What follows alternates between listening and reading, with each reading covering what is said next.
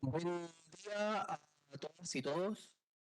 Vamos a dar inicio a la conferencia magistral en la segunda jornada del sexto Seminario Regional de Desarrollo Social de América Latina y el Caribe, denominado Desigualdad e Inclusión Digital, Desafíos y Oportunidades para el Desarrollo Social Inclusivo en América Latina y el Caribe. Para CEPAL, constituye un privilegio contar hoy con la presencia de la profesora Ellen Helsper, una de las principales referentes internacionales en el estudio de las desigualdades sociodigitales y de las relaciones entre transformación digital e inclusión social. La profesora Helsper es profesora de Socio-Digital Inequalities en el Departamento de Media and Communication en la London School of Economics and Political Science e investigadora del International Inequalities Institute de la misma institución. A lo largo de su trayectoria académica ha contribuido de manera decisiva a comprender cómo las desigualdades sociales oportunidades de las personas para participar y beneficiarse del mundo digital y cómo estas dinámicas pueden reproducir o incluso profundizar desigualdades preexistentes. Su trabajo ha ayudado a desplazar el debate más allá del acceso a Internet o a las tecnologías, mostrando que la inclusión digital involucra también habilidades, usos, resultados y capacidades diferenciadas para transformar las oportunidades digitales en bienestar, participación y mayor desarrollo humano. En esta oportunidad, la profesora Helsper abordará uno de los grandes desafíos de nuestro tiempo, principalmente sobre cómo diseñar políticas digitales que contribuyan efectivamente a reducir las desigualdades sociales, económicas y territoriales y no simplemente ampliar la conectividad o el acceso a la Activity tecnología. or access Se to trata de una technology. reflexión especialmente This is pertinente para an América Latina y especially el relevant Caribe, una reflection región for que Latin enfrenta America and the simultáneamente Caribbean, a region desigualdades that faces estructurales como structural también acelerar inequalities and procesos de also transformación accelerated digital. digital La profesora transformation Helsper processes. dispondrá de Professor Helsper aproximadamente 40 will minutos have para approximately su 40 presentación y minutes for her posteriormente presentation, and subsequently we will open up preguntas y the floor comentarios del for público, así que aquellas personas que comments and puedan questions hacer por from chat the o en audience, sala, either vamos a posted estar in the disponibles chat en este tiempo. or from this room. Profesor Helsper, muchas So, gracias por Professor Helsper, acompañarnos. thank you Le very doy la más much for cordial being with us bienvenida. here Le invito today. a recibirla con We un aplauso warmly para welcome you iniciar and we su give you a presentación. warm hand before you begin your presentation. Bueno, muchísimas gracias a ustedes, a CEPAL, Thank you por very invitarme. much, and thank you to Y ECLAC for hemos inviting trabajado me. ya unos años We juntos have ya, worked for several décadas incluso, years en varios together, estudios. even Y decades.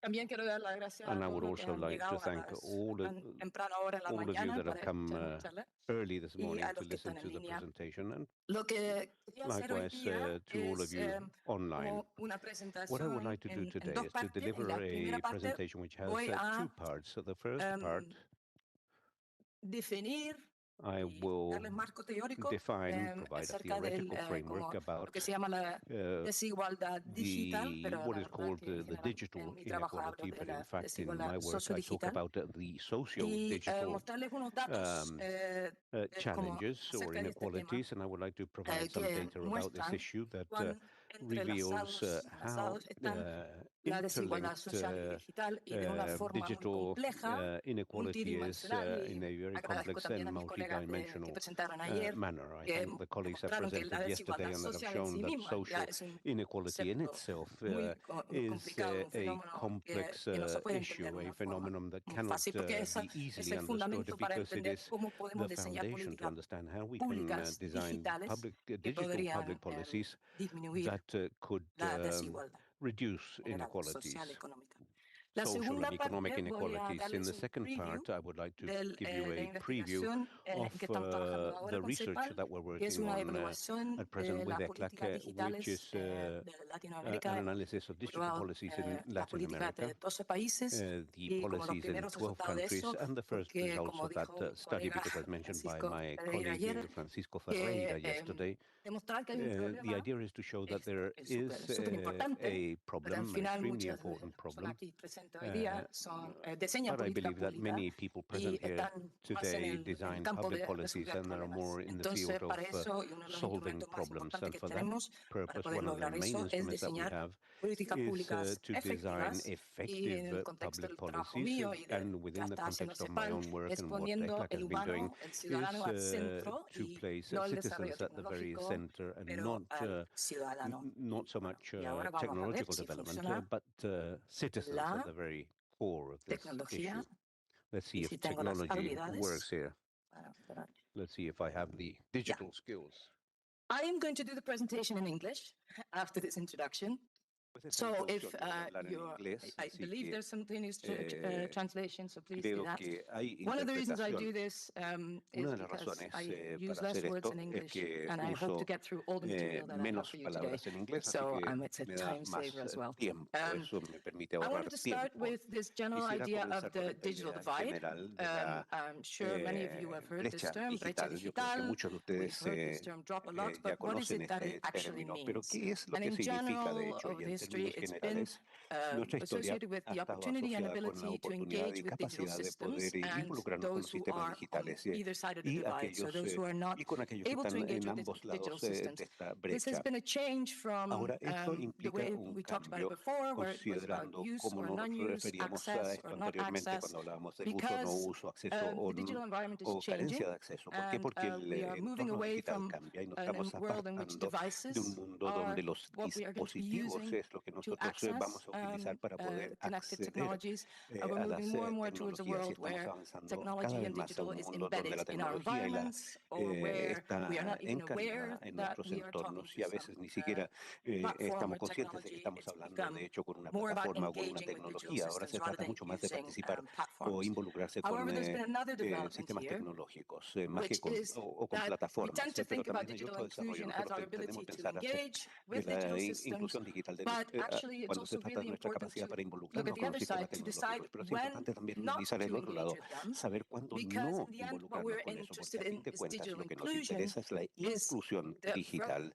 Es decir, que nosotros podamos vivir en una sociedad digital de forma tal que nos permita obtener resultados beneficiosos, por supuesto, pero también para evitar las consecuencias más negativas de la digitalización para ustedes, para los demás, pero también eh, para los demás. Como decía, no se trata de usar la tecnología solamente para nuestro beneficio, sino de crear una buena sociedad, una mejor sociedad para todos. Y también, no solo ahora, no solo en términos de los problemas que enfrentamos ahora, como discutimos ayer, hablamos acerca de la IA y mañana vamos a dedicar un día completo a hablar acerca de la inteligencia artificial, sino también de tener habilidades que se puedan transferir para poder enfrentar lo que se nos avecina en el futuro. No se trata solamente de beneficiarnos today, but also with whatever is coming también in the de future. poder aprovechar esto para lo que sea. Important here is that I make a distinction in my work between digital inclusion and social and digital inequalities. Because digital inclusion is about the digital. It's about being online, being able to use technologies and things like that. But what we are confronting here is that the digital doesn't come into a neutral world, a world that is inherently unequal in ways that we discussed yesterday, and that there are systematic differences between groups, countries, and regions based on socioeconomic, sociocultural, and other characteristics. So it's not so much about whether an individual is able to do this. That is the problem, or when they're not able to engage. But when systematically certain groups or certain countries or certain regions are unable to take up the benefits and avoid some of the risks that come, or the harm that comes with digitization. There are, simplifying things, there are kind of 4 models that we would use to think about how inequalities might develop in the future. If we think about an existing difference between the advantage and the disadvantage in the past that were somehow magically not digital, then we think about the present where digital technologies are being introduced in various ways. And we think about the future, which is as yet unknown, but we might make some predictions of, where we can see the process of amplification is that the introduction of digital technologies actually widens the gap between the advantaged and the disadvantaged in terms of the things that they are able to do in their everyday lives, live good, healthy, positively contributing lives to society. Or stratification, which is basically you have to be online because otherwise you stay further behind, but actually digitization maintains the same types of digital inequalities that already existed. Then there is the, more positively neutral one, which is normalization, which is people are able to catch up. This is a phrase that we hear a lot, or countries or regions are able to catch up with those who are leading. But then there's the optimistic, and we've heard this a lot, and it happens again with every new technology. We've heard it with computers, we've heard it with the internet, we've heard it with mobile phones, now we're hearing it with AI, this idea of leapfrogging. that there's a lot of individuals or groups of individuals or countries that have a lot of resources, and that the only thing they need is a digital transformation to be able to actually become more advanced or more productive, is often an economic discourse, than countries that in the past were being digital advantaged in a different way. Important is, as I said before, to understand that really these technologies are not designed in ways that are independent from existing inequalities. They don't come into a neutral terrain. It was mentioned yesterday as well. But that political, economic, and cultural historical forces, okay, somehow some of the images are not on here. I hope this doesn't persist in the other slides. So these kind of structural inequalities based on political, economic, and historical forces, they shaped and have historically shaped structural inequalities between social groups, neighborhoods, regions, and countries. So the physical, economic, cultural, kind of civic participatory, or our social ability to participate socially, our well-being in these societies has been shaped by the historical processes, and these are not digital. But these digital inequalities often reflect those structural inequalities in ways that are kind of a mirror image if we do digitization in the wrong way. And that it would lead to this amplification. Yeah, I think none of the images are on there for some reason on the screen. Yeah, I will keep on talking because illustrations are nice, but you understand words as well. So if we think about the models for digital inequality, we talked yesterday about how it's multidimensional in the kind of social inequalities are multidimensional, but digital inequalities are also multidimensional. So when we talk about digital inclusion at the first level, we can think about things like related to access, infrastructure, access to devices and platforms. It's not just about whether we have access or not, but it's about how ubiquitous they are. Can we use them when we need them, where we need them? What is the quality of a connection? There's a big difference between a very slow connection and one that allows you to do whatever you want at whatever speed, to upload as well as download, things like that. How affordable the connectivity is. This is a big issue for many. Then next to that, also at that level, is kind of, let's call it inequalities in motivation, attitudes, and dispositions. And this is not about whether an individual is motivated to use technologies or not just because they're interested or not, but how these structural factors shape whether we think using technologies is for us or appropriate for us. This is shaped by social norms. We see inequalities along for different cultural groups, and we'll talk about that in a minute, in these motivations.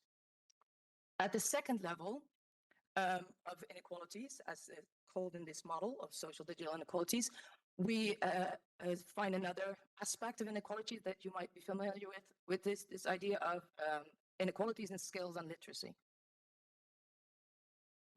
Now, this goes beyond just basic functional skills to use technology. It even goes beyond more advanced technical skills, such as programming. This also includes inequalities in our critical knowledge and our awareness and our understanding of what technologies might do to us, to ourselves, but also to others, how they are shaped, how they are, why they give us, if we search for information, the results that they give us. So a really critical understanding of this technology. Then all of that is kind of useless. We have access and we have skills if the content that is appropriate for us, the services, but also the kinds of designs of the platforms or the kind of interactions that are available for us online are not really appropriate or not really positive, or can be even discriminatory, make us feel uncomfortable. So all the other things, which is where often interventions take place, will fail if we don't make sure that the kinds of content and types of engagement online are appealing and desirable for people that are on there. When we talk about engagement and content, the other thing where there's inequalities is that we often talk about making content available so that it can be consumed and used. We design platforms, but there's huge levels of inequality as well in the creation and interaction with content. So there's a more passive, consumptive use of technologies, but there's also who creates it where. And a colleague yesterday already mentioned that actually in Latin America, even a lot of the Incluso una buena parte del contenido sobre América Latina, si hablamos de que la información se crea en otros lugares donde se crean también muchas de las otras plataformas, estamos consumiendo contenido y diseños que en realidad no se desarrollan dentro de una región. Ahora, hay inequidades que se basan en diferencias estructurales, inequidades de estructura social y las habilidades y también el contenido independiente del tipo de motivación o acceso que se tiene. Y esto a veces o a menudo también se ignora en la intervención. Entonces, en el sentido de que hay una normativa, hay más procesos normativos que le dan forma a nuestros niveles de compromiso con el contenido y de alfabetización digital. De hecho, really is important in our work and the work that we do is this third level, which is about the outcomes of the use of technology, of digitization. So this is what you've heard it referred to yesterday, what we call meaningful connectivity, and which is basically the outcome of all these things so that we can use technologies and we can engage with digital systems in ways that are meaningful. So what you will have seen here is that inequality is sequential in that, you know, we can't really, even though access is not everything, but without access, we cannot use technologies to achieve these outcomes. So it's sequential in the way that it depends. They're mutually dependent on each other. But it's also cumulative. It's often people who have resources in one area that also have resources in another area. It's also, in a way, path dependent, is that if an individual comes from a group that has a lot of economic resources, when they get access, when they get skills, they tend to use technologies to increase those economic resources, and not necessarily if they, for example, don't have a lot of social capital, social networks, to engage and interact with other people in ways that are positive. And the reverse is the case as well. Somebody might have a lot of social relationships, feel very comfortable interacting with strangers, they get access, they go online, that's what they use the technology for. And if they don't have any financial resources, they might not use the technology to increase that. So this kind of what we call corresponding fields of inclusion and inequality make this such a complex problem. So let me now show you a few data points. And for all this analysis, we talk about inequalities within countries, but also between countries or between regions. And there is quite a bit of data on some of these things to make country comparisons, although, as we discussed yesterday, data is not always of a good quality. And for some regions in the world, actually, data is not of the quality or availability that we might want it to be. But one of the links, as I was talking about, is about resources that already exist in this unequal world and how technologies are taking up. So this is why we call it social and digital inequalities. And here in Access, we can see one of the things that is very often connected to inequalities in the digital sense is the rural population or living in a rural area or how rural the country is and whether, you know, it's infrastructure problems, it's remote areas that often struggle. So, but what is interesting is that we have to talk about different types of access, right? And if we think about this and, you know, can we make sure that everybody is connected and that will increase automatically the productivity of a country, just in economic terms, we can see that there is quite a strong correlation historically between kind of over time, between, for example, access to broadband in a country and wealth or income. But there's actually a less strong or an increasingly less strong correlation between having mobile access to technologies and economic development. So while obviously it gives a lot of people access to the internet, it's not the same having a mobile phone as it is having a broadband connection with a computer and things like that. And we can see that the connection with level of rurality in a country, I didn't do anything, and broadband connectivity, yeah. Oh, okay. And so I'm going to use this computer now. Yeah. Okay, let me rearrange my stuff.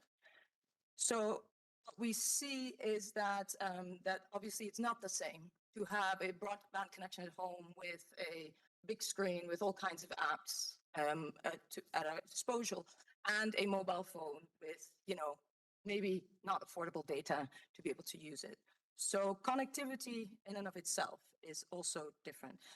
Latin America and the Caribbean is an interesting kind of outlier in this data because it's the one country that actually has a relatively low, region, sorry, has relatively low levels of rural populations, interestingly enough, but relatively high connectivity if we compare it with some of the other countries. So what is interesting is that within countries, actually, and between countries, oh yeah, wait.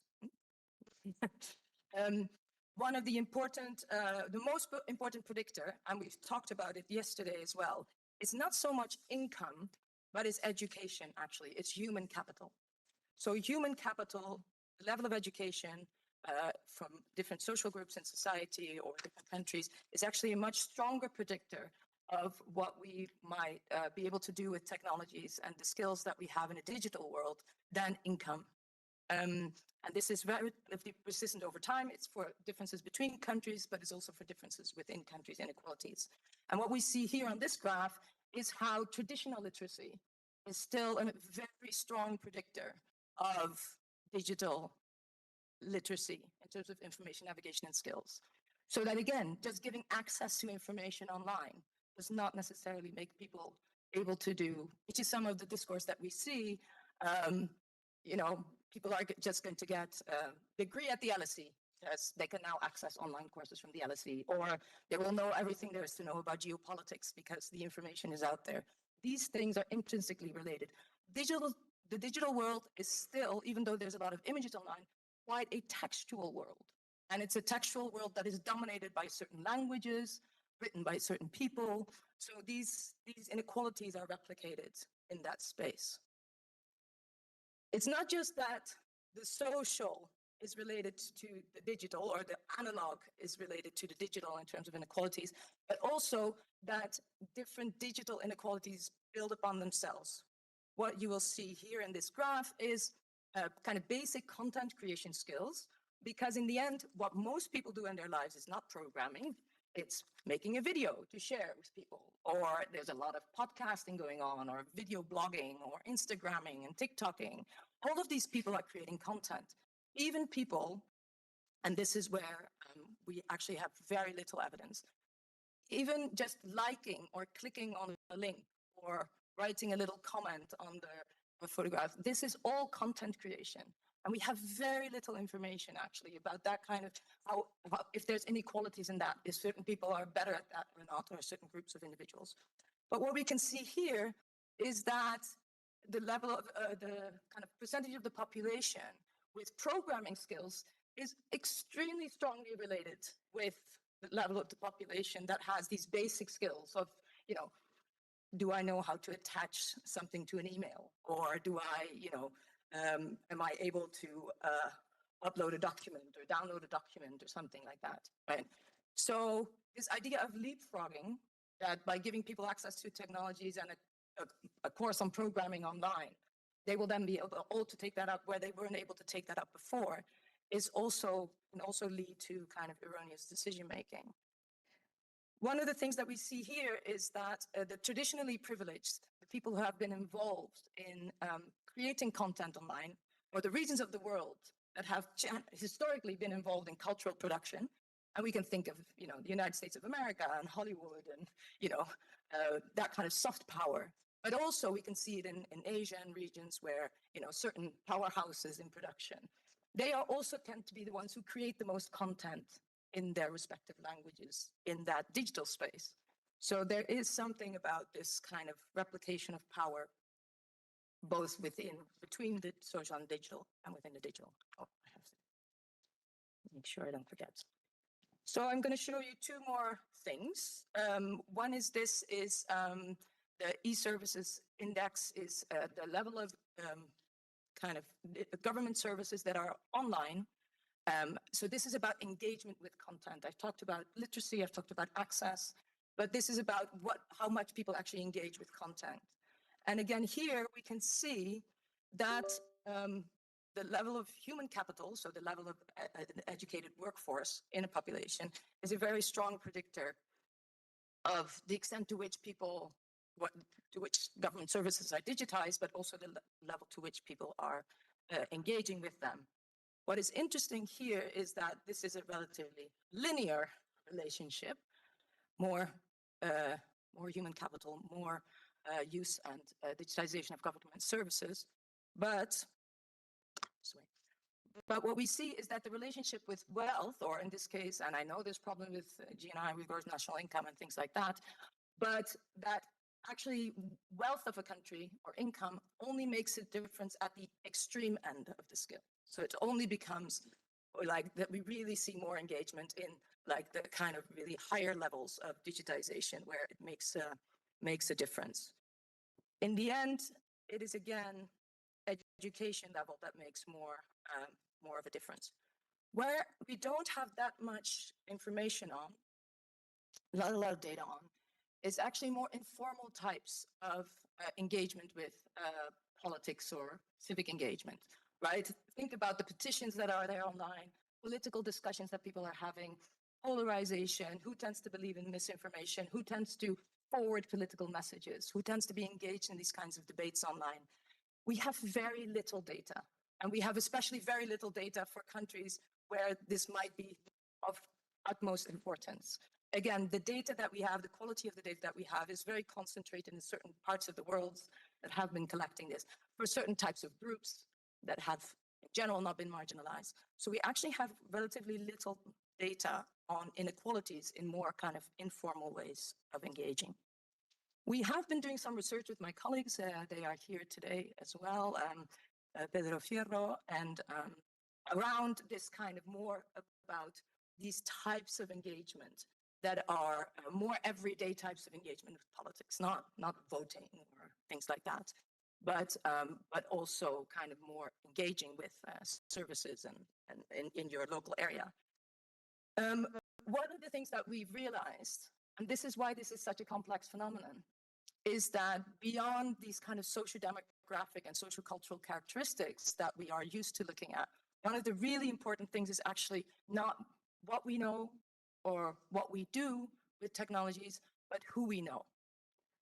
And so one of the things that we find is that people who live in very tightly knit communities with very strong internal bonds, that are solidified online, so that we live in what might be called bubbles, of people who, with very strong relationships, quite homogeneous kind of relationships. They foster environments that are conducive to the spread of populist or nationalist ideologies, right? So it's not actually whether you're on social media or not, but who you are there with, right? What we see is that diversity and cross-class interaction, so people who have a lot of connections online in the digital space with people who come from a different background from them. So it's kind of a bridging capital, right? It exposes you to different ideas and different life worlds. These kind of types of interactions, they mitigate anti-system sentiments and foster understanding and collaboration across social divides. So they might be actually the same platform, the same kind of maybe person, or not the same person, but the person with similar socio-demographic and social-cultural characteristics with different types of connections online could turn that into either something that increases inequalities or divides socially, or something that really solidifies them. And the interaction with kind of general patterns of developments, like prolonged economic downturns, we can see that that type of capital, the relationship that we establish online, is very important. And I want now to go to the second part of the presentation. Ahora quisiera irme a la segunda parte de la presentación, lo cual está muy bien y tenemos bastantes pruebas de amplificación, estratificación en términos de que la desigualdad se queda igual, pero a veces es más bien amplificación. Pero ¿qué podemos hacer de esto considerando dónde estoy hoy y analizando las políticas? Puede ser un buen lugar para empezar, porque es la herramienta que tenemos. Considerando la multidimensionalidad de esto, los tipos de acceso que podemos considerar, los tipos de eh, conciencia o motivación que pueden tener las personas, los tipos de habilidades y esta idea de que pueden y que participan con otras personas e interactúan con personas online. Déjenme decirles que esto no es fácil. reduce Usar lo digital para reducir las desigualdades sociales es un proceso complejo. Y en este proyecto que será publicado, espero, para fines de año, hemos estado trabajando en esto con CEPAL. Estamos viendo hasta qué punto los humanos están considerados en estas políticas digitales y cuáles son verdes. Lo siento, los países del Caribe no aparecen muy bien en este mapa porque son pequeños, pero están ahí. Son 12 países. Hemos analizado políticas en 4 países: español, portugués, holandés y también inglés. Y en el informe les haremos saber un poco más acerca de los detalles del diseño metodológico, pero tratamos de ver hasta qué punto siguen estos principios de mejores prácticas. Una de las cosas importantes para diseñar una política es que hay una clara política de cambio detrás de esto, una comprensión de cuál es el problema, qué es lo que estamos tratando de resolver con la política, qué debe hacer al final. Y en este caso, como queremos poner a los humanos al centro, no es solo un cambio digital, sino tiene que ver con un cambio social y reducir las desigualdades. Entonces, esto tiene que empezar por la identificación de los desafíos sociales, económicos y culturales específicos a cada país, sus causas, porque no se puede decir, ah, las niñas tienen menos educación que los niños. No, tenemos que entender por qué tienen menos acceso o interacción con la educación. Y por el lado más negativo, ¿cuáles grupos están en mayor riesgo de exclusión? Entonces, no es solo identificar que hay personas. educational opportunities. Sorry, we're still talking about social. But also, how are these systematically different? Because policies will have to intervene more or have to be focused more on those who are less likely to be able to do this for themselves and need support in being able to take up these opportunities that are available. So in digital policies, after having established what these social challenges are, these analog challenges are, and the causes of them, it's then to say, okay, what are the digital challenges related to this? So could it be that, for example, not having high quality access is one of the things that is prohibiting young people from a certain background to get an education? Because maybe they cannot access good education where they live, but they would access it if it would be available online. So what are the digital challenges related to? One, and it cannot be assumed that young people are not following formal education because they have no access to a degree at the LSE or a good primary school in the region or something like that. And that by putting that online, they will. Because remember, motivations, skills, all determined and kind of embedded within historical inequalities. For example, when we talk about gender-related inequalities, in many situations, girls are not supposed to be getting an education, right? That's not supposed to be their life goal. So then putting the education online is not going to be a solution to the problem that we are facing. Or children from parents with, which was talked about yesterday, with low education levels, they might not have the support at home or the stimulation at home. They might have to work, and actually getting an education is not really for them, online or otherwise, right? So then after we've identified these challenges, there's an action plan, right? The delivery mechanisms. We talked about this as well yesterday, that identifying a problem without identifying how we might get the access to people is, or get people to take up digital literacy training, or without saying like there's not enough content online, we need to get more content online that's relevant to this group, but not deciding who's going to do it or what that should look like is obviously also not very effective. Then, because we want to hold people accountable, we need to decide on the key performance indicators.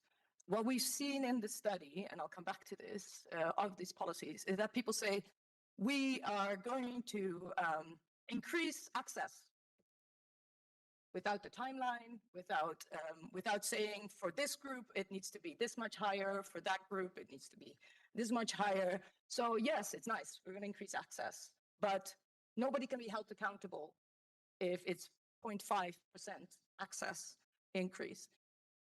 Important, because we are trying to solve analog or social challenges, is that actually there are key performance indicators and metrics that are associated with improvements in policy or human rights or discrimination, that there's less discrimination, that women are less discriminated after we've implemented our policy, right?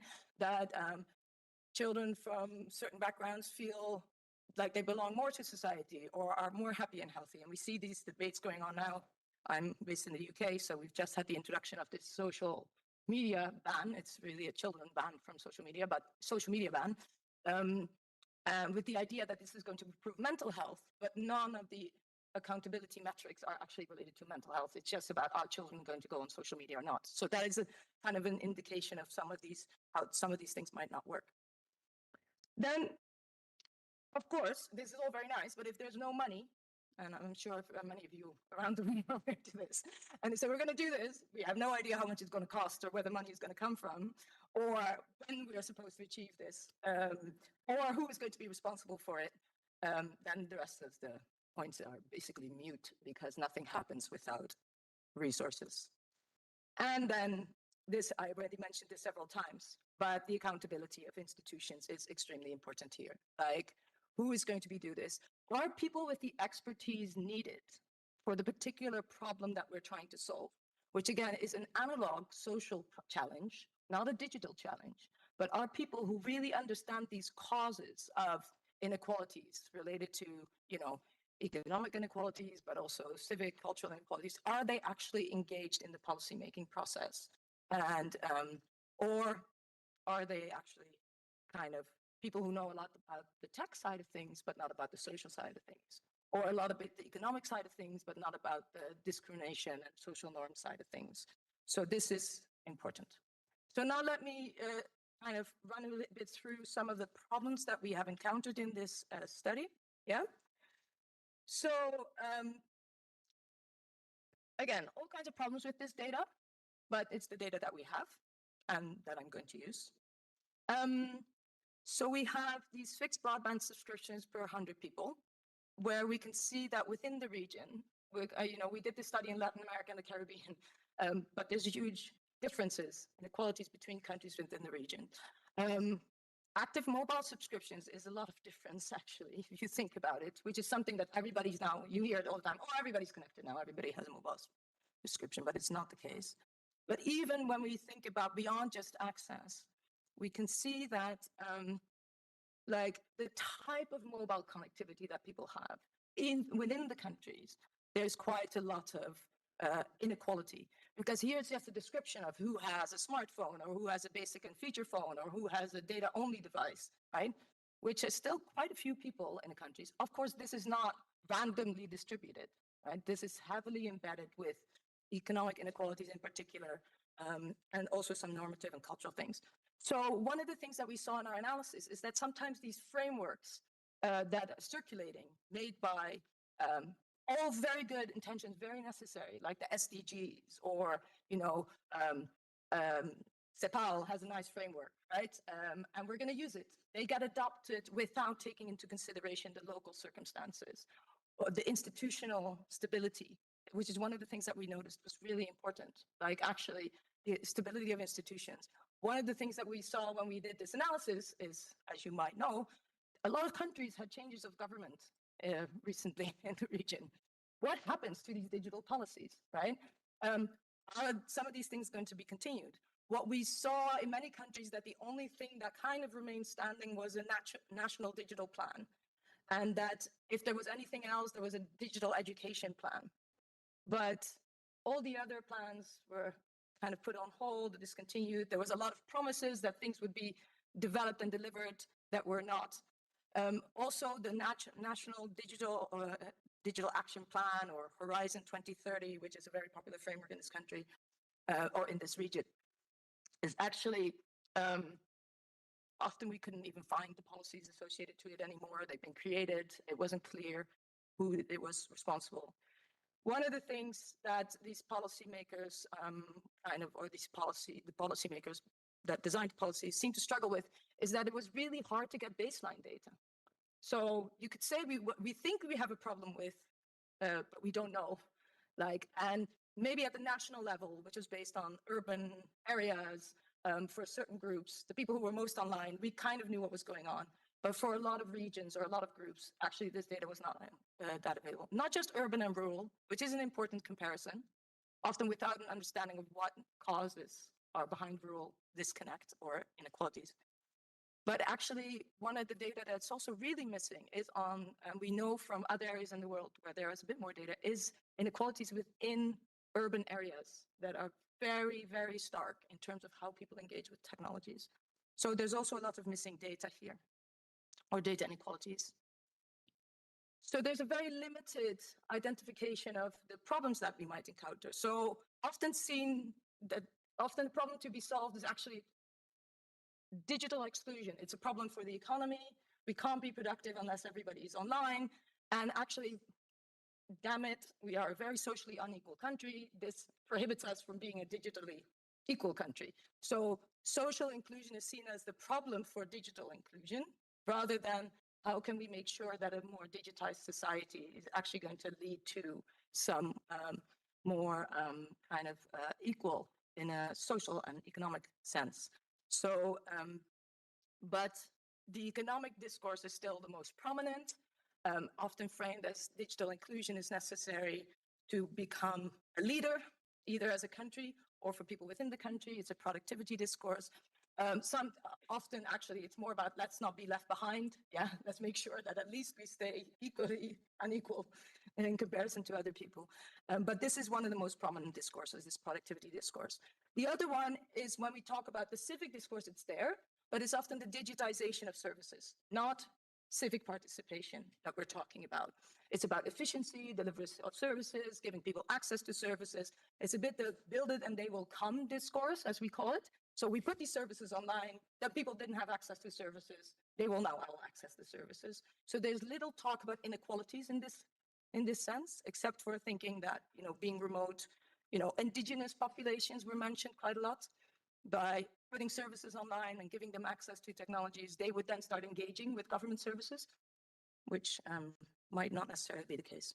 Then when we talk about the more cultural types of issues that are identified, because we are building a lot of these policies on the SDGs and human rights, non-discrimination was put at the beginning of the documents, saying that this is something that we're going to tackle, but then there were no KPIs or nothing associated with it. It wasn't really clear, what this discrimination actually consisted of. It was often based around gender and gender discrimination, but not really clear, and I'll come to that in a minute, on how we're actually the intervention was going to prevent discrimination beyond regulating content in some kind of abstract way. The other thing that we saw in cultural, which was putting local language content online, so there was engagement with actually producing content, but again, in a kind of general way. So this is a more discourse of inclusion that we saw in some of the policies. Then the two things that were less present is this broader idea of well-being. So not just protection from harm, which we see a lot associated with children, but also about personal development. The only area in which we saw that was in relation to elderly populations, which have lived a full life and now need to be online to be able to develop themselves further. And a little bit to have that kind of social isolation, but kind of overcoming social isolation is not something that, or polarization is often not something that is tackled by these policies, which, as we can see, has quite severe consequences. As the last example that I showed, is that actually social connection and who we connect with online and making sure that social interactions are positive is actually really important for political and economic stability and all these other kind of things in the country. One of the things that we saw is that often the Ministry of ICTs, which is logical, was the one who was leading on the policies. Sometimes they were even leading on the education tech policy without ministries of education being involved. They were the ones putting educational content online. Where we saw differences in the types of things that were addressed in policies, if there were actually ministries involved to do with social issues. So, for example, I see the Minister of Women and Gender in the Dominican Republic is sitting right next to me, which was one of the examples actually of a country in which the ministry had been very involved in the digital policy, and you could see it all the way through where these issues were considered. So just to say, great job. Okay. Besides limited representation of issues, there's a limited representation of at-risk groups. Young people were mentioned, not necessarily as vulnerable, but as being necessary for a bright digital future, because they would be producers, employers of the future, they would be entrepreneurs. Same, actually, a lot of discourse around women is what we need to get women included in this digital, give them skills so that they become entrepreneurs and contribute economically. Similar discourse around rural and other inequalities. All of the other groups that you see here, maybe with the exception of children, because they are often in digital education policies and digital and online safety policies, which were not that present in the region, surprisingly. But all the other ones are basically mentioned in a list of groups. So we also have to think about the elderly and the disabled and people with low income. And, some countries mentioned the migration, but more the diaspora who was abroad, who could come back and bring all kinds of good things to the country. So not really an engagement in terms of what the specific causes were for inequalities or engagement of these groups. Interesting is that actually level of education, again, considering how strongly education is related to some of the both digital and, as we saw, economic and social inequalities, analog inequalities, is hardly ever mentioned in any meaningful way. So there's little engagement in policy with actually people who don't have higher levels of education and might not be able to engage with the content or don't have to live in the kinds of situations where they are.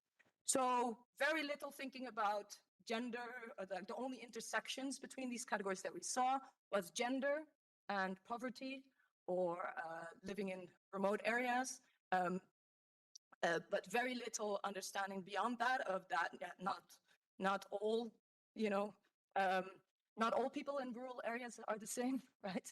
Have the same opportunities, or not all children, girls and boys are equally vulnerable to maybe some of the negative things that are happening online. And I am going to finish with something. I'm going to race through this because this is extremely complicated. So please don't try to read all the detail. I can talk about it afterwards if you want to. So these target groups were quite narrowly defined, but then also in terms of what the digital delivery mechanisms are, they were often very broad. So almost for all these groups, no matter what the problem was that was identified, access was seen as a solution. Yeah, the elderly are not connecting with their community, they're socially isolated, we're going to give them access. And they will Hay que become darles connected. acceso y ahí se conectan. Talk to their children or their Luego hablan grandchildren or con find sus hijos u otros o encuentran gente que tenga los mismos hobbies. La gente joven no se está relacionando con la educación, les vamos a dar acceso a la tecnología, ni siquiera pensando en poner clases en línea. Las poblaciones indígenas, exactamente lo mismo. Y luego, para este grupo, la gente joven y niños y mujeres, ahí sí había más referencia hacia las habilidades digitales y contenidos en general, sin una idea clara cómo, por ejemplo, se capacitaría a las mujeres o van a recibir lo necesario para sobrevivir, y quizás también hay una definición muy estrecha de estas habilidades en términos de algo muy funcional y productivo, más que las habilidades creativas de participación. Y vimos esta referencia general a los resultados, con más participación, hablando de los servicios gubernamentales, también elementos económicos como la empleabilidad, el emprendimiento, la retención escolar. Ese era un tema muy importante para los países del Caribe, especialmente, darles acceso. and then they would stay in school. So again, very little link between some of these things that are there, right? So often also these outcomes, and this is why I put here outcomes and not KPIs, because very rarely were there actually key performance indicators related to these kind of outcomes. So this that we're going to increase use in services, or we're going to alleviate poverty, or this policy is going to increase employability of certain groups. Or after we impose this regulation, it will be more safe, but there was no actual metrics that would be able to say this policy has been successful. The numbers here, and again, I want to wrap up the presentation, so I won't go into the detail, but kind of also show this disconnect, right? Indigenous populations, we put local language content online, and then they're going to use the services more. But how access is related to that, which is very general, is not really clear. You know, I mentioned some examples before about women giving access to women, or getting more women into STEM, and that would then automatically lead them to be entrepreneurs. While even that connection is very, how it's going to happen was very unclear, or what actually the outcome of that would be. So let me wrap up with some of the things that I've already summarizing what I've mentioned, and some recommendations. Why digital policies do not lead to social inclusion? As I mentioned, often, you know, the social kind of an economic and cultural challenges are identified without examining the causes of inequality. So coming back again to this education thing, some people might not be in education just because there's no school where they are, right? Or maybe even if there's a school, girls might be less involved with education, and just making, it's not a matter of making education available to them through some technology. There's more fundamental issues. So the digital intervention is very unlikely to lead to a solution of those social policies. So that's also what we see. Providing access to skills training to avoid discrimination, there's a disconnect sometimes in that.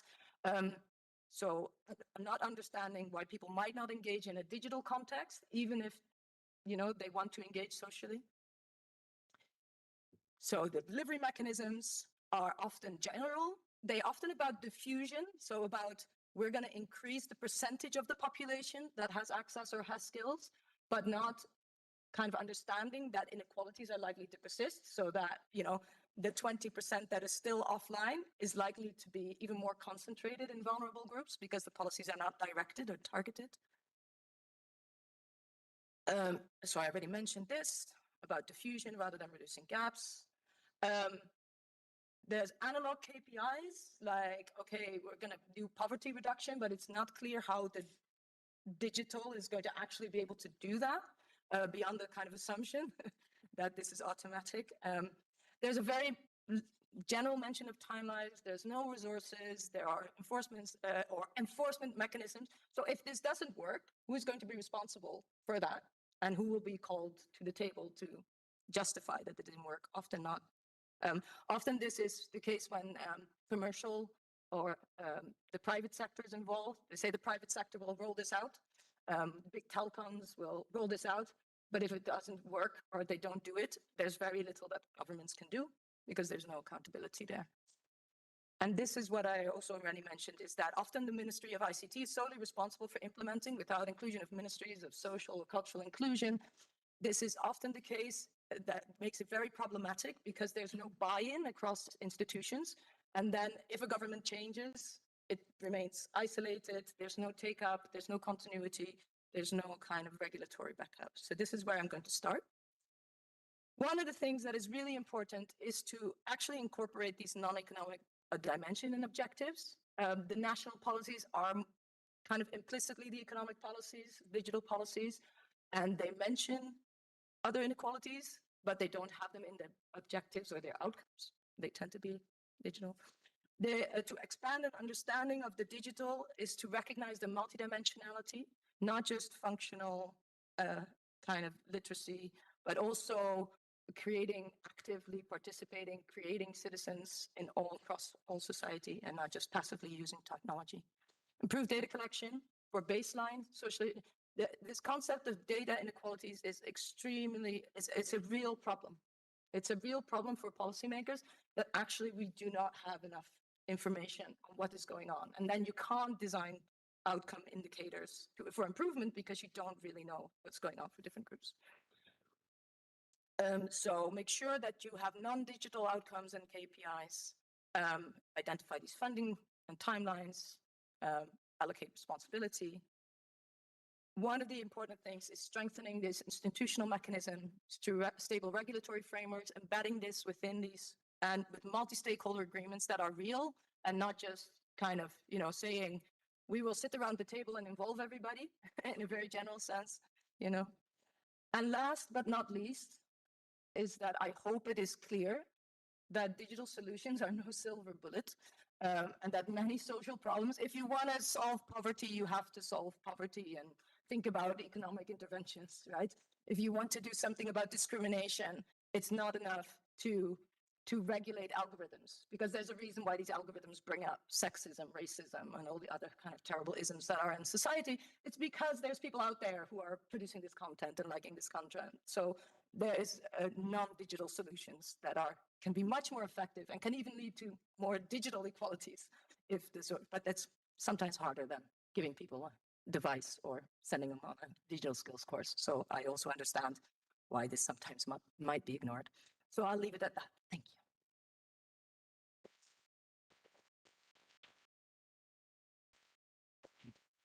Muchas gracias.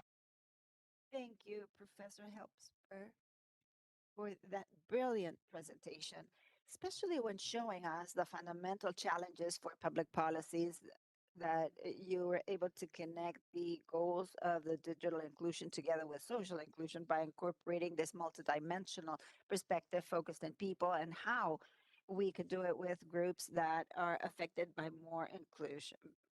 We will take some time for questions. I see a couple of hands raised. First, Juliana.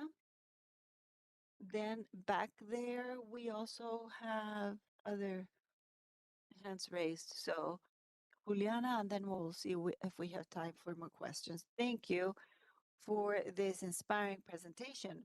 And I would like to ask you, the digital gap or divide that you have identified in the digital change theory shows, or it seems to show, that many factors that are as important, governments do have the possibility to use it, but there is a possibility to improve. But at the same time, many are not dependent on social or on national decision making. Others depend on the national activities, and this is a central activity for the challenges of our governments. And it is here a topic that is to stay. So infrastructure could be the responsibility of the governments, but the architecture of algorithm and the business plan of platforms not. So, and of course, that becomes a core element for what you're mentioning, which is so delicate and relevant for a democracy, such as polarization that is created online with all the applications that exist, and it is related to political violence, just as an example. So my question would be how to combine the national level that the national government has in terms of regulation or even generation of common sense that at some point has been so important for Latin American governments. These ideas that have gone through the borders and has created agreements, and that ICLAC and United Nations specifically has a tremendous role. It seems to me that there could be different areas. How can you imagine the creation of these policies with governance at supranational level? And I don't know if there are experiences in other regions that maybe you think can be feeding this conversation of public policy in Latin America and the Caribbean. Ahí atrás.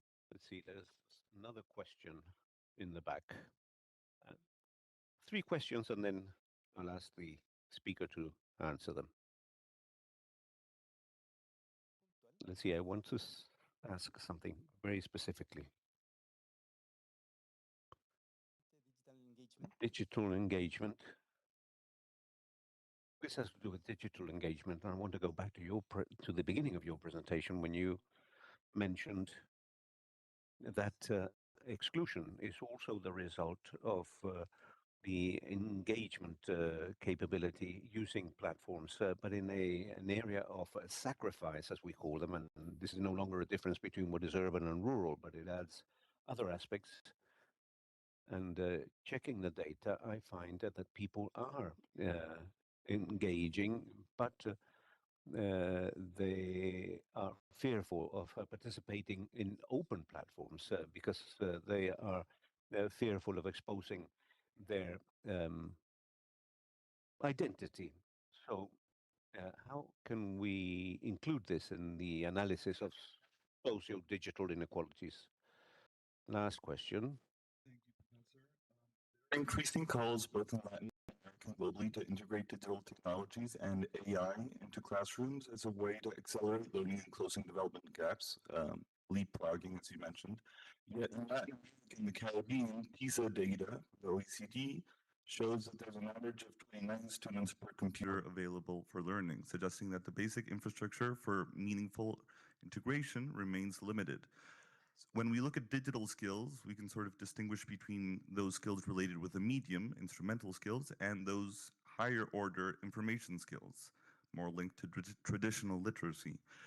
Should education policy prioritize strengthening foundational literacy and information processing skills within the existing education system before investing heavily in classroom technology and AI?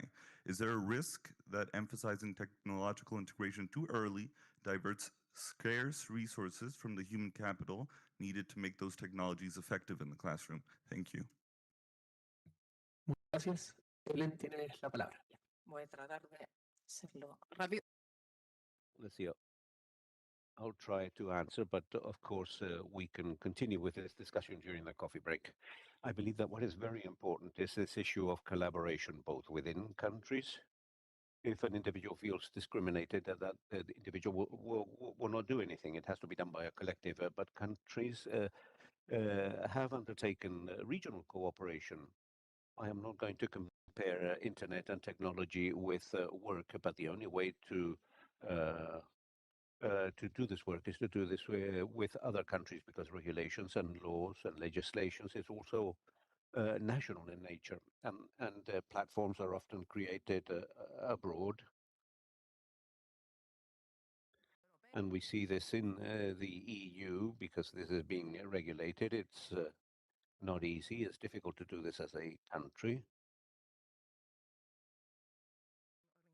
But with organizations such as ECLAC, there is an international movement, a change, I would say,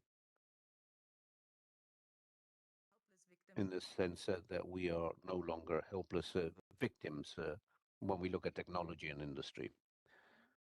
I think that we also have to admit that sexism, let's see, one of the things that we see, the discrimination or the negative content in a country where there is greater digital inequality, where there is greater inequality, we also find those problems reflected online. Inequality also is reflected here. For example, the platform itself with the same algorithms has a very different use in Norway or in Greece or in Spain. And therefore, as a society, we have to analyze the political discourses, whether the people who are supposedly leaders are actually conveying these messages. And after that, we say, well, online, nothing works. But of course, there is a public discourse that polarizes. So this cannot be viewed separately. It's not that everything is bad online. The importance about the work that we're doing is that on a day-to-day basis, in the places where we work with families, at school, with friends, or at work, that is where we build the regulations of what can and cannot be done. The social control is indeed very important. And that is not even national, but rather where we live, the neighborhoods that we live in, the people that we interact with. And therefore, in order to make a digital change, we must first make a social change. And that is also linked to the second question. the public discourse, if it is very polarized, very extreme, or if it doesn't represent some people, what we have also found is that those people that feel that they have been marginalized escape to what we call safe spaces and interact with similar people. But the problem with that is that they continue to interact with contents in those public spaces, and therefore their experience is represented in the platform where they are operating, but they still receive the discourse and in the more public platforms. The problem is that people in the more public platforms cannot see what is happening in these more closed spaces, and therefore when we talk about intervals, this basically refers to elites, the people that are comfortable with that public discourse, but that have no idea that there is other people that perhaps are quiet or that are active in other spaces, in other private spaces, and therefore this is often when we talk about digital skills, we focus on the skills. They don't have digital skills. But actually, in this world where technologies are becoming ever more embedded, it's not so much about these functional skills, right? It's not about how to turn on a computer, probably happen by itself now, you know. But it's about actually understanding why these platforms are designed and how our own behaviors influence the experiences of everybody else. So actually, I would say the emphasis, yes, of course, teach people the functional skills they need with the introduction of technology, because this is a lot of learning by doing. A lot of our interactions with technology are not learned through formal education. They are learned through informal interactions, social learning, so by doing with other people under guidance. But actually, I would say in terms of critical literacy, this needs to be especially oriented to people in positions of power, privilege, who might not have the experience of discrimination. So critical literacy, because the people who experience this, they know that AI is biased. When you ask it to create an image of something that, you know, a doctor, it's more likely to produce a male person image, right? Or there's numerous examples. They know this because they experience this. It's often the people in positions of privilege who are designing the technologies, who are creating content, who don't have this critical insight. So I think critical literacy is fundamental in this sense. And especially as technologies become less about knowing which button to push and more about immersive experiences, I think that has to have priority. Even if you don't let people online because of how old they are, you have to teach them what that world is like before they enter it. Teach it to people who are actually quite well off, rather than the people who might be seen from the outside to catch up. Muchas gracias, profesora. Le invito a dar un fuerte aplauso y agradecer también a las más de 100 personas que nos acompañan de forma presencial. Connected online that are in this room, and the more than 300 people connected online. Now, Carlos Maldonado will act as moderator of panel number 2 of this seminar. Thank you, Ninsen. Good morning, everyone. We sincerely thank your participation, both online and face-to-face here in the room. And now we will continue with panel 2, entitled Inequalities and Digital Inclusion Towards Inclusive Social Development in Latin America and the Caribbean. We have a few minutes to share some opening words. In view of time, I'll be very concise so that we can move on to the most important part, which is the presentation of the of the panelists. But as we have seen as a result of the excellent presentation by Professor Elsper, the region has made significant aspects in terms of expanding connectivity and the expansion of digital technologies. However, there are still great inequalities both within countries and between countries, and the availability of a connectivity that is meaningful, the meaningful connectivity that you referred to, also the development of digital skills and the possibility of facing up to the risks associated to digitalization that is distributed in a heterogeneous manner, and this reproduces or can deepen persistent inequalities, and therefore we face that major risk in the sense that what is digital can become a new access for social stratification or for inequality, to the extent that digitalization also becomes a condition to gain access to well-being and to rights in multiple aspects. Here, I would simply like to highlight how we understand, as from ECLAC, the idea of digital inclusion. We understand that as the opportunity for all persons to fully participate in the digital world, with guarantees for the exercise of their rights and with protection mechanisms in view of the risks of a society that is increasingly digitalized. So, more than an end in itself, the digital inclusion is a fundamental tool in order to bridge social gaps, especially when it is coordinated with social development policies and especially with social protection systems. And we have just mentioned the importance of the coordination between the different policy sectors with the efforts of digital inclusion. And therefore, within that framework, the objectives of the panel is to promote a reflection about the challenges and opportunities posed by the digital transformation to eliminate inequalities, analyzing the role of the digital inclusion as an enabling condition for the full exercise of social rights and to advance towards an inclusive social development. As a starting point for this discussion, we will have a presentation from our expert in digital inclusion, my colleague Amalia Palma, who is a senior research assistant in social affairs at the Economic Development Division of ECLAC. So without further ado, Amalia, you have 20 minutes for your presentation. And now let you know when you have 2 minutes left so that you can round up. Thank you, Carlos, for this introduction. Good morning, everyone. I would first of all like to thank you for your interest in participating in this seminar, and especially today when we are discussing the issue of digital inclusion. I would also like to thank Korean cooperation that has enabled us to conduct this work and to hold this panel, and my colleague Antonio Rossi, who is sitting at the back, with whom we prepared this document that will soon be published here at ECLAC.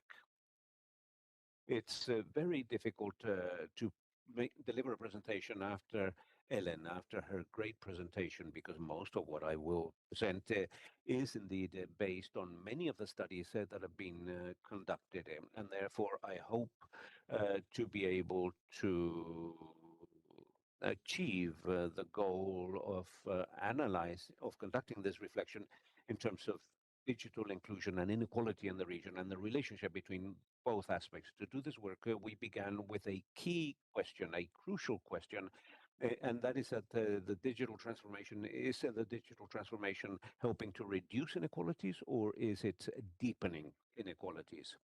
So I would like to begin with the structural context of the region. Yesterday, Alberto mentioned that Latin America and the Caribbean continue to be one of the most unequal regions in the world. And inequality is not only a specific aspect, but rather a structural aspect. And therefore, this inequality and lack of social cohesion is one of the traps for development. But ECLAC has, of course, submitted 11 transformations, which are the ones that you can see in the circle. And one of them is the digital transformation. And therefore, what is the relationship between this transformation and these other traps? Well, digitalization and emerging technologies have this potential of reducing inequalities and of improving inclusion via, for example, specific aspects related to health and education in order to improve access to basic services or in order to create new opportunities. And in this sense, I would like to say, and this was also mentioned by Helen, when we analyze the issue of the digital transformation, we don't want to leave aside the issue of productivity, which is fundamental in a region such as ours, in order to make headway when it comes to development. We require the digital transformation in order to improve the productivity, but we have to know how this transformation impacts inequality and its impact in this sense. Tenía todo everything was highlighted, but I didn't flip on. So, question is, what is the final effect of this digital transformation on inequality? So, the focus of this presentation is to discuss this inequality from this optics, and not only thinking in terms of how much it grows, how much digital access grows, but who could benefit from it. I'm going to introduce now briefly what has been the literature evolution, and we wanted to show you the faces. I wondered about this because we are using images for you to see that there's no AI behind this. This is people, these are researchers who have been working on this topic. And the discussion they've held about gap, digital divide, is not a recent debate. Actually, yesterday we discussed with Ellen, who has been, they've been working for more than 30 years on this topic. And what we wanted to do was to scan the multiple contributions throughout the years to be able to understand how the digital inequality concept has changed in time. What's interesting in this discourse is that very early in literature, you can see that there's insufficient address of this digital divide from the dichotomy between those who have and those who have not. Warshauer, for example, in 2003, is explicit about the fact that the lack of access at the same time is a cause for social exclusion. That is to say, the deprivation of access to digital means, but also limits but those opportunities limit access. So there's sort of a circle regarding the limited opportunities of people to have access. DiMaggio and Harita in 2003 deepen this discussion, adding a second level. If the first one is access, the second level is the use. That is to say, how can we see critically what people do, those who are connected, and what impact that has in their analog life or in their well-being? And the possibility of extracting the differentiated advantages is associated to the development of digital skills. Dorsen and Van Dyck, between 2010 and 14, develops the concept of digital skills. We can identify different types of skills. In that regard, Robinson then discusses digital in the trajectories of life paths from the social development division.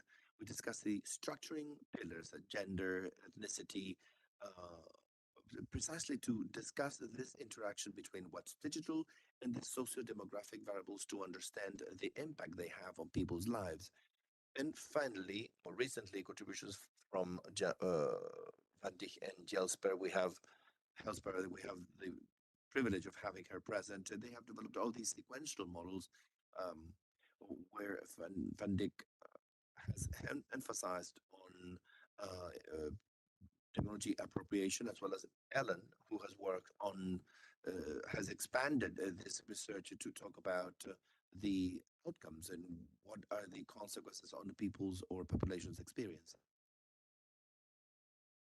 So in this document, what I will introduce here, we'll try to address some of these factors to integrate the social inclusion strategy into the inclusive social development strategy, which is what interests us in the region. What we wanted to do, Carlos already mentioned digital inclusion, which is the set of strategies focused on guaranteeing that people may have effectively engage and safely engage in the society that is more and more digitized. And we believe it's important to continue to reinforce this message that it is different to talk about digital divide and digital inclusion. In the case of digital inequality, usually what we focus on is that we have a more focus on infrastructure, access to devices, and this more binary definition of having or not having, where we assume that the physical gap of not having access is exclusion, and sees access to digital means as a means in itself. That changes, and it's changing this digital inclusion approach, which is understood based on all this literature, that is more based on skills or capabilities, about the significant appropriation and rights in exercise in the digital world. In that sense, it is important to discuss the institutional conditions, social and cultural conditions as well, that allow for that engagement. And the vision of this approach is that digital access is a means for social well-being, but not an end in itself. And to be able to do this analysis,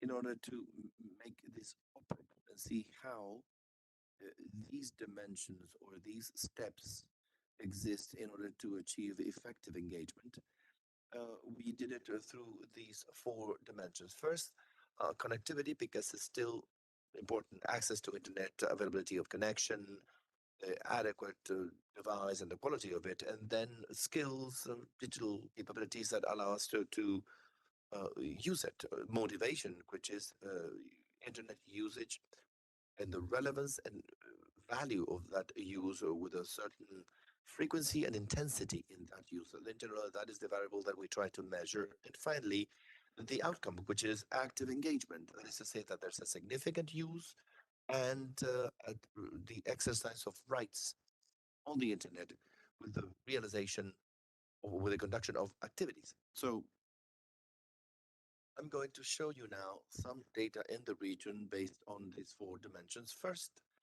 connectivity and skills. This chart, possibly many of you have seen it. We have shown it a few times already. We've been refining it. It shows in the orange bars, access with internet connection from the fifth quintile, and the blue bar shows the households with access to internet in the first quintile. We've seen that there's been an increase in internet access, but mostly in those households of the quintile with higher income. Already in 2025, with all the internet, with everything, all the progress in terms of digital infrastructure in the region, we still see that the lowest income population does not have access to the internet. We should highlight here as well that connectivity evolution is very much connected with mobile connectivity, something that Ellen discussed. These data are showing both types of connection, broadband and mobile connection. So it's more about quality related issues with this connection, because probably many of these people that are connected do it through a phone, a mobile phone. And this shows the internal differences in the countries, where there are countries such as Argentina, Brazil, Chile, for example, that have a higher degree of connectivity, where this difference is not that significant, versus other countries such as Paraguay, where the difference is significant between the countries in the first and the fifth quintile. Then we see the quality. Here is harder to see inside the countries. With my colleague, we are delving deeper into the details about connection quality, because it's not the same for downloading purposes. I wondered, I'm not a specialist in internet numbers or figures, so just to give you an example, I found out that in order to watch a movie on Netflix, high definition, possibly many of you can watch it, you need at least 25 megabytes for a stable connection. Imagine that in a family where everybody is connected just to watch a movie. And here we see that the regional average is at 119, and most of the countries in the region show a broadband level that is lower than that. And you need to add to that the fixed broadband, many times the mobile connection has much lower connection speed. So this shows that the connection quality in the region is still a problem and an issue that needs to be addressed. En relación a, As to the skills, there are different ways of measuring skills.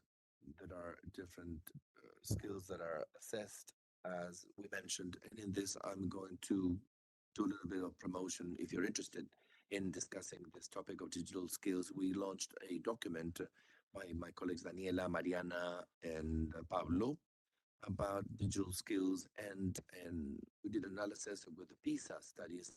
And recently, my colleagues in the productive development division prepared a document in order to update that, not to update really, thank you, to adapt, customize the DIGCOM from Europe, which is the digital uh, competencies framework of the European Union. So there's lots of progress in terms of how competencies or skills can be analyzed. In this case, the analysis is done by conducting the activity. People who have sent emails with attached files by age group. And once again, we see that the age as part of the inequality matrix is a critical factor in order to build such skills. And those who get the worst in it is the elderly, or adults, and they face the digital world with fewer skills or tools. In the orange bar is population between 15 to 24, possibly those who are more up to date with the digital world. But between 25 and 74, this the number of people who effectively or actually use the mechanism drops significantly. Ahora vamos a ver Now, we'll see some proxy variables to measure this motivation and this active engagement that, as I said, is difficult to assess the motivation and the level of engagement. But there are some indicators regarding the use and the activities that people do online. In terms of internet use, this is the chart on the left showing internet use according to poverty level in certain countries of the region.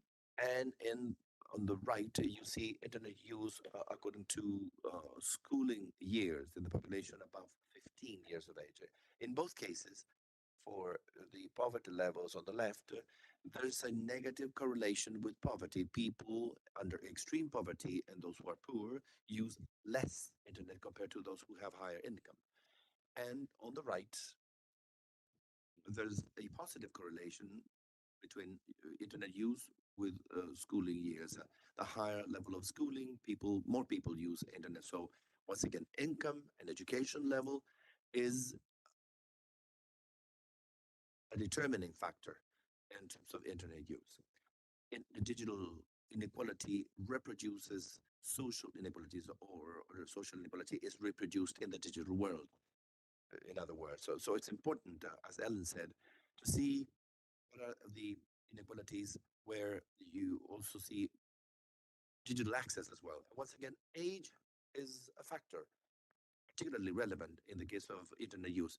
This internet use is by age group, and here you see that the population of 60 years or plus is that population that uses internet the least.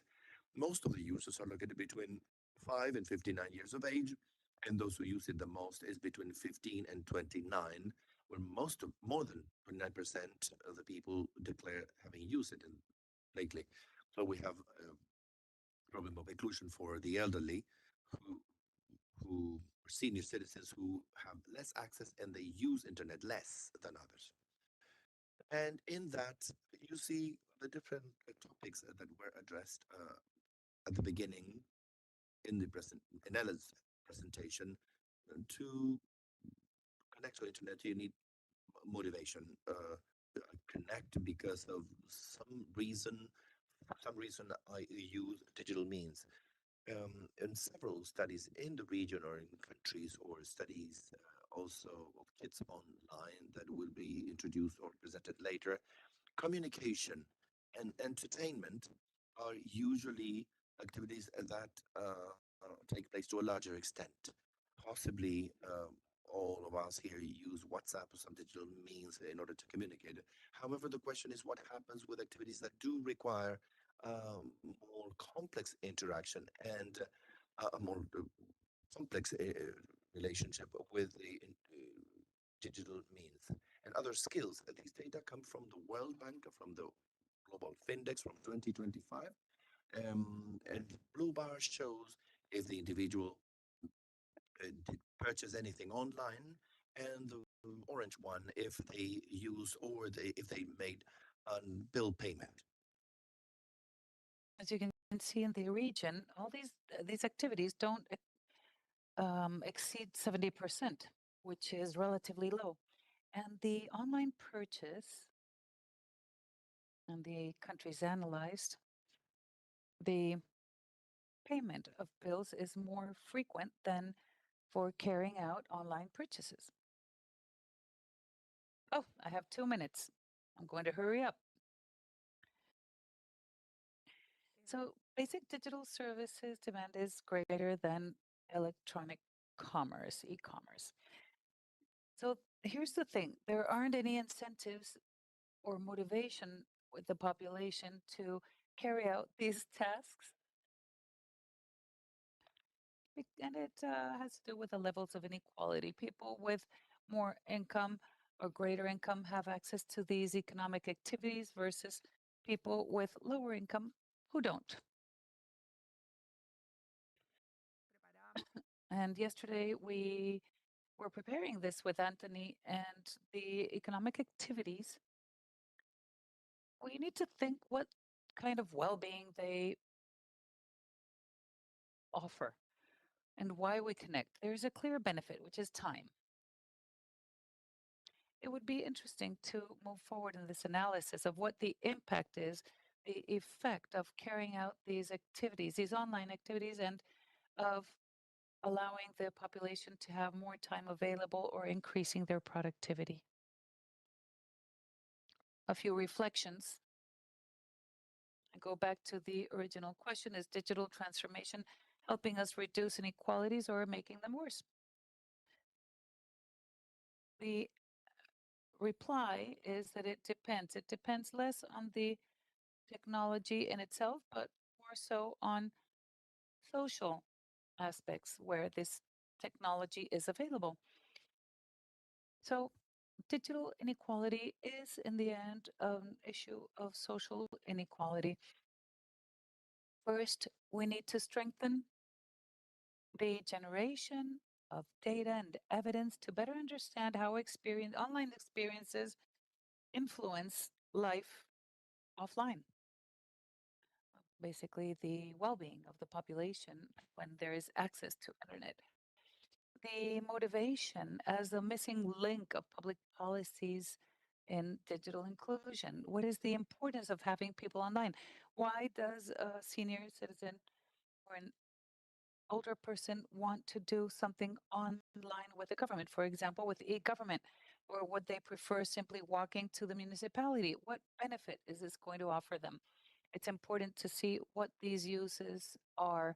And a key point for public policies is that the persistent policies and access and use demand caution in the provision of these services and these public services.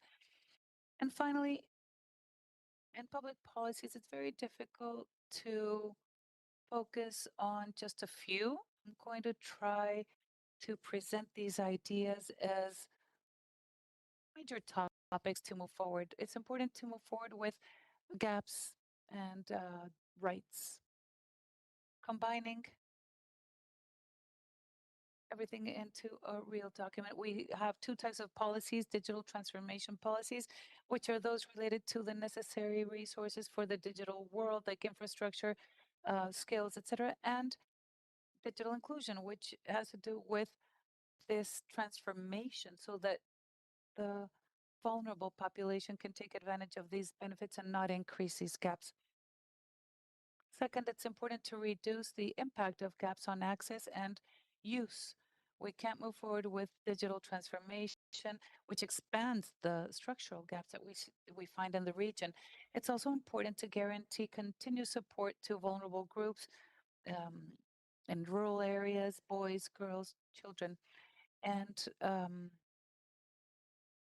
this digital life has to be understood not only in terms of improving access and management, not just something that is reduced through the use of technology for social records, but also understood as a space for policies to improve the quality of life of people. If digital life becomes a right, social inclusion and digital inclusion should also be a part of it.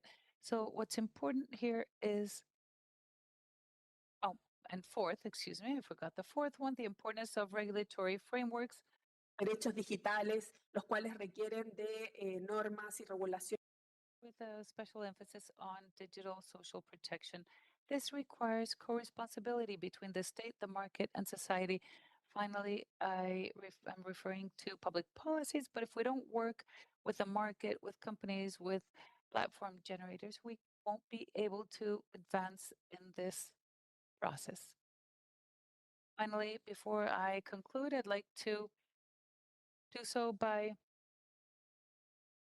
mentioning that digital transformation is not automatically inclusive. It could be a historic change or it could enormously amplify inequalities. So the challenge is not only to digitalize, but also to make sure that all people can participate in this digital world. Thank you.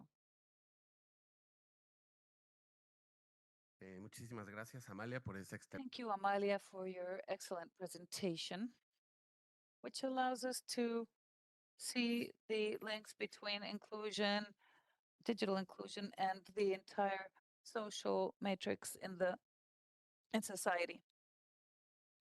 We're going to begin with the comments panel, and we'll have a space for questions and closing. So each commentator was given questions. So based on that, you can offer your remarks. You have 20 minutes. Tendríamos la intervención de Gloria Reyes, quien es ministra. And at the end, we will have the Minister of Women, Gloria Reyes from the Dominican Republic. She will begin. Good morning. I'd like to greet Amalia, and I thank her for this very important context that she offered us, and it's a pleasure to be with you as well. We've been asking ourselves in our countries how to take the internet to more people.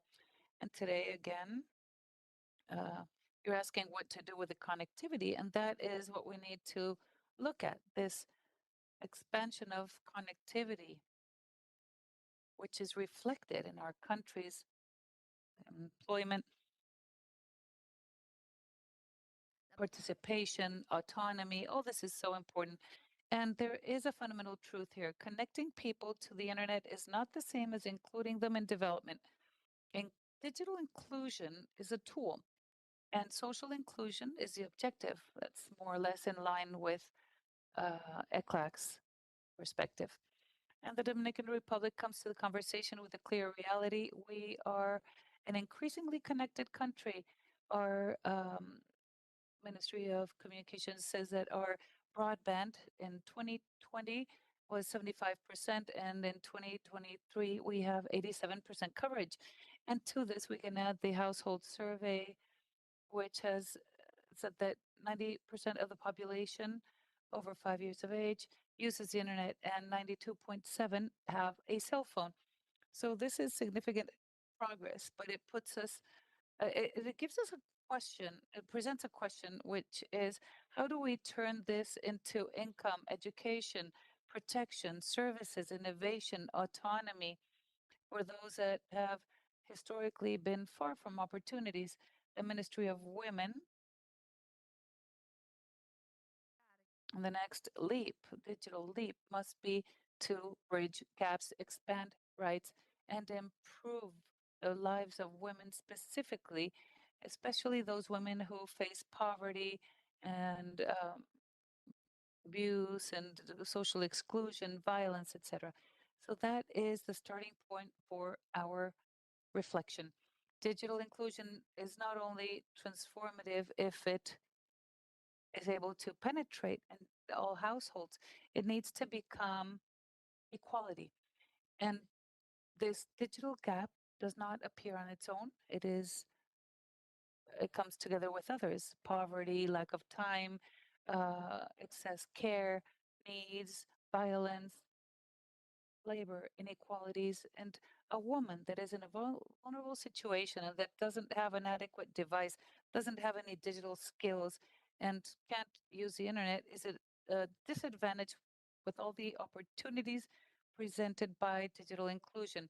And when access exists and there are important gaps in our country, 20% of the population over 5 years of age has a computer, a laptop, or a tablet.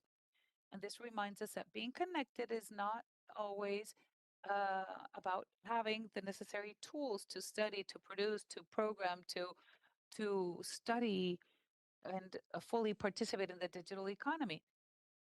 Allow me to summarize these reflections in 3 dimensions. The first is that digital inclusion as a point of entry needs to be understood as a guarantor of social rights. It is increasingly digitalized, it's not connected, and sometimes a social program or a medical appointment cannot be done without an online system, or sometimes they don't get enough care. For a poor woman, this exclusion is twofold. It's money poverty and digital poverty. So it's not only about a lack of income, it is a lack of time sometimes. Sometimes they have to care for others or they need to study and deploy to work. So a mental state that is well alleviated can help um, lessen the burden. They can have access to services, but a state that doesn't take care of this, doesn't accompany women in these processes, may end up excluding this population that most needs it. The second dimension is digital inclusion as a path to economic activity.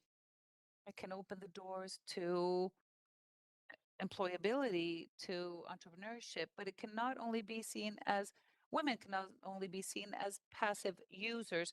They need to be creators of digital value, and these are digital women that need digital skills, basic, mid, and advanced. And we need to support women with e-trade, enable their access to digital financial services, and connect this with employment policies and social protection. In our country, in a recent report by the Catholic University, Madre Maestra, it said that 98% of women authors were Dominican. This gives us some more information. It is a digital gap, a gender digital gap, but it's also about participation of women in research, in science and technology. So the next stage of digital inclusion needs to go beyond this infrastructure, beyond what was being said, and it needs to build capacities for girls and for women to include them in these areas to build their skills and expand their economic opportunities and use data to design these policies. The third dimension is digital inclusion as a tool for security. It allows a survivor to find help, a defender to communicate, or a girl to learn, and a community to organize. That is why we know that this digital world can produce inequalities such as shrouding or digital sexual violence, policies against women who have a public voice, and all these biases also have to do with algorithms. So this gender approach must have a protective component. It's not only about including women, it has to be done in a safe way. This is a key element at institutional level that is being led by women's department. That means that it is to create a case of violence against women, meaning that those processes that are in the national policy, the prosecutor's office, and others should be integrated through technology. And this allows us to protect and give follow-up, and thus for better decision making and to reach these women on a timely basis. digital transformation in this sense should reduce victimization so a woman does not have to repeat the story in every one of the organizations of the state, and do it as fast as possible with a more humane, if you wish, organization. And in the last part of my presentation, I would like to go to priority activities and alliances that we are fostering in the country. The Dominican state has a national architecture in terms of digital agenda. We have the Agenda 2030 and the digital transformation, the broadband plan, and the Telecommunications Institute. All this is allowing us to integrate everything to the 2036 approach, and it wants to establish a relationship between productivity, social cohesion, and others. And we should not forget that this is not to be seen as an isolated agenda, but it has to articulate the private sector territories and citizens. And we are talking about 5 priority topics: connectivity that is accessible and with a purpose, digital transformation with a gender approach, digital economic autonomy, the protection against digital violence, the strengthening of the institutional responses, and the aggregated data, just to understand which women are lagging behind, where the barriers are established, and which are the policies that are working well, which is very important to what Professor Helsper was expressing. Social protection shows that digitization can work better if integrated with other strategies of inclusion, for example, the digital transference, banking activities, the social accompaniment that produces more results when working together.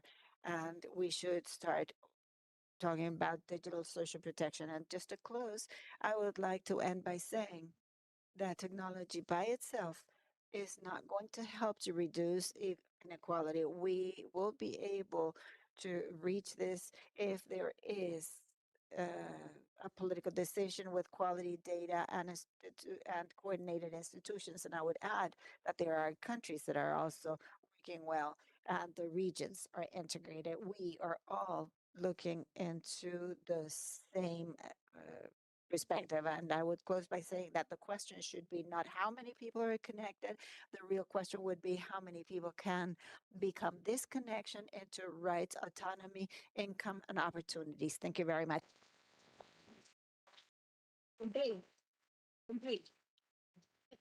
Muchas gracias, ministra.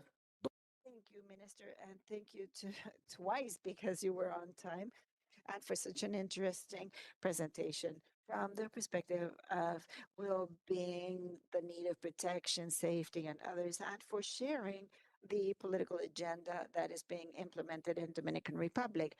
We will now hear the comment of Ana Veneroso. She is program coordinator at the International Telecommunications Union for 10 minutes. And please go ahead, coordinator. Thank you, Carlos. Good morning. Good morning, all. I would first like to thank ECLAC for the invitation and to greet all of the members of the panel and to congratulate Professor Helsper, Ms. Perez, and my colleague, Amaya.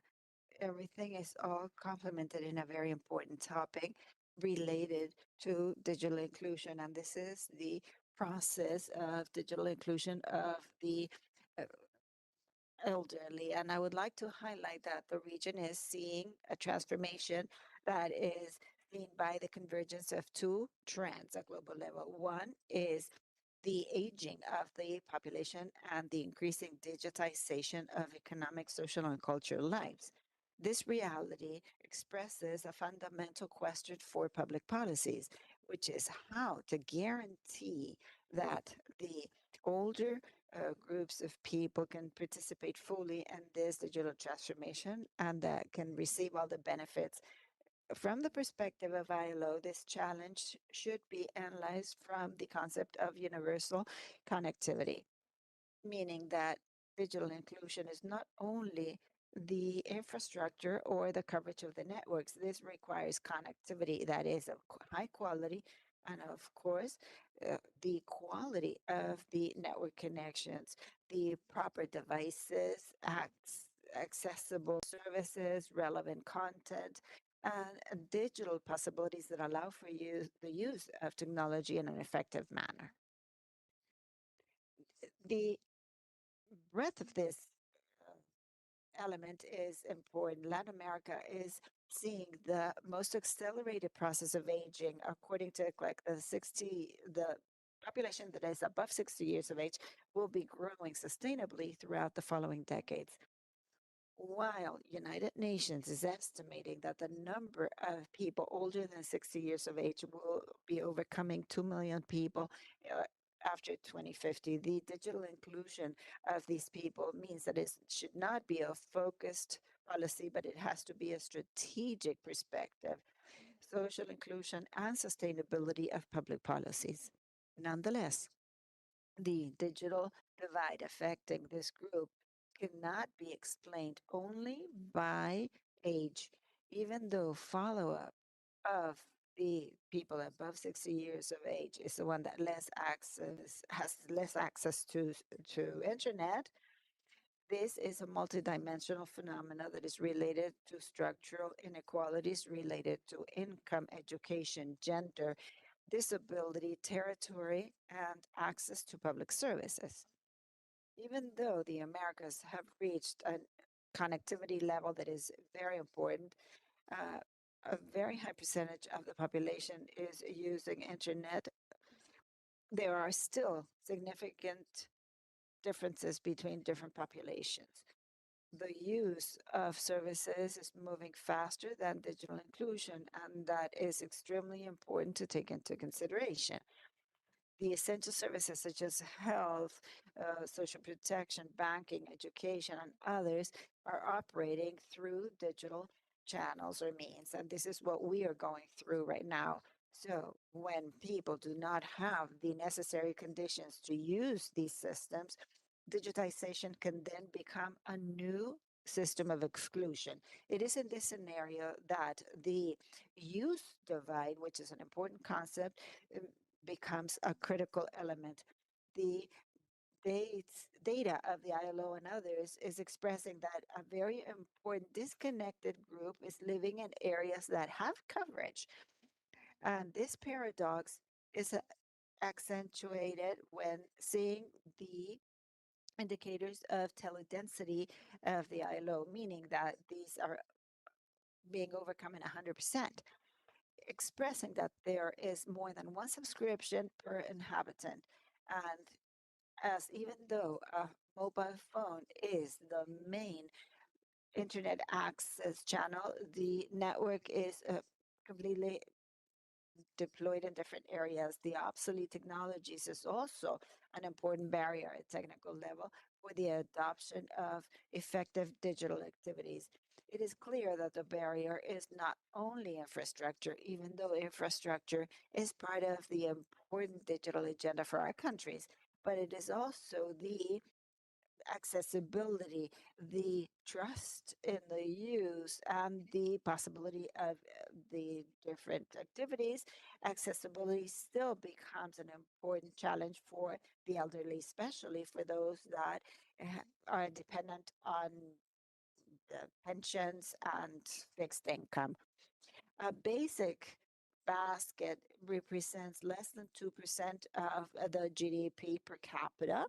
Nonetheless, the cost of participation in digital life is more than just connectivity and includes methods such as the procurement of devices and adoption of technology so that this works as inclusively as possible. In the area of digital skills, it becomes another fundamental challenge already mentioned this morning, but I would like to highlight that many of the older people had less access to digital technology throughout their education and working activities, meaning that there is not enough skills to be able to work in this area to protect their personal data and to interact with new digital tools available, including those that are based on artificial intelligence. Another important element is the trust, the fear of data being stolen is limiting the access. And we have other barriers that are access and use when they're not incorporating these activities, y aquí me refiero a todas las personas. the design of people. And this inclusion has a productive means of strengthening the elderly's activities in where it can include different opportunities for employment and others. La respuesta requiere políticas This requires public policies that are fully focused on these people, this group of people. And it is necessary to combine it with significant activities with accessibility, uh, digital literacy and pertinent services and continuous support. It is in this sense that ILO is supporting the member states with this agenda by combining public policies, strengthening of capabilities, international cooperation, and generation of knowledge. And the principle of an inclusive digital activity, the ILO expresses that the older people should be incorporated in the national strategies with the policies of connectivity, the regulatory frameworks, and the development of accessible activities. The the report she just mentioned, developed by ILO and help governments, the strategic frameworks that will change the opportunity into economic opportunities. The report has global trends, good practices, public policies in creating friendly areas for the elderly. And also, ILO has been creating courses for the public policy makers with the organizations of the elderly and other stakeholders. This offers practical activity to be able to initiate initiatives and incorporating the previous elements. I would also like to express that ILO is working together with ECLAC in creating a regional study on digital inclusion of the older groups, and this is considered to be presented this year. We hope it will be working, and it will include better understanding of challenges and opportunities related to this phenomenon. All this work is part of the commitment of the ILO to transform these activities where success is not only measured by the number of connected people, but rather the capability of people being receiving benefits of these technical activities. This also means that there is a need to be incorporating sustainable development and other activities. This work together with the member states of the ILO is including different stakeholders of the digital activities with exchanges of practices, good practices at national and international level, and move forward in inclusive societies and be prepared to respond to the challenge of aging. And to end, it is important to highlight one strategic consequence of what was just mentioned. Digital inclusion of the elderly should not be just tackled from the perspective of social protection or the reduction of inequality. It is also part of an economic opportunity that is strategic for the region. The older people represent an enlarging group of consumers, entrepreneurs, investors, workers, and active participants of economy. The so-called silver economy is still being expanded by generating new opportunities in technical and digital development and technical activities that is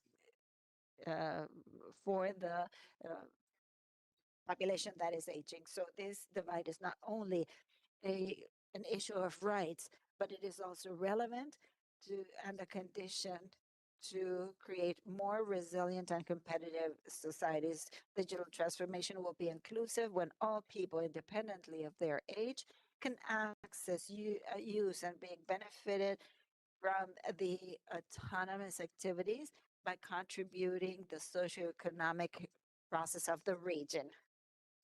Would like to highlight two phrases that have been fundamental in the previous presentation. So what is digital cannot be dealt with as an isolated phenomenon, and to make a digital change, a social change is necessary. Thank you very much. Thank you, Anna, for this presentation, focusing on the digital inclusion of the elderly and all the challenges that entails. The quicker expansion of digitalization compared to our ability to achieve digital inclusion. Now, we will listen to the presentation that will be delivered by Cora Steinberg, who is an education specialist at the UNICEF office in Argentina. She has 10 minutes for her presentation. Thank you, Carlos. Good morning, everyone. Thank you very much to ECLAC for this invitation. And for me, it's an honor to be at this in this panel with my colleagues dealing with a critical issue. I would also like to thank the exchange that has taken place to deal with a strategic aspect such as the issue of the elderly, which is strategic to think about the present and future of the education of boys, girls, and teenagers in our region, their cognitive, social, cultural, and comprehensive development. I will organize my comments based on the two questions that I was asked. The first one is how we express today the digital inequalities in Latin America and how educational systems can benefit from these digital tools in order to reduce the gaps and promote an effective digital inclusion as from the early years. Some comments about the first question related to how we view today digital inequalities between students, schools, and territories. The excellent presentation by Amalia and the data that has been presented accounts for a region where we have found significant progress in terms of connectivity in some countries, also in terms of access to various devices in households, but there are still important gaps in the quality of connection in the type of devices that the different groups, population groups can gain access to, and the different use of internet. First of all, I would like to highlight that I am, and this is completely aligned with Amalia's presentation, that when we think about basic education, digital inequalities cannot be analyzed separated from social and territorial inequalities where the education system operates. Our region is characterized by high levels of persistent inequalities, but also with very heterogeneous territories in countries, with inequalities within countries, and also even within jurisdictions that are found in each one of our regions. And educational inequalities are also expressed in terms of access, and especially and fundamentally in terms of learning. But also, when we look at the specific sector, we must bring to the fore the various disparities in institutional capacities and state capacities of the educational systems of our countries. In all these dimensions, differences are also in favor of the wealthier sectors, the boys and girls that are brought up in households with a high socioeconomic level and that can gain access to different resources, to accompaniment, to emotional support and monitoring. And unlike what happens in those that are born in households that cannot ensure all these aspects, and nor can they obtain support to support their educational development. We have persistent inequalities in our region and in many countries of Latin America. Children's poverty is beyond that of the general population. In Argentina, for example, 4 out of every 10 boys, girls, and teenagers, and this represents more than 5 million boys and girls, live in poor households. And something similar is viewed when one looks at poverty from a multidimensional perspective. Now, within this context, our educational systems have to deal with old problems linked to initial literacy and to complete literacy, with new challenges associated to the development of digital skills.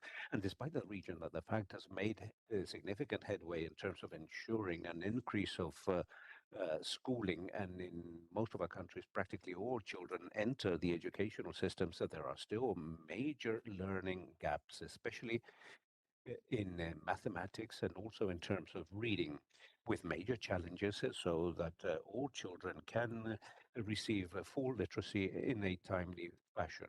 So much so that in Argentina and Uruguay, we're working on programs in order to ensure the autonomous domain of reading and writing in children that enter education at a secondary age, children that have gone through their primary education and that have not received a full and autonomous literacy. Now, this, of course, with greater prevalence in terms or based on the socioeconomic level of families, in terms of where they live and so on.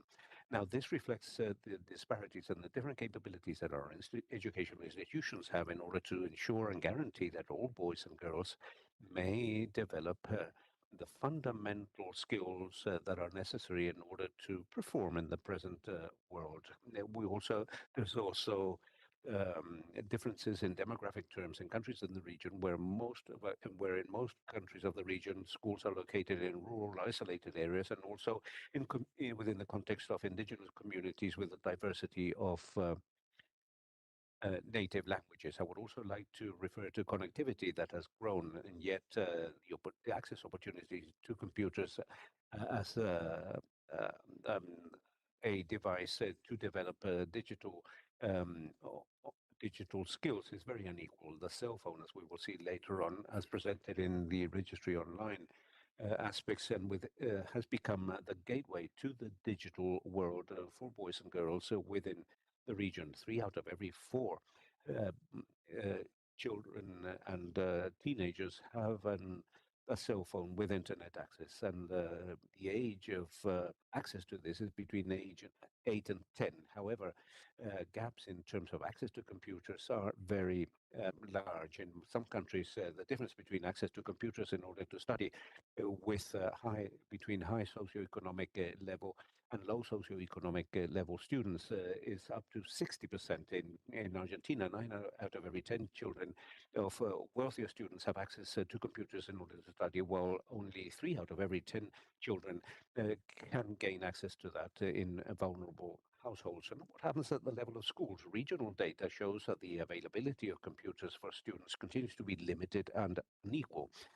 According to previous ECLAC studies based on the PISA surveys in Latin America, less than 50% of 15-year-old children have a computer for educational purposes at school. This proportion is significantly smaller in OECD countries, where it is often 80%, except for some only for some exceptions in Latin America, such as Uruguay and some subnational governments. Digital equipment in schools continues to represent structural gaps, and the problems are not only the existence of computers, but their effective availability for pedagogical purposes. On the other hand, the school connectivity continues to experience strong inequalities, despite the fact that it has expanded. And in accordance with different stakeholders of the system, it doesn't have the sufficient capability to ensure pedagogical use. Thirdly, and with regards to the conditions, I would like to mention the tremendous gaps that exist in the pedagogical use of these technologies in many schools, in addition to the limitations in terms of equipment and in terms of the availability of software. Relevant softwares for pedagogical use. There are also limitations in terms of time, training, and the institutional conditions, so that teachers may understand and integrate these tools in a sustainable and adequate fashion. With regard to boys, girls, and teenagers, what prevails, as we have seen, as has already been mentioned in the adult world, and a use of technology much more linked to entertainment. And the household is the main use of for internet.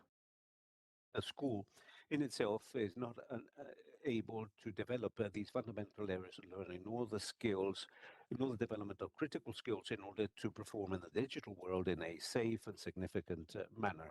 Now, with regards to the second question, I would like to mention that in terms of the possibilities that these tools have in order to reduce gaps and in order to strengthen the educational system, we feel that the significant integration of digital technologies, including artificial intelligence, generative AI, will form part of the solution if they strengthen the capabilities of the educational system. The idea is not only to incorporate tools, but to produce a systemic transformation, placing at the very center of development the integration of boys, girls, and teenagers, mentioned by many of the global frameworks that have been produced hand in hand with UNICEF, UNESCO, and other entities. It is important to deal with this agenda in a systemic and multidimensional manner. What is mentioned is 6 pillars for the digital transformation that the sector needs, enabling it to overcome a fragmented process of this development in the implementation of policies that includes not only aspects related to coordination, governance, the insurance of infrastructure, but also the necessary resources, the generation of evidence, and of course the strengthening of capacities of the different stakeholders in the system, and the generation and timely and relevant use of various contents in the regions. We need to advance with clear standards, data protection, and so that it can have an impact on learning, ensuring that these tools can acknowledge and guarantee the representation of countries in the region with linguistic, cultural diversity in the design, in its design for the use of within our context frameworks and tools. The development of the Innovation Hub by UNICEF enables us to democratize access to a framework of criteria or knowledge related to how we can evaluate more than 100,000 tools that are today available to educational systems in our region. And perhaps in order to conclude, well, I had several points around which I would like to talk, but I will focus on one of the fundamental aspects of this agenda as a first priority, and that is to advance towards a digital integration and towards a digital inclusion that is significant, focused on teachers, the strengthening of their capacities. The use of digital technologies and artificial intelligence must today enhance the work of teachers, reducing the administrative burden, enabling diversified or personalized teaching that enables us to lead to the challenge of heterogeneous classrooms and strengthen teaching in classrooms and providing timely information about the progress of students and the needs in the classroom. There will be no educational transformation without strengthened teachers. For these tools to have a greater impact, we need sustainable policies, information, teacher development, the improvement of their working conditions, and professional development. There is a debt in the region which is to guarantee this to teachers. And finally, in order to conclude, I would like to say that if the entry of children into the digital world before the age of 10, digital literacy cannot begin after that. And we also need to work as from the educational system, as from the very early years, ensuring full literacy in order to learn reading, writing, and mathematical learning in a timely fashion so that we can deal with more complex aspects such as the development of critical thinking and the promotion of habits of well-being, a disconnection of socialization, and in different spheres, and we need to think about what is intergenerational. I also showed you data where it is shown that age groups, as from the younger and up to the age of 21, are the ones that are more imbued with the digital world and making a strategic use of these resources. And we must think of an articulated work between schools and families, and to be able to enable the participation of young people in the design of policies and strategies in order to strengthen our educational systems. In a scenario, as I said, where we find thousands of tools available, the challenge is no longer to simply gain access to innovation, but rather to govern it so that it can respond to educational needs in a relevant manner with a sense of equality and rights. The question is not only what can be done today by AI, but rather for whom, when, for what purpose, and under which conditions. In order to ensure social and economic development in the region, undoubtedly the digital transformation must be at the service of the development of early childhood and teenagers, so the strengthening of educational systems and of their professionals, and not the other way round. The decisions that we make today will define not only how new generations use technology, but also how they learn, how they think, and how they participate, and how they exercise their rights in our society. Thank you very much. Muchísimas. Thank you, Cora, for such deep insights about education, boys, girls, and teenagers, and the weight of social territorial gaps in terms of learning, and also not only in terms of the connectivity conditions, but also the pedagogical use of these instruments, and certainly the fact that you included educators as well. We have comments from Fernando Rojas, who is a senior assistant in economic affairs here at ICLAC from the Productive Development Division. You have 10 minutes, Fernando. Thank you, Carlos. Good morning. I'd like to start by thanking the Social Development Division for inviting me to this debate. I believe I'm going to be brief because Professor Helsper and Amalia have covered many of the topics that I wanted to mention.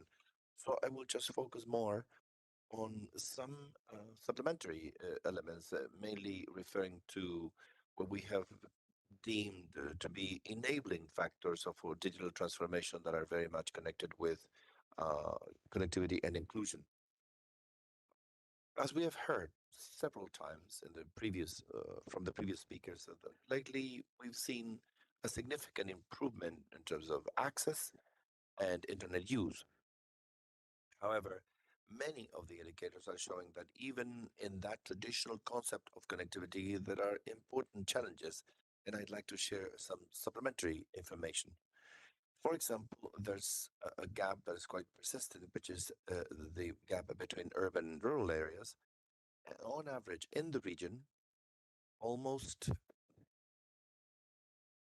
there's the difference of almost 40 percentage points of access between rural and urban areas. Another element that has been quite present in the discussion is connection quality.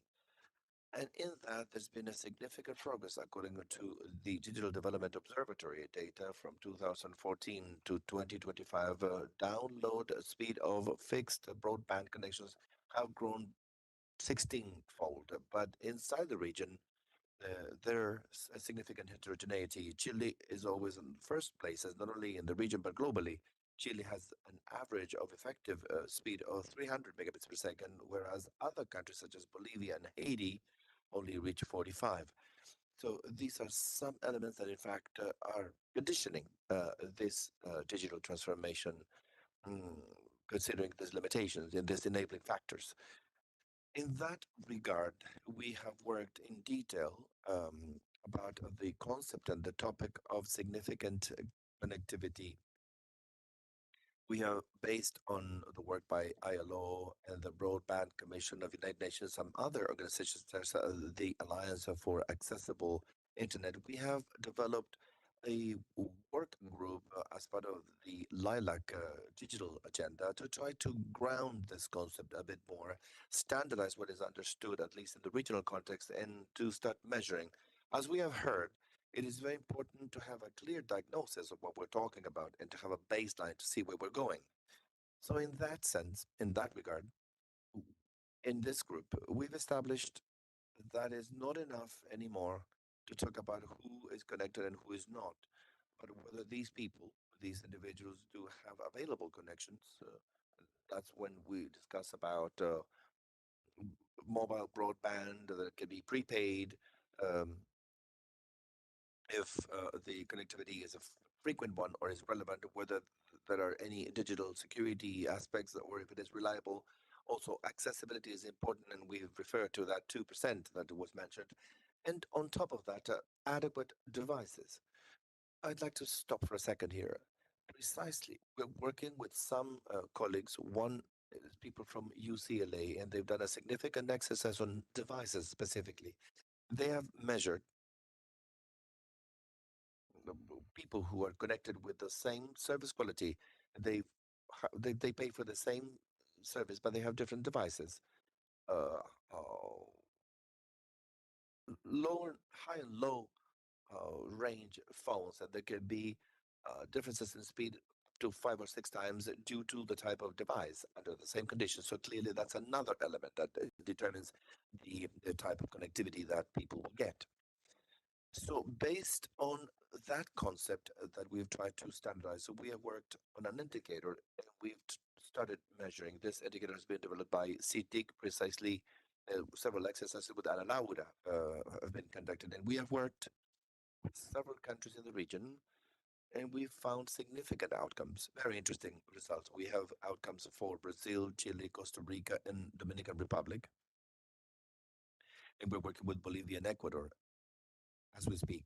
When you compare what connectivity was traditionally measured, for example, in households that have internet access versus the results we have obtained in this significant connectivity measurement, we clearly see significant challenges. For example, for Chile, close to 97% of households have internet.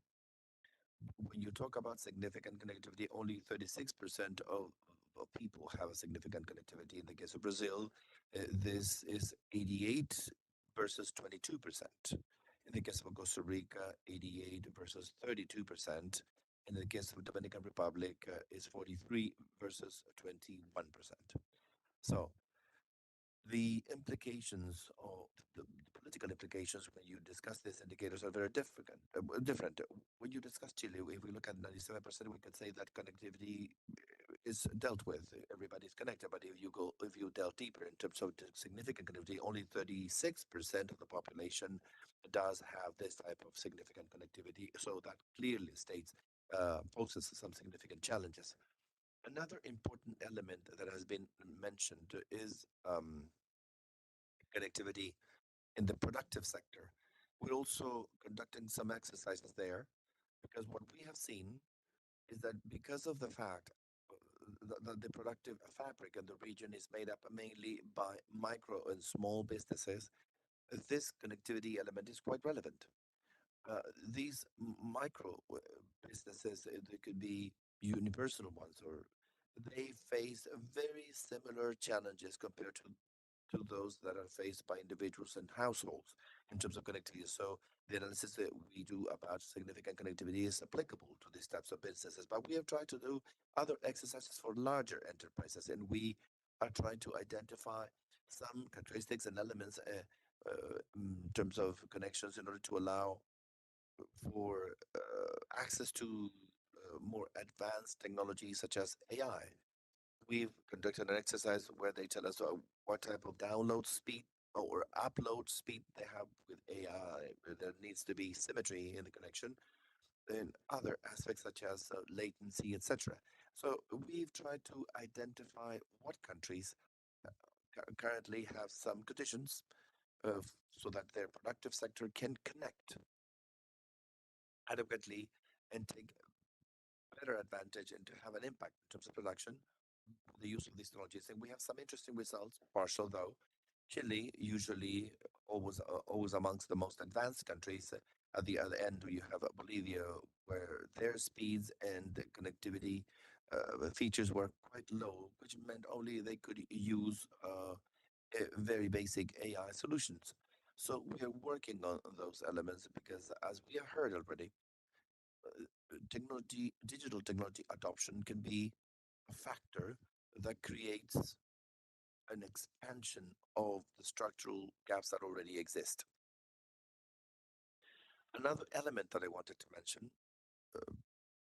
about digital skills that we also consider as an enabler and also across the board as an enabler, both for individuals and households as well as for enterprises. And as Amalia said, we have adapted the DIGCOM Europe, and last week we published DIGCOM for Latin America and the Caribbean. And basically what it does is by analyzing the regional context to do some adjustments and some adaptations of this European framework. It introduces AI as a domain across the board, keeping the same structure of 5 areas of competency but also pretty basic level that is actually responding to the higher degree of difficulty in the region in terms of access to technology. This framework is intended to do is to present structure and a harmonized base that will enable governments to develop better public policy and to start measuring what the digital skills levels are.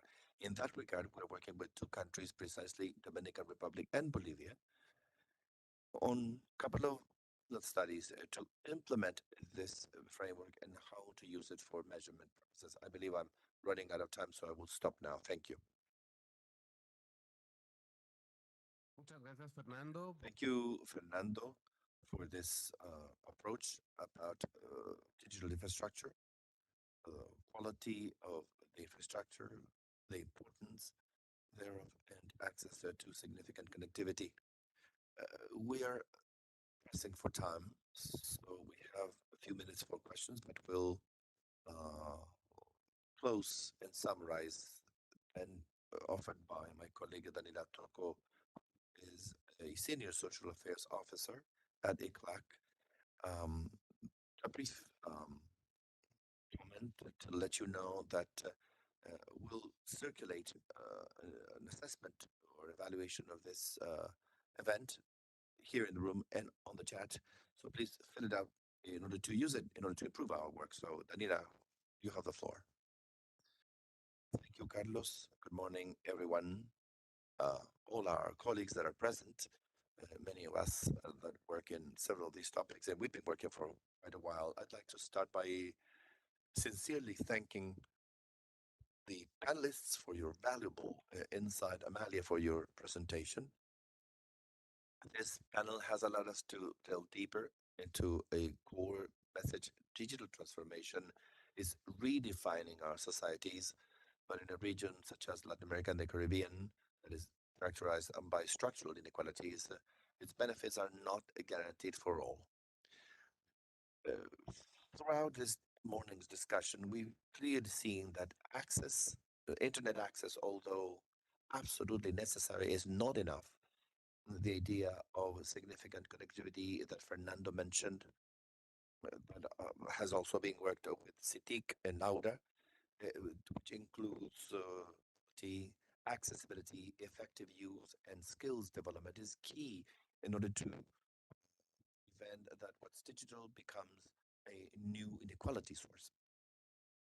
Likewise, comments have highlighted the fact that this gap manifests themselves in a differentiated fashion among territories and social groups, specifically in the case of women, especially among those who face more vulnerability, among senior citizens, where you see specific barriers that limit to taking advantage of the environment, the digital environment, and in the occasional world, children, teenagers, educators, which digital inequalities actually condition the learning process from an early age.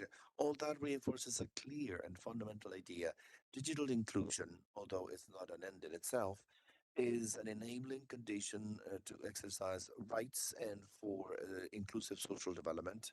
And in this regard, the panel has also highlighted the importance of comprehensive public policy that articulate the digital agenda with social policies, as Ellen mentioned at the beginning of this morning.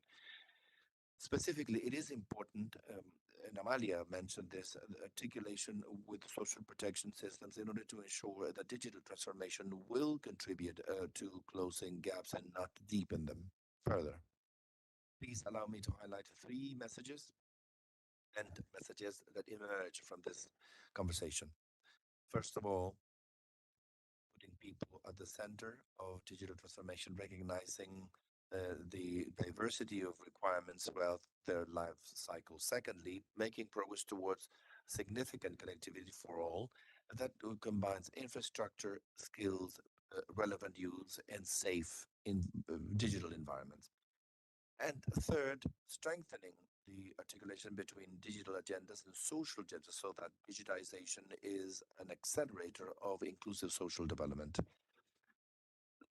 After all, the challenge is not only about closing the digital divide, but to do it in a way in which we expand opportunities and we are able to guarantee rights in a world that is more and more digital.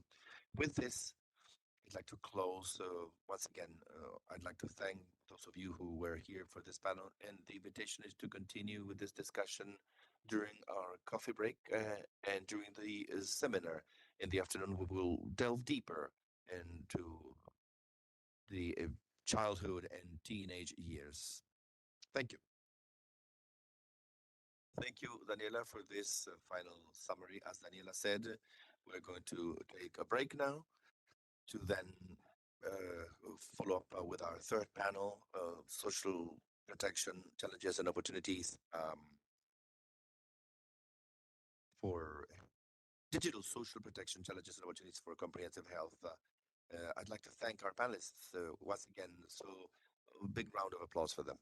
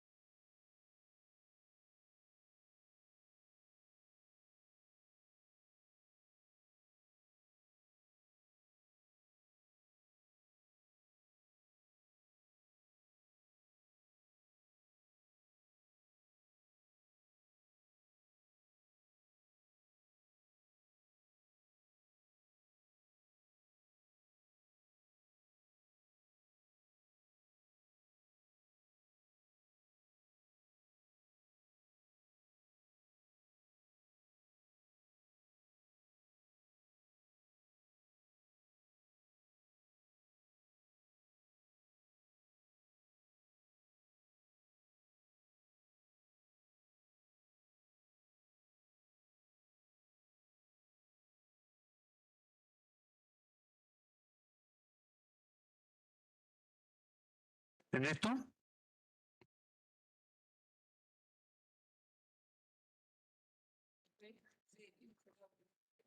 Buenos días. Good morning. We will now begin with our panel number 3, and it is called Digital Social Protection Challenges and Opportunities for Comprehensive Healthcare. In this panel, we will have a keynote presentation by Maria Luisa Mourinho, Social Affairs Officer from MECLAC, and it is named The Importance of Social Protection to Progress in Health.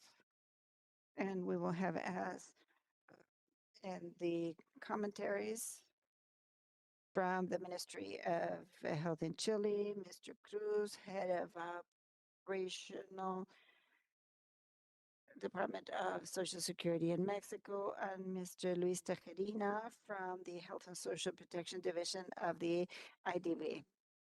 And he will be virtually present. Each of the presenters will have 10 minutes and the main speaker 20 minutes. Hola, muy buenos días a todos y todas. Good morning. Este panel que justamente We will start with this panel and try to observe the social protection from one of the areas that we have defined for inclusive social protection, and that will be health. In our presentation, we have already seen in different presentations of the crisis of development that is affecting Latin America and the Caribbean, that it is marked by 3 traps, and how this is related to social protection systems and how the health systems are fragmented and are quite weak. It is within this framework where we will be talking about how digital health and digital social protection can improve social protection to improve access to health and improve other sectors as well, and thus contribute to reduce inequalities. Digitization of health can contribute in confronting these social inequalities if we take into consideration what we have already been mentioning in the previous presentations, all through responses that are comprehensive and focused in people, as we will be seeing in this presentation. As already mentioned, the framework where we created this thought is the development crisis. And as mentioned yesterday and today, my colleague Amalia, one of the most important essential transformations that has been expressed in seeing this crisis of development is strengthening social protection and to increase the well-being status, being health one of the main aspects in social protection. So from the Social Development Department, we have called countries to continue moving forward into universal health access that are cross-sectional or cross-cutting as well as universal. Yesterday, we analyzed the 4 characteristics of the health systems. By universal, we understand, on one hand, that there should be coverage and access without leaving anybody behind, meaning that it should not be depending on the payment capabilities, and therefore it should have financial protection. In our region, this is a tremendous challenge as many countries have legal coverage. Not all have an effective coverage, and we do not see effective access to the care that people need. Second, the comprehensive systems to have the capacity to cover the different demands that the population has in health and social aspects. And there is a need to work together with other sectors of the society. They have to be sustainable, meaning that they have to deal with the balance between coverage, sustainability, and financial aspects so that all commitments can be dealt with the current generations as well as the following, and coverage and being resilient. This is not only a characteristic that is activated when there's a need, an urgent need, but it is something that needs to be institutionalized. And I would like to share in the screen the QR code for this publication. And we will now be showing a video that summarizes the work that has been done by the system with Colombia, Mexico, Chile, and Guatemala in a project that is dealing with these 4 key characteristics of the health systems.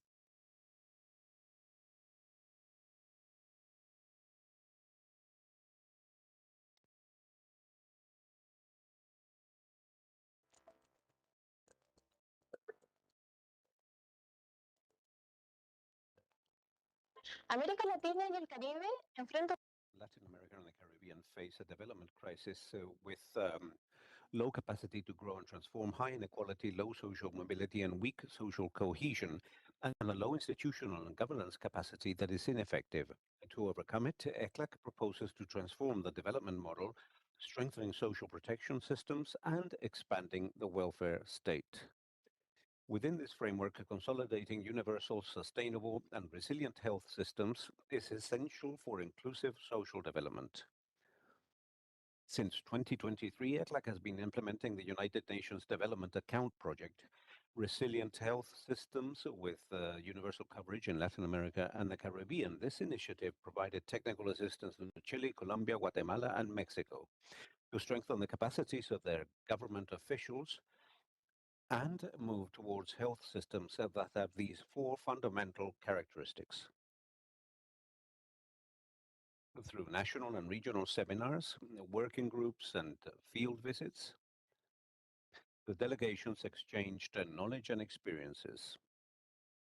The central strategy of the project has been to contribute to the strengthening of primary health care as the key space to reduce inequalities, guaranteeing the financial sustainability of the system and promoting intersectoriality. It is very important for the region to have an exchange between countries in order to ensure the universality of healthcare in the region. In Chile, the universalization of primary healthcare, the financial sustainability of its reform, and social and health management were analyzed. Chile was sophisticating this ability to also learn to manage, process, and combine different databases. In Colombia, the focus was on investment planning and evaluation of the primary healthcare strategy. I think that the challenges in Latin America, and especially in Colombia, is precisely to guarantee and improve the living conditions of the population. In Guatemala, access to mental health at the first level of care and data interoperability between sectors were addressed. The experience on data interoperability and information systems is of great importance and of much interest for Guatemala. In Mexico, efforts focused on strengthening health services for the population without social security at work. Healthcare has been a problem for many years, as in the whole of Latin America, where a large part of the population does not enjoy social security.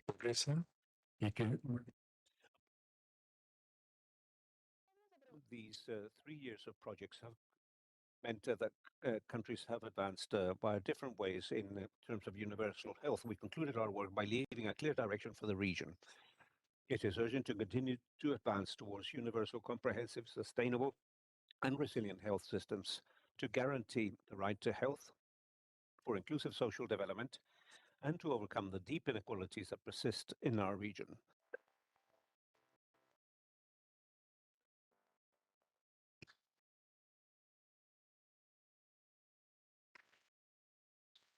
Bueno, In the video, you could hear my normal voice. The idea of this video was to be able to share with you the work that we have done or conducted with countries, and also to show you the challenges that health systems face, and around that we conduct a reflection on how the digital transformation of healthcare may contribute to the strengthening of systems and to achieve inclusive development and reduce inequalities. I am not going to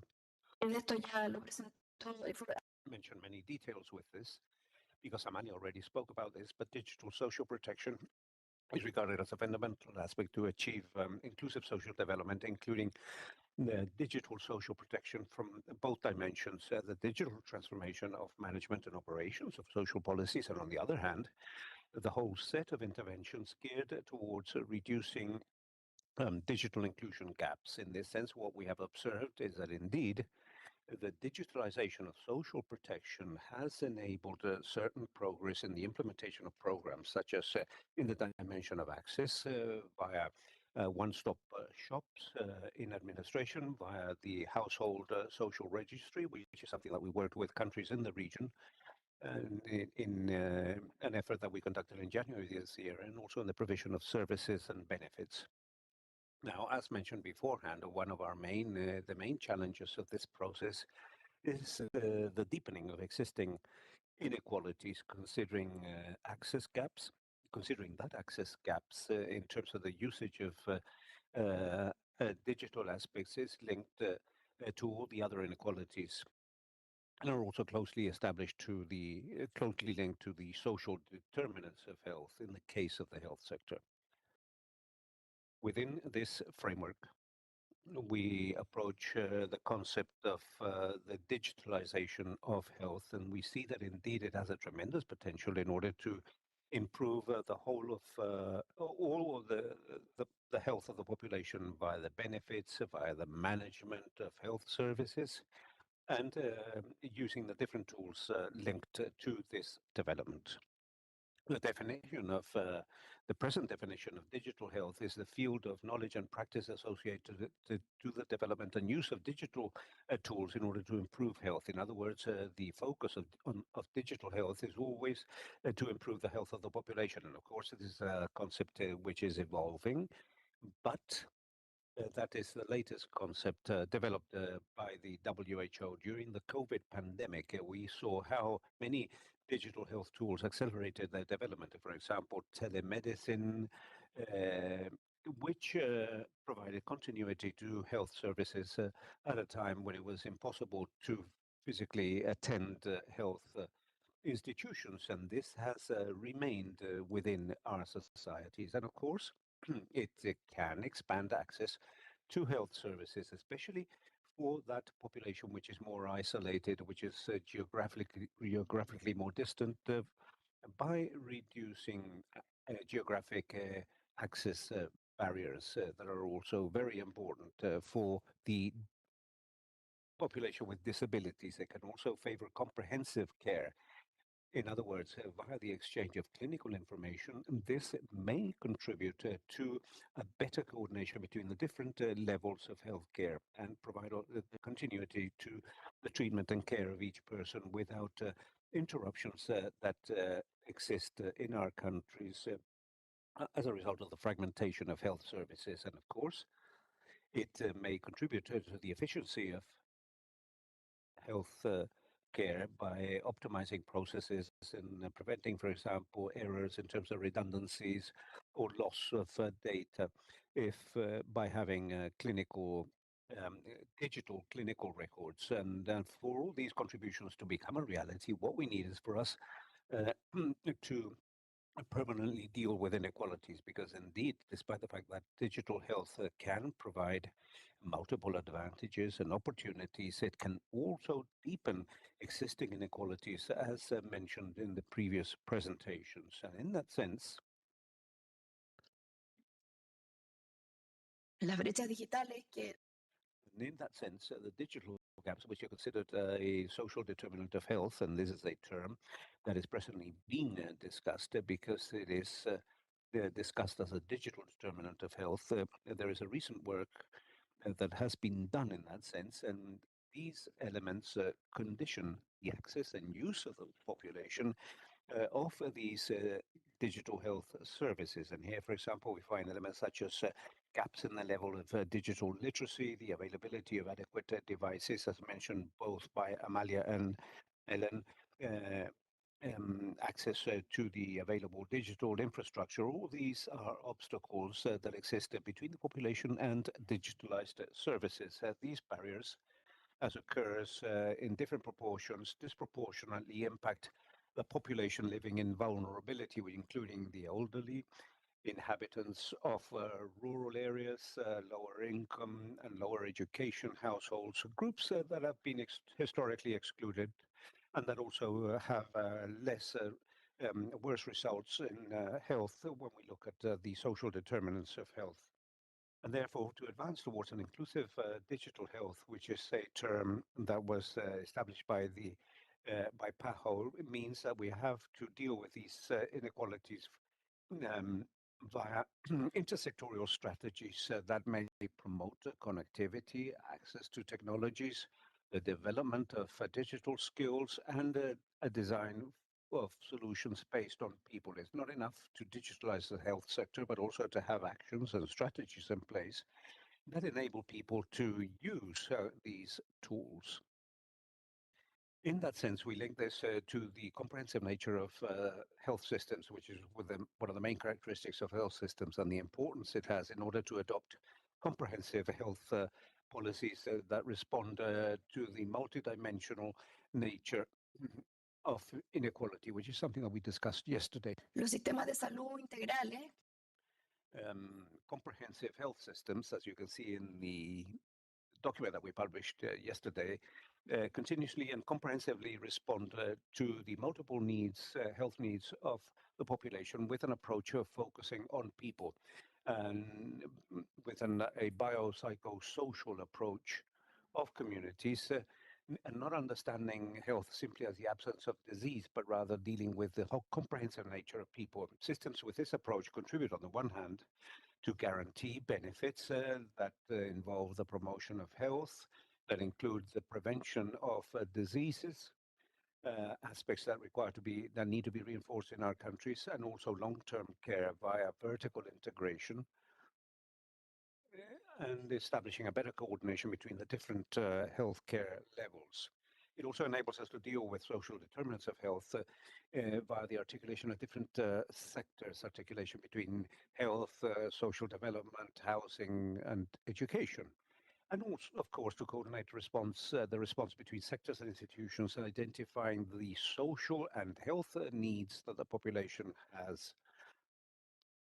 By having systems that talk to each other, we are able to prioritize the populations that have specific needs and also to monitor campaigns such as campaigns aimed at the prevention of health and annual health controls. This characteristic of health systems enables the implementation of socio-health management systems that articulates three dimensions, the health sector with social protection and with different social sectors, and thirdly, integrates that with the community. But for this to be implemented in the best possible manner, in the most effective manner, we need to have interoperable information systems that can talk to each other in order to identify, as I said previously, the social and health needs that the population has, and based on that identification, to develop programs and comprehensive policies that respond to those needs. Data interoperability is one of the guiding principles of the digital health transformation in accordance with the in accordance with PAHO, and this is as important as bridging the gaps that exist in the population and also universal connectivity, which is something that PAHO has stated is something fundamental for this sector. It is a characteristic that enables dialogue between different databases and different pieces of information, and thus enables, on the one hand, that we can consider interoperability within the health sector, but also interoperability with other sectors.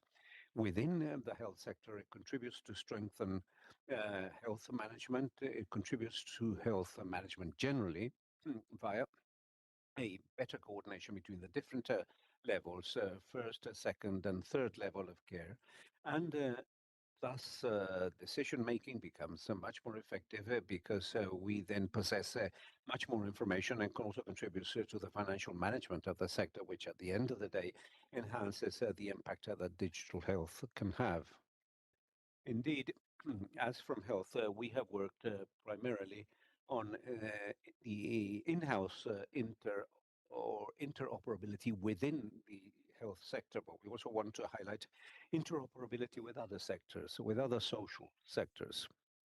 When we enable a dialogue between health and other social sectors, we can indeed crystallize the approach of the social determinants of health and advance towards health policies that incorporate this approach both in their design and implementation. And thus, we can contribute to reduce inequalities via comprehensive healthcare systems. Of course, all this sounds quite simple, but it entails multiple challenges, and I believe that they will be discussed during the comments. And some of them are the challenges linked to the regulatory framework and the data use protocols to safeguard transparency, privacy, and the data protection, and the systems technological systems that are capable of responding to this need to protect data. Interoperability among sectors. Consider, I'm sorry, I was watching the time. Multiple benefits. Here we show an example between the interoperability when a baby is born and is activated with social security and registration, and that's how they have access to different services that both the mother or the boy or girl have guaranteed. It allows to prioritize actions for groups of the population in a situation of greater vulnerability. This is particularly important in crisis situations. We saw it in COVID-19 period when transfer systems were needed or subsidy type of services, having the chance of establishing dialogue among different sectors. It strengthens the coordination between health and social protection systems. Of course, it facilitates continuity of access or continuity of care throughout the life course of people. It also enables comprehensive and preventive response implementation in the face of health risks or not. Not necessarily it needs to be a pandemic. It could also be shocks such as floods or earthquakes in which social authorities and health authorities need comprehensive information or integrated information. And just in closing, the digital transformation of the health sector can contribute to progress towards comprehensive health system. In that sense, digital social protection is seen as an opportunity to strengthen and to contribute to consolidating the comprehensiveness of the health system in the face of the development crisis. So digital social protection can contribute to strengthening social protection systems, which is one of the tasks pending in the region to make some progress and to face these different traps that hinder the progress towards achieving inclusive social development. And in that context, moving towards these systems with these four characteristics is an enabling condition to moving towards inclusive social development in Latin America and the Caribbean. And digital health can be an ally on this path by strengthening health systems. And of course, that needs to go hand in hand with the interoperability, data interoperability. Although interoperability is not part of digital health, it is a condition that can strengthen the impact that digital health can have on our societies. And just in closing, to emphasize the importance of about incorporating inequalities into these digital health strategies and also digital social protection together with the regulatory frameworks that are sound, that can protect people's data, guaranteeing adequate use, and of course, on the one hand, protecting population data, but also that it can strengthen and reduce or close the digital gap that exists in our population, so that these benefits are taken advantage of by all groups likewise. Thank you very much.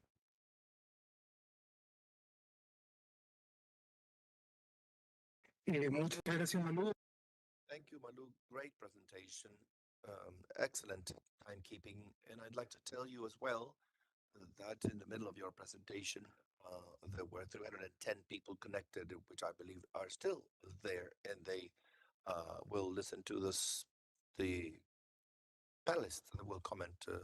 There are some guiding questions that we gave you. I'm going to read them briefly. To what extent digital transformation of health and social protection contribute to the adoption of a comprehensive health approach and reduction of inequalities? Could you please share some national or local experiences? And what are the main challenges that you identify in your experience in order to make progress towards digital health in the region, as well as the integration with other sectors? Here, to offer the floor, I'd like to introduce a correction because I had a previous version of the agenda, and I'd like to offer the floor to Paulina Pinto. She's the head of the primary care division of the Ministry of Health in Chile. Please go ahead, Paulina, you have 10 minutes. Can you hear me? Okay. Thank you for the invitation. Thank you for presentation, Maria Luisa. I fully agree with what you presented. And the approach we are going to adopt is the view from the Ministry of Health, in particular from primary care division, in which public policies become a reality and where social protection um, becomes an experience for people, and in this case, more digital experiences, and how to make that a digital transformation. Why digital social protection is here in this topic? Digital social protection comes across all through these protections: income protection, access to social services, labor inclusion, and healthcare is not an exception for us. Digital social protection is not about technology. It's a matter of rights, and when it works fine, it actually gets people closer to the system. But if we do not design it well, it may build an even bigger gap, precisely for those who need it the most, those who have less access. And we've seen that in time when we've implemented different strategies. We have to think of the entire population, especially those that are not having access, because if we do not think it well, we don't think it through, it's a new gap that they need to bridge to be able to get to the healthcare. We there are gaps, and there's a healthcare system with structural problems, a certain degree of fragmentation that we've tried, and we are trying to deal with different public policy strategies and to deal with them, especially the issue of fragmentation, and that's where exactly people-centered strategies have been fundamental in order to make progress with that, in dealing with that fragmentation. Insufficient articulation with the social world. There are some strategies precisely designed to make progress in there. The question is not how to digitize healthcare, but how do we use the digital content in order to progress to more universal tools that are also more comprehensive, but are at the same time sustainable and resilient. We do not want strategies that are only for a period or just to deal with a specific situation, but so that they are truly sustainable in time, that they are focused on people. Change the focus a little bit of creating strategies so that we, the people who manage health, can have or get more information towards what people need. That is the approach that we need to adopt, and that is a test that we need to go through. We need to stop thinking about what we think this should be like, or how we can make the situation easier, but how we can make life easier for the patients and how those patients can have access to the services. And here, this is a link that connects healthcare and social protection from the Ministry of Healthcare. We insist on something. This comprehensiveness cannot be dictated from the central level. It is built in the territories. And the main link is primary care. Here, the social protection one is they meet in practice where a social worker, a doctor, or the different people, or midwife, connect. They see the situation of the individual, the social drivers, employment, health, education, poverty, etc. And digital social protection delivers on its comprehensiveness promise, so that when that vision does not depend on luck or memory, so that it doesn't depend on the fact that healthcare personnel needs to know somebody in the municipality or that they need to know somebody or a place in the network that can help this individual to deal with the problems. But through this digital management, we can all have access to that information. That when the team in a healthcare center, they know that the patients are beneficiaries of a program or that are part of a care system or have a pension, can have access to those services. And the digital, it's not an end in itself anymore. It's not an end in itself to be digitized.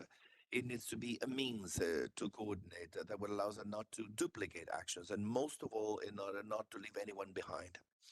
That's why for us to talk about digital social protection in healthcare is mostly talking about interoperability and intersectoriality. It is the means that we need to use to get to the farthest corners. You know that Chile is a very long territory, and there are places that are very remote in which connectivity is not very fluent either.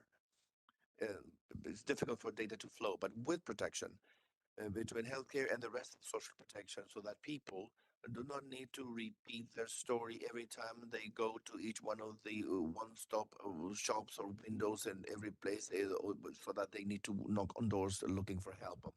What are we doing in Chile? What has been our progress? We have had progress in terms of regulatory aspects. There's a act that talks about interoperability of clinical records. It talks about international standards, and it's the foundation of a national network. There are gaps in its implementation, and we're working and bridging those gaps. The objective is simple: is to it's simple to state and demanding and complying that the medical records accompany each people, so guaranteeing the continuity of care. Operationally, we've been building that infrastructure for quite a while. Information systems of the digital hospital network, electronic prescription management dashboards, waiting times, etc. But these have been initiatives that have been designed separately.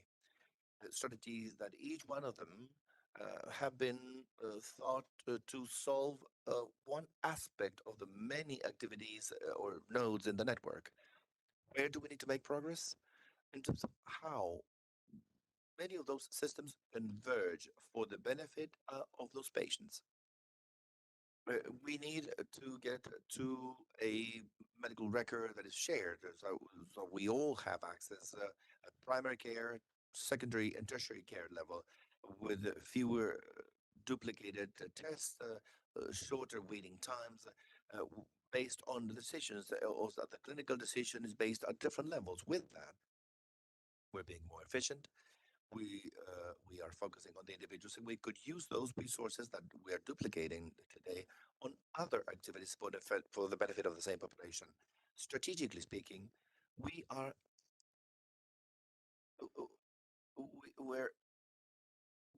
anchoring on universal services so that this tool first reaches out to this place, which is the entry door. More than the entry door, is the backbone. Primary care is the place that is present in the territories, is the place where all people have access and through which they need to get to better healthcare or to being able to be assessed better and to maintain their health condition. In parallel, together with the Ministry of Social Development, we work on articulating social records and interoperability there, because comprehensiveness in healthcare cannot be dealt with within the healthcare sector. And here we need to work with the different sectors. Challenges now, this digital model should not reproduce inequalities. There are gaps, structural gaps. There's no internet in all devices. We have more than 2,000 healthcare devices in the network.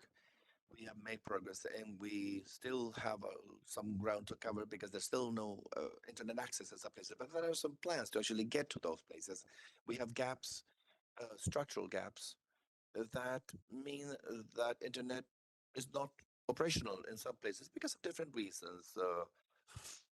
Fiber optics is cut, or because of the impact of third parties. But we need to make progress and see how we can go to have the basic structural devices and to address different strategies in Chile. Close to 97% of the population have access to internet, but only 1/3 of that reaches significant connectivity, as we heard. If we design digital healthcare services, thinking of the 97% and not 1/3, we are going to digitize exclusion.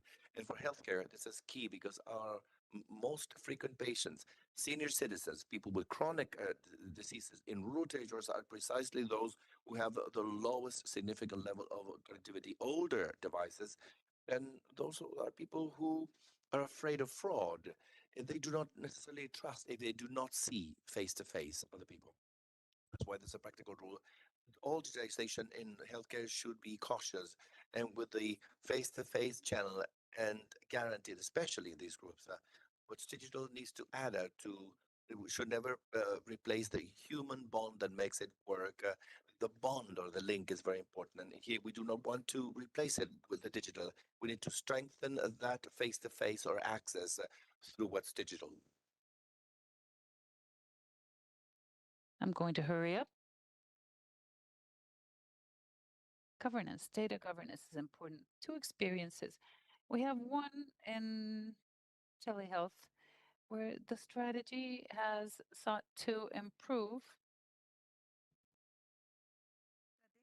ha ido de la mano de estrategias universales y en donde hemos tenido there are universal strategies, and we have 11 million records, 219 districts,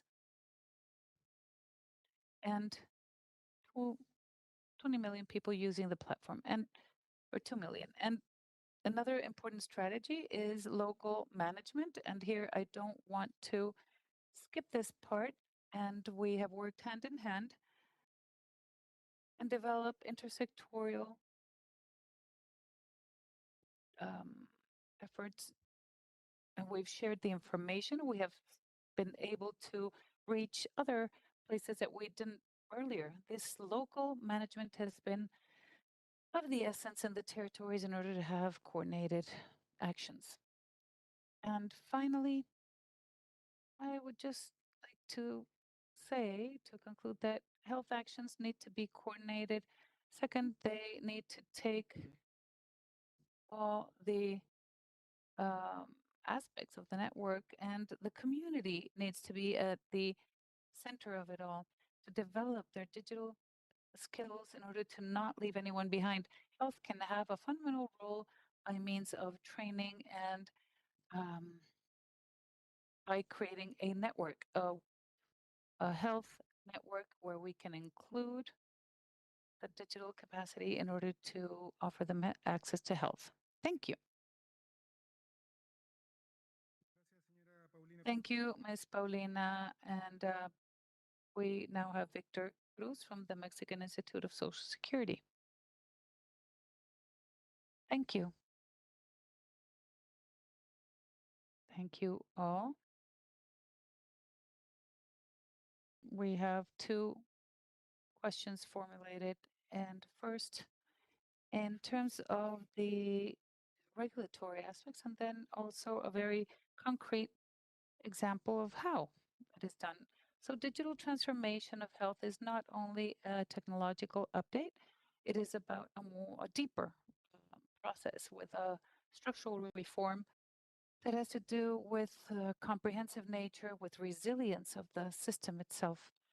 When digital transformation is designed based on a focus on rights, it becomes a catalyst of the entire health model and a tool to mitigate historical inequities. In Mexico, this reform began with an institutional reform, and Article 6, where the state guarantees the right of the population to access to communication and broadband for the internet. And to make this right effective, in 2026, under this administration, there was a modification to the general law of Mexico, and the obligation to promote the use and the information and technologies of communications and sanitary services, explicitly recognizing components such as telehealth, telemedicine, and the use of portable devices. So all this with interoperable systems was used to inform the medical situation of the patient and to enable the safe exchange of data to guarantee the continuity of clinical care. And there were other criteria for the management of personal data and consent, guaranteeing that these platforms met the transparency rules. Communications is also extremely important. We have the telecommunications division as the umbrella for everything we do with our digital platforms. So we are linked to it, and this is the one that offers guidelines for digital development of all the other platforms. Aside from this change, the agency that regulates us in all digital aspects, a modification was made to our health law in 2026, and we established a specific chapter on digital health to conceptually and legally define digital health with telecommunications and sanitary agencies. It establishes formally the obligation to promote the use of information technologies and communications and recognizing ideas such as telehealth, telemedicine, mobile health, um, electronic medical history, and other platforms. The idea is that digital health must have social health as an ultimate goal. Helping patients in a country where you have millions of kilometers, it's very difficult. We have locations where we can arrive in 6 to 8 hours by car, by mule, by motorcycle, by airplane. And this is extremely important for us, therefore, to bring this to them digitally. So there's an analysis of large volumes of data to identify behavioral patterns and customize treatment. So the legislative aspects that we mentioned brought about some of the greatest issues of the sector. Historically, the fragmentation of clinical information. We now have national electronic record system, the link which is being connected to others. We're going to have interoperability and easier sharing of the patient's data throughout the country. And the sanitary authorities have also begun to standardize all this information. There's also a digital formal system so that people can actually offer their consent for use of their personal information and governance of artificial intelligence. How are we going to do this? How will we contact them? What can be done? It's useful for physicians, for the population. We can define analysis and assessment parameters to determine what can and cannot be done. And the unit of prevention of health that I belong to, together with Alejandro Vargas Garcia, MD, that's what we do. We see if they're useful so that they can be implemented in the Mexican Institute of Health.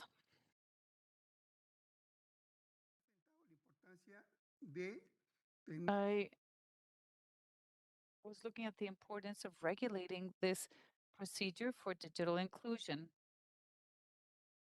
There are no laws applicable to all.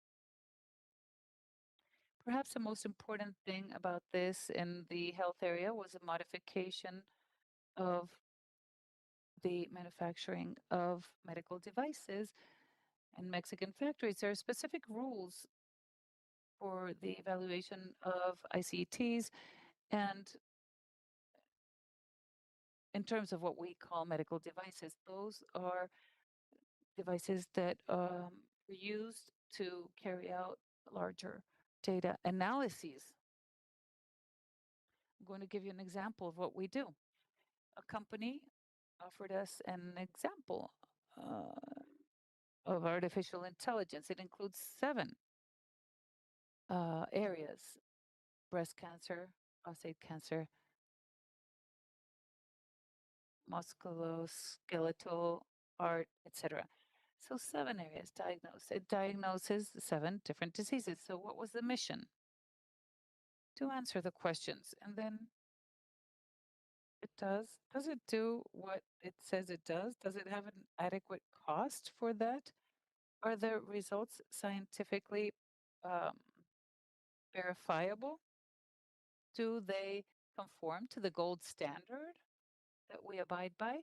And then you make the decision whether it should be incorporated. And so this is an action that the Mexican Social Security Office is taking, but it's important. We are putting this at the disposal of all people, this new technology.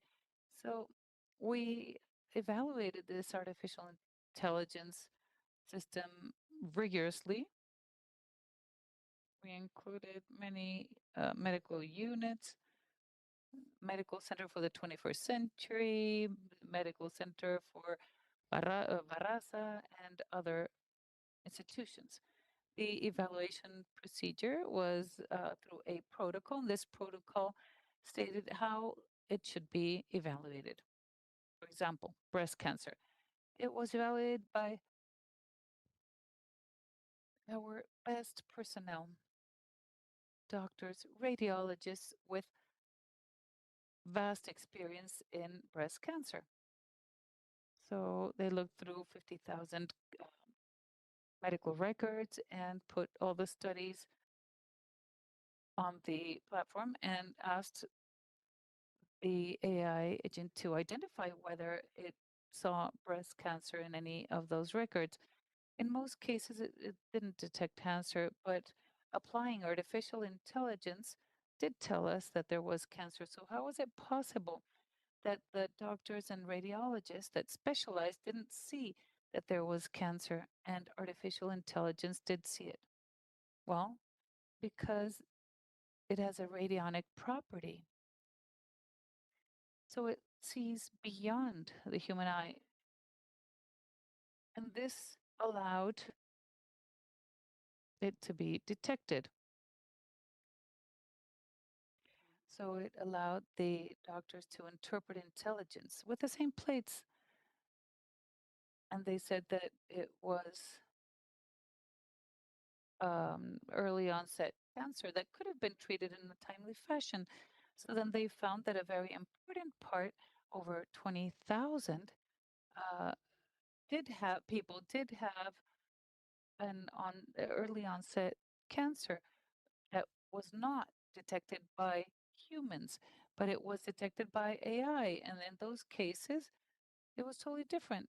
It was programmed earlier, and you could program to see the patient a year later or 2 years later because it wasn't treatable yet, when it was too soon.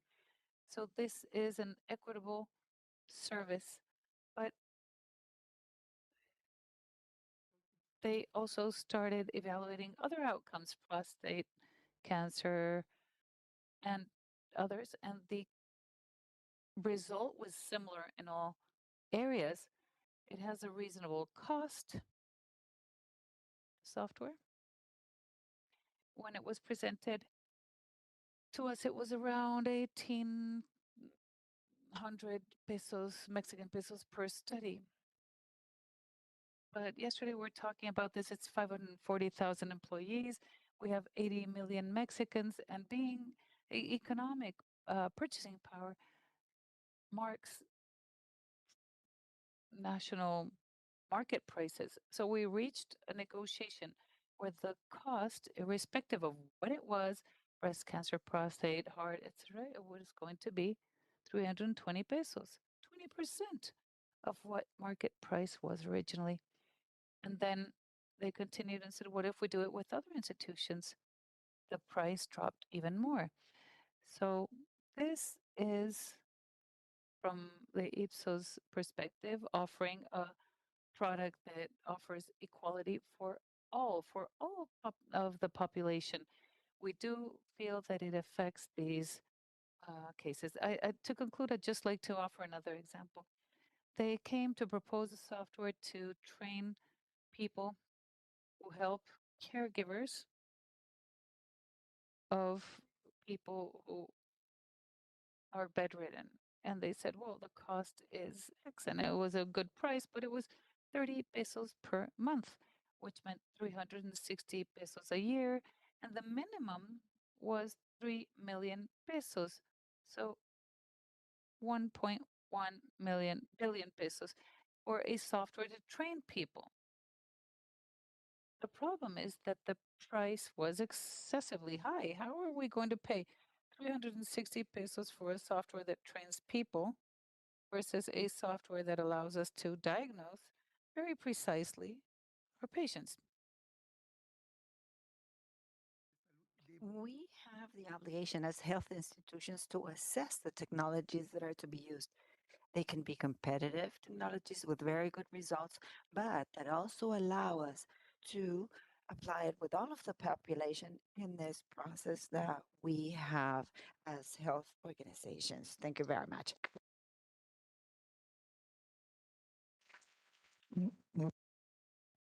Thank you, Mr. Victor Cruz. We will now offer the floor to Mr. Luis Tejerina that will be virtually connected and is representing IDB. Is he connected already?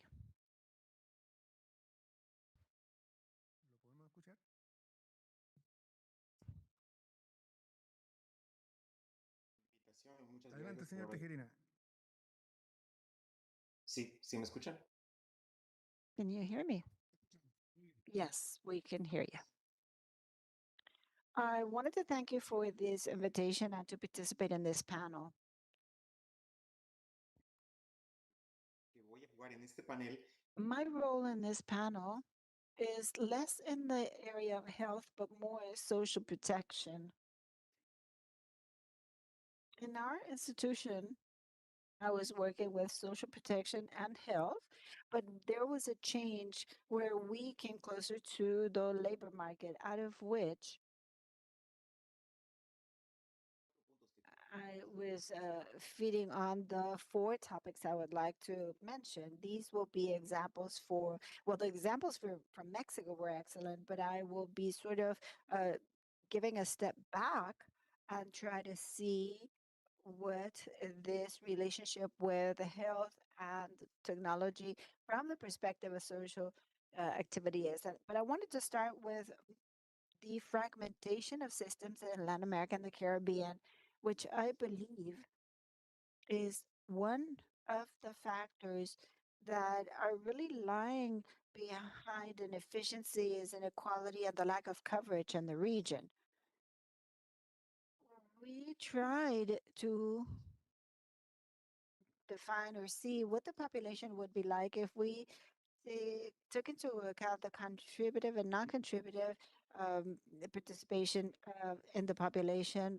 And we wanted to see those households where somebody is covered by some sort of social security, all those households where at least one person is covered by anything coming from a state transfer. And just to see what this would look like. If we start thinking about the state being one and services being provided by the state, approximately 40% of people would be covered by any sort of social protection. I'm just saying that somebody in that household has a formal contract, not necessarily using it. A 63% has some sort of combination of Social Security and something that is transferred from the state. But more importantly, there's a 27% of the population that is distributed homogeneously in the different income quintiles. We have poor and non-poor population. We have a 27% that is not being contacted by any of the services of the state. being either for those that are contributing or not.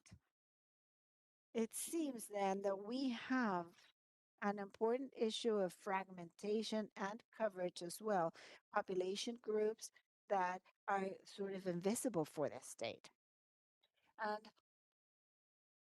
that somehow they have to be in the radar of the state. Now, I know that in health also you talk about fragmentation, and I am talking about all countries. If we have a system that has a contributive and a non-contributive aspect and other subsystems of the health sector, and that is combined with the fragmentation that exists in other sectors, then we start seeing a matrix of fragmentation of services that create different inefficiencies. In terms of coverage, as a matter of fact, what we try to see is the coverage of the different systems that we have. If, for example, you know about social registry, this is an important tool to reach people, especially the ones that do not have social protection. So we see a coverage of around 50% of the population in these records. Of course, these do not only deal with the poor population. These records will have a subgroup of poor people, but we have to base ourselves in this registry, and we have more or less 50% of the population. Now, in terms of fragmentation, this is a central aspect for Latin American Caribbean policies. This is a topic that is affected and is affecting the interoperability of these operations. That's my second aspect. Health sector, it has been moving forward in interoperability. And I understand that for those that work in the health sector, they feel that they are very far from this, and there are other sectors, but health really has important progress in interoperability standards that are already adopted at regional and global level.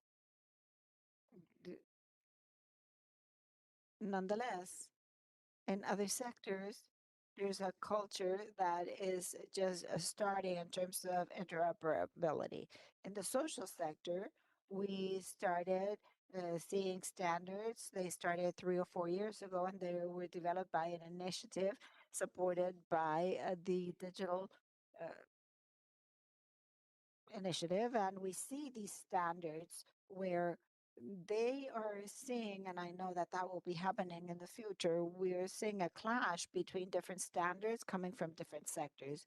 One of the challenges in the future is the interoperability aspect. When we think about intersectorial interoperability, the idea is to try to agree on the standards that are to be used for the interoperability of the information. I believe that we can live with different standards, and different standards can be used simultaneously depending on the use of the information. And to agree in these standards is related to the governance of data, and it can really help us to deal with the tremendous fragmentation that we have in the different sectors and within the social sectors of the region. So interoperability is an important topic, but as we start thinking of intersectorial interoperability, even though the problem, this issue has been able to progress, there are issues. There is a barrier, and it is important to think about the organizational interoperability. We carried out an exercise a couple of months ago in Peru, where we defined the cases of use of interoperability between different sectors, and we were able to put together different ministries and exchange information. The technical aspect was the easiest one. I am not saying it is easy. Of course, it is complicated, but it is much easier than organizational interoperability to overcome the barriers, not only at legal level, but cultural that people can see what the value exists in this. To interoperate is valuable, and to define it in such a way that we are able to analyze what has been obtained when exchanging information. When we have certain areas that allow us to exchange information from different sectors, then there is a use case that has added value and it's well documented. So what we can do, or what can happen, is to generate frustration to those that are working in this area and exchanging information. So it seems to me important in working in organizational interoperability to be able to get to exchange data and obtain value from it. So now I would like to talk about the third aspect, which is one of the challenges in the region is to strengthen the capability of the use of information, that strategic use of information. And I am mentioning it because in many cases, I am quoting from a document that was published by the World Bank, but it is an important analysis where, in general terms, we still have a bias towards the data report rather than the strategic analysis for decision-making processes. I'm not saying this is not being done, but we still have an emphasis in generating information and systems for reporting. And it is not only by generating the capability at institutional level of the use of this data for the strategic decision-making process. I believe it is an area where we need more investment.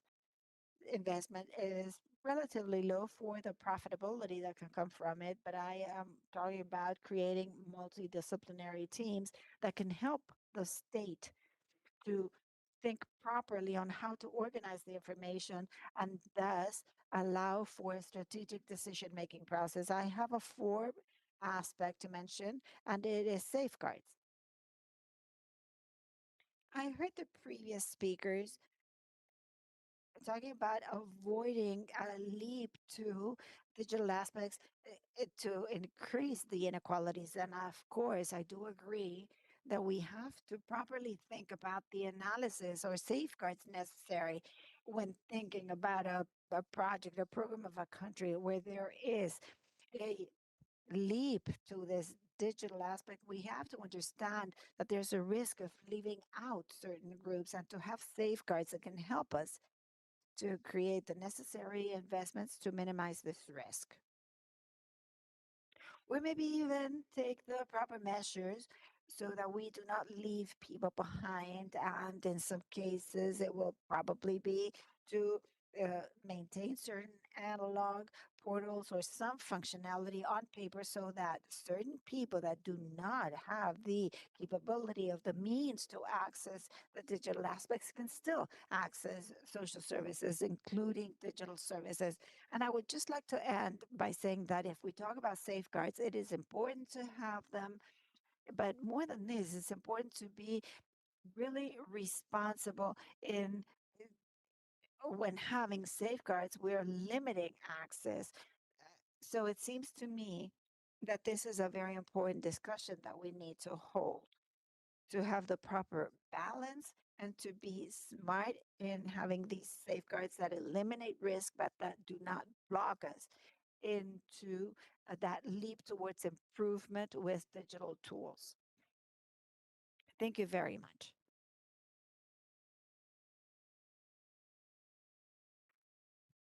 Thank you, Mr.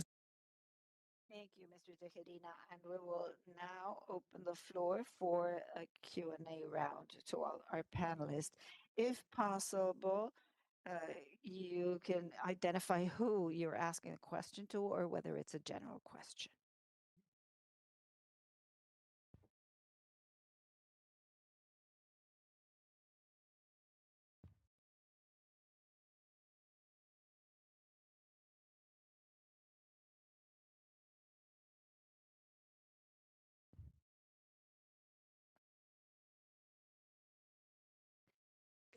Sí, esta pregunta para The question is for Mr. Victor, if there is any type of experience of digital inclusion in between the official health system and other systems in or regional systems. I understand that in Mexico, that process has been quite important of the dialogue of politics mentioned by Maria Luisa. So that is my question.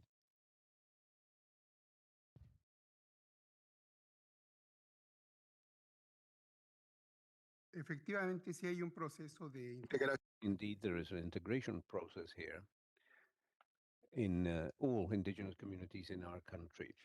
There has been what has been reconsidered is the importance of acknowledging them, but not only of acknowledging them, but of providing them with the same access that we all have.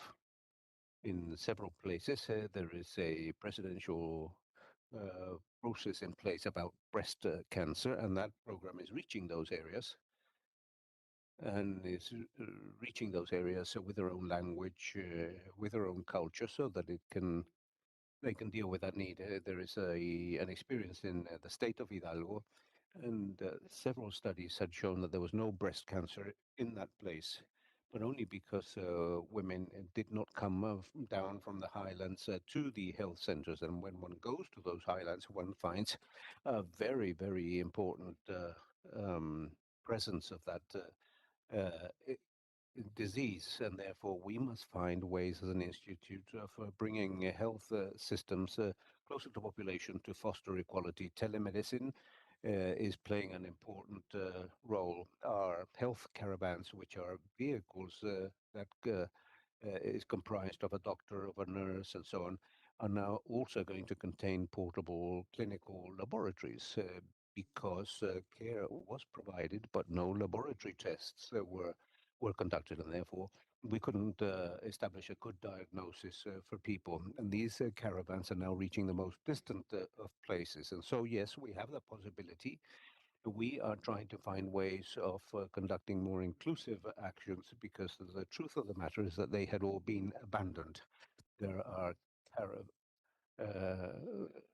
and we have to, of course, purchase new equipment for that. We must take technology to those places, and there's presently a national strategy to introduce internet throughout the country using traditional networks, satellites, and so on. And that will enable us to communicate the whole nation. But we still need to do more, so that at least all health centers are connected online. Most schools are already online, and therefore the idea is to have a general policy in place that seeks inclusion, as from health education, as from all possible sectors, and especially when it comes to these groups that have been abandoned, that have suffered more than 500 years of abandonment. So we have to respond to that.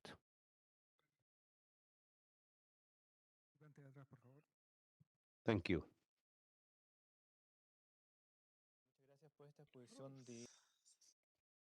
Thank you for this presentation of the Chilean, Mexican realities, among others. And I have a very specific question, because since we're talking about social mobility, well, basically we have seen that people go from one place to the other. We have the issue of migration in Venezuela, in Bolivia, and also people from Peru come to Chile, and many of them receive care in their own public systems. And many of them also face different diseases, all types of diabetes and so on. They are all long processes. So my question is, how are we trying to standardize, or at least monitor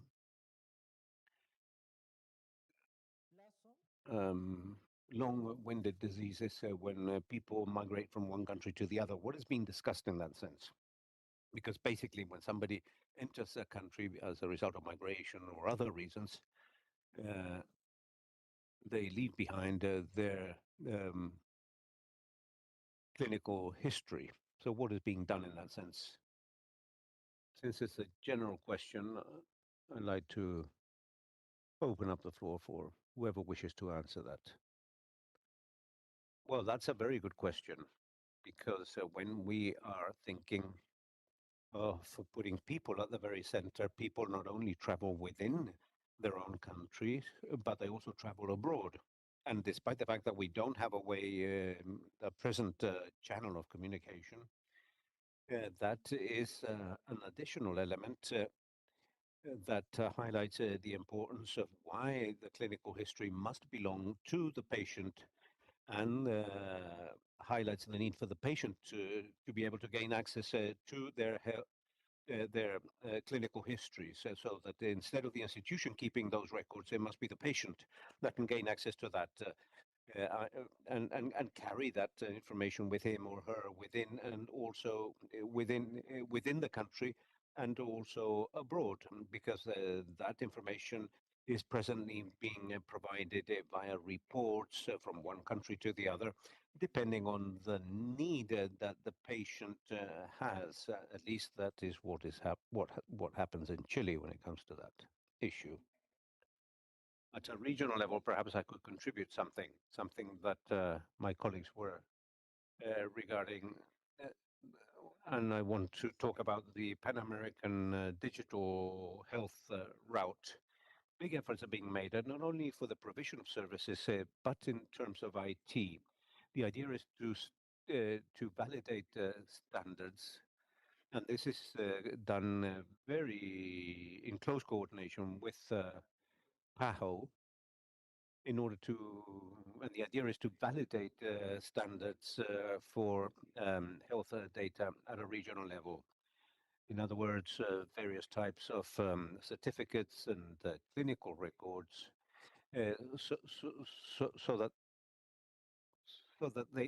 that type of information may be validated and may be operable across a border. And for that purpose, we conduct exercises that bring together different countries so that they may be able to exchange this type of information.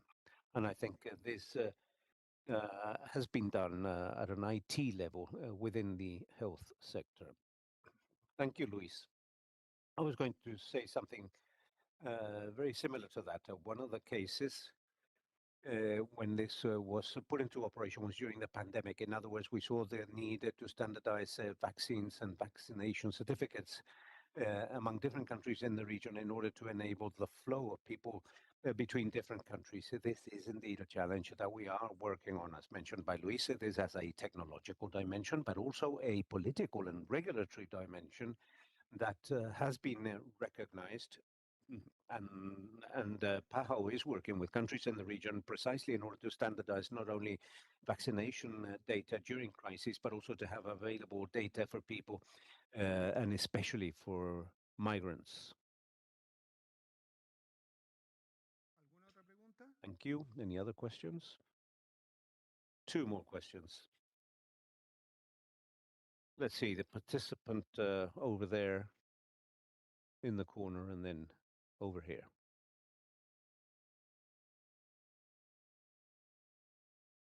Buen día. El documento que presentan hoy Good morning. The document presented today puts forward the idea that development systems might be universal, comprehensive, and also involving other concepts as from primary healthcare.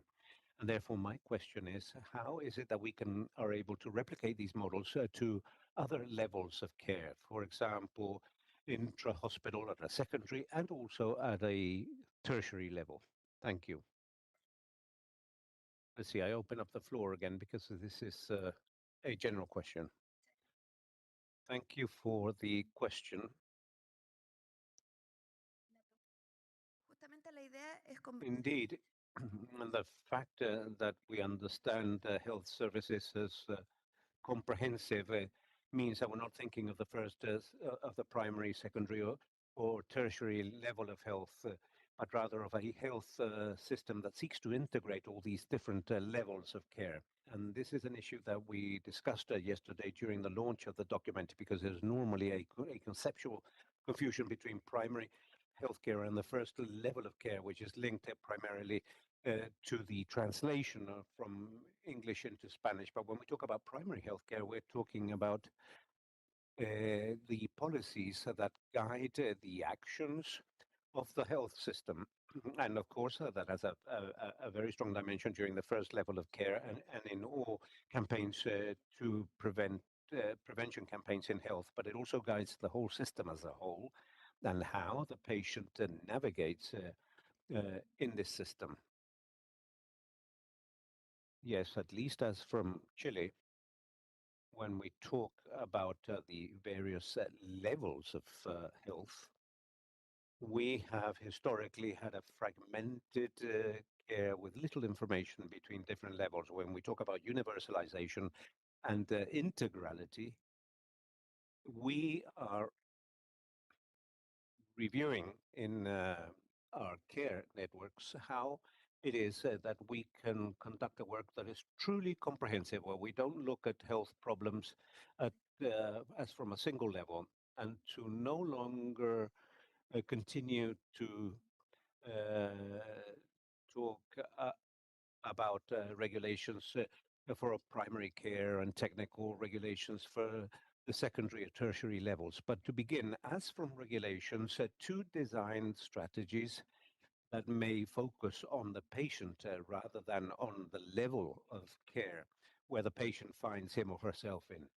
Because we have to change that conceptualization of the patient in the sense that he or she is at one or the other level, but rather the patient has a trajectory in all different levels, maybe in one or the other level, or maybe in several levels at the same time. And therefore, this universalization must necessarily occur in all levels, and thinking about putting the patient at the very center and thinking about the trajectory of the patient and the different care needs that he or she may have. And therefore, this document is geared precisely to that idea, so that we can no longer look at primary care, as we do in Chile, as a primary care that is different to the different levels, but rather we look upon our health system as a single health system with different levels of care, where that patient must have a complete solution to his or her care, so that he or she can go back to his own territory. And the person that has contact with the territory and that possesses the clinical history is this level. So we're advancing in that direction. We're advancing towards having a different outlook on our care with these universal and integrality concepts, by changing the way in which we look at this and the way in which we work in this, focusing on that comprehensive nature and that trajectory. Regina, you have raised your hand. You want to answer the question? No, it was the last question.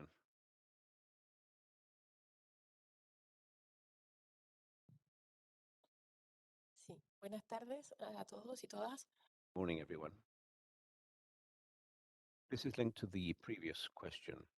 And just to know, or to be aware of the traceability that we will have with our patients of users of both of primary healthcare and also those patients that receive care in the private sector, because patients vary from public to private care and vice versa. And therefore, it's important to focus on the person and on the traceability that may have, because often patients arrive at public healthcare clinics and then or the private sector, and we don't have a continuum to be aware of their clinical history, and therefore we need to take that into consideration. I don't know whether you have thought about this so that we can have traceability, because there may be information that is missed out when patients arrive in the public service or vice versa, and the clinical history simply left standing by there, and that is maybe very critical in some cases.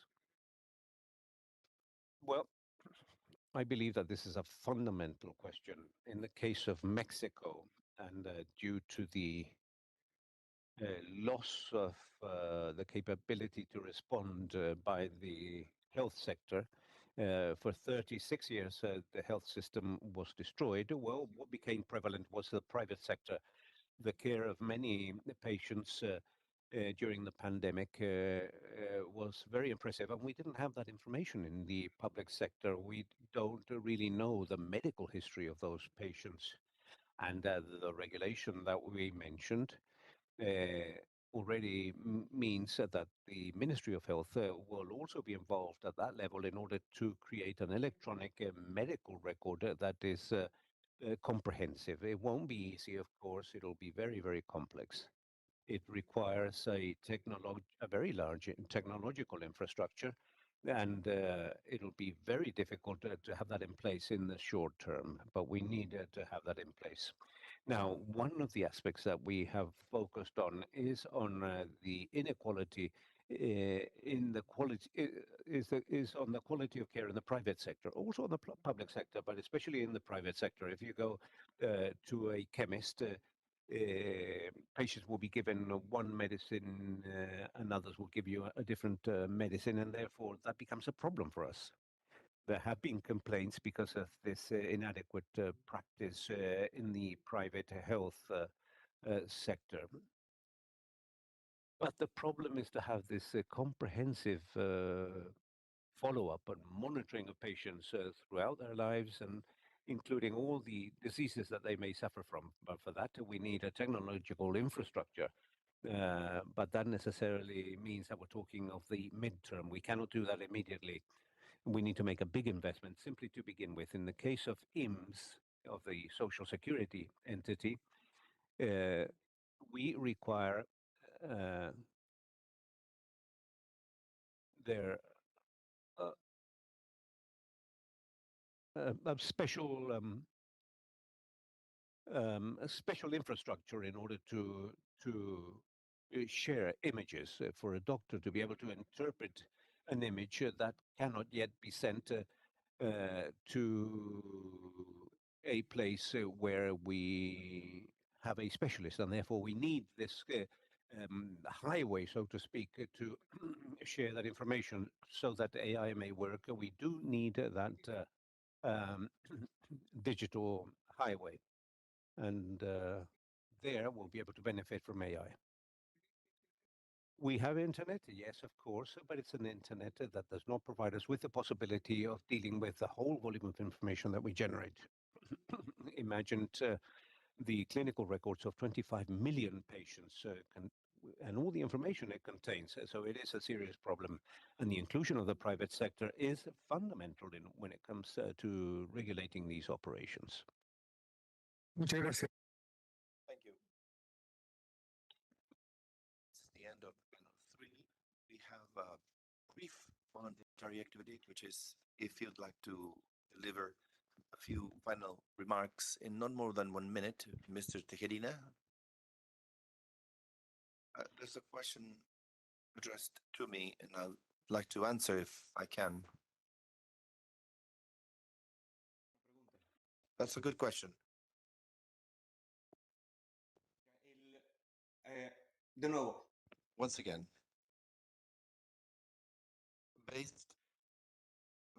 trying to address the huge heterogeneity in the countries of the region, so the answer may vary depending on what country you're talking about. There are early wins that you can get, which are very basic. Minimal technical conditions. There are open source systems or interoperability paths in order to operate data. We truly do not need so much technical capability. It is not about a significant investment. An important topic is the effort. This seems common sense, but it's an exercise that is not done often. The effort of sitting down on different institutions to agree on how we are going to store certain information. That part of data governance is key, and it's something that is not done usually, and it's something that limits the technical part of the interoperability of the fact of sitting down, Ministry of Health, Health Secretary. If there's a family health record, it will capture age groups, or 3 years of age, 4 years of age. How are they going to be classified? We can agree on the drinking water categories, once we agree on that and that the updates can be really done jointly among different sectors, that would have been an important step towards data interoperability. There are a number of legal and cultural things that need to be dealt with, but technically speaking, relatively speaking, is easier compared to um, cultural and technical and political aspects. Thank you. Mr. Victor Closer, any final remarks? I just wanted to mention, as healthcare workers, we have a huge responsibility to our populations. I do believe that we need to foster the ethical commitments with them because you see it in different healthcare sectors. That dedication, that engagement and commitment with the population is disappearing. We do not have those doctors that would actually go to the community and would be committed. The fact of having a doctor visiting a community is very difficult, although they are paid overtime, although they have all what they need. I'm speaking on behalf of Mexico, but I believe this is applicable elsewhere. There's a bigger commitment with the population because only with that ethical commitment we'll be able to achieve a higher degree of equality and equity. If we do not commit, I don't think we'll have the rest. But I believe it's important to have an ethical commitment because we're all the same. Thank you.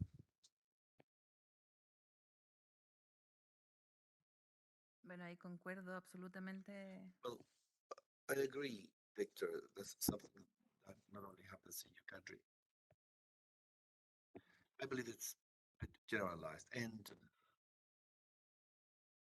reinforcing what we have said. Everything that we can do to progress digitally, if we do not think it through, if we do not act, if we are not concerned about those who do not have connection, or if we are not concerned with those who have less access or fewer skills, we will create additional inequality.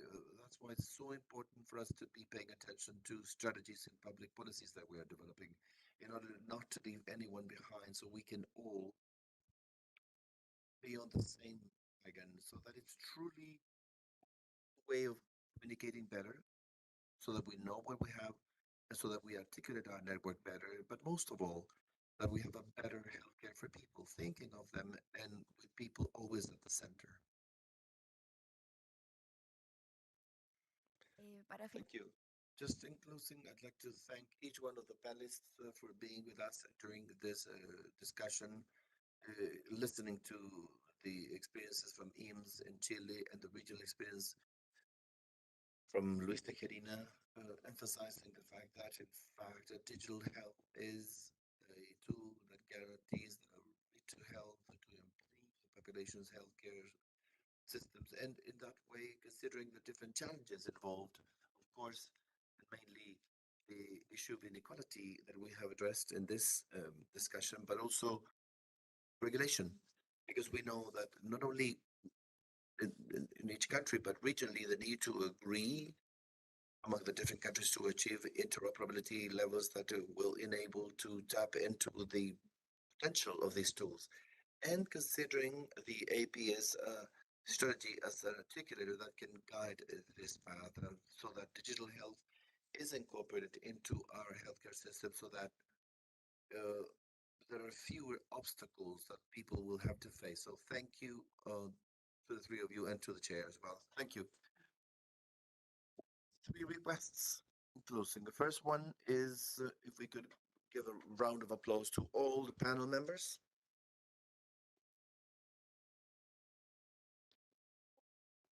La segunda petición. Second one, repeating what we requested yesterday, if we could please answer the questionnaire, the assessment square, because every day we need to assess what we do. And the third request is naturally, well, it's an announcement. It's lunchtime. We can go have lunch, and the request is to be back at 3. Muchas gracias.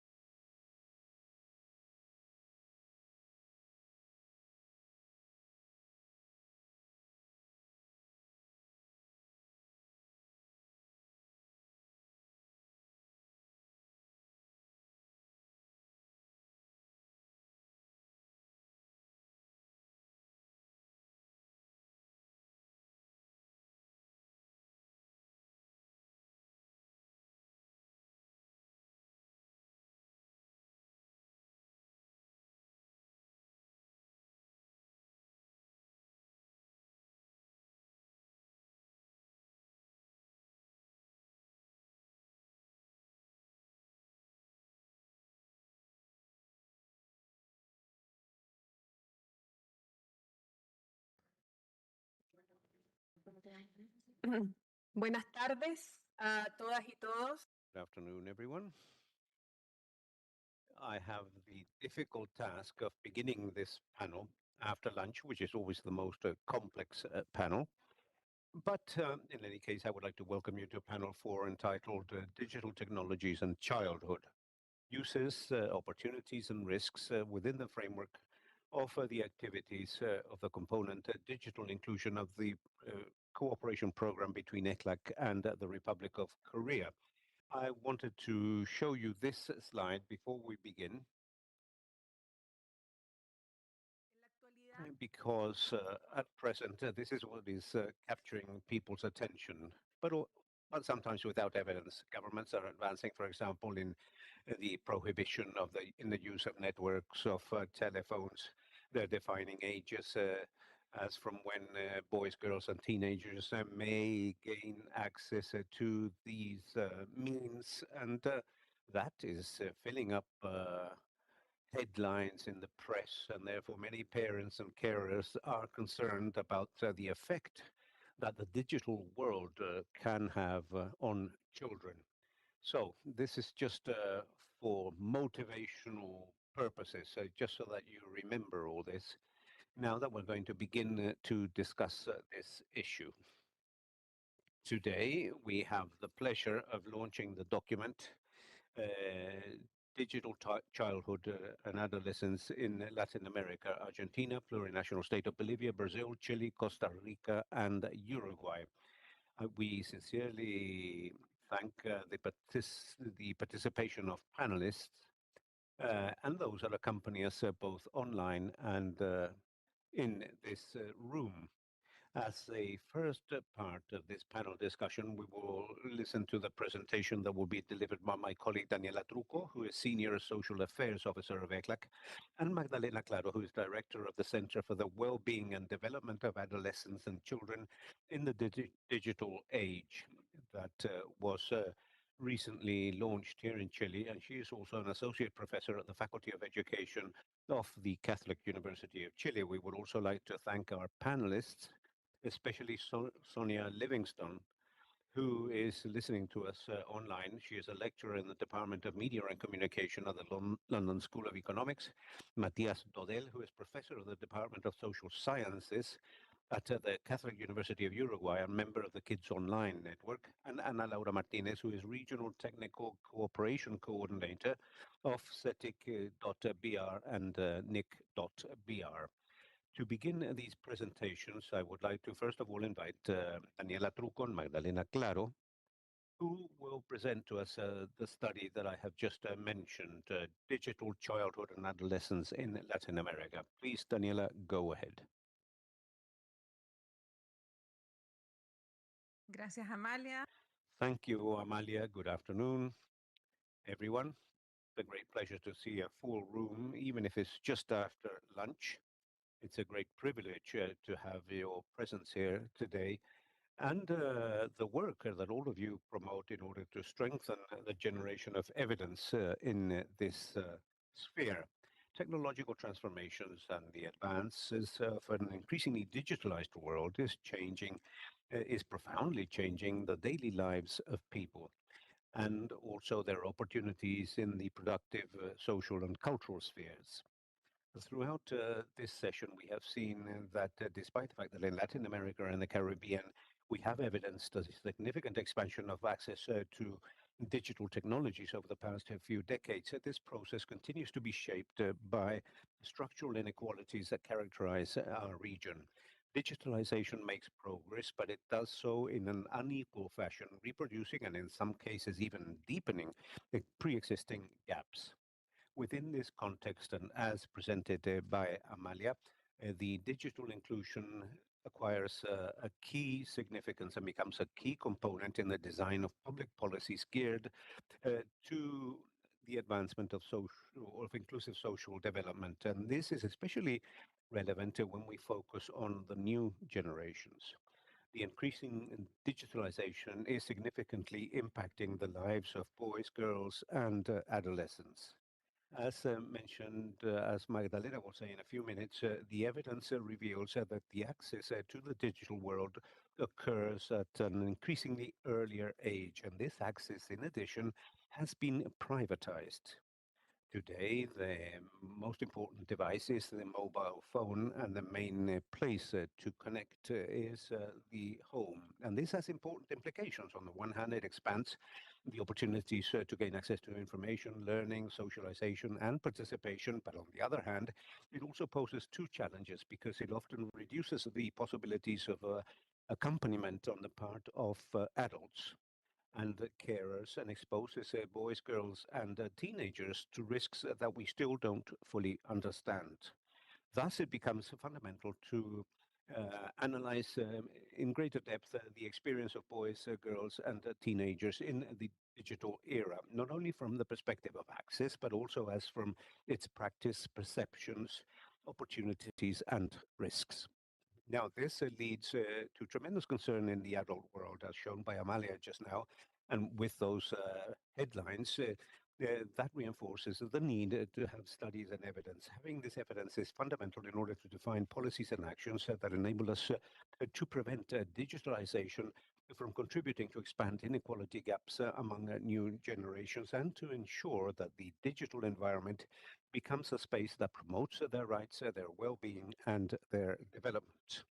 Within this framework, we have the work of the network Kids Online, which is an international initiative that emerges from the collaboration of the UNICEF Research Office, the London School of Economics, and the network Kids Online in Europe. Its purpose is indeed to generate a solid and comparable evidence about the rights, opportunities, and the risks that childhood faces in the digital era. In Latin America and the Caribbean, ECLAC and also UNICEF have actively supported this network that is present today in this room, promoting its strengthening and expansion in the region.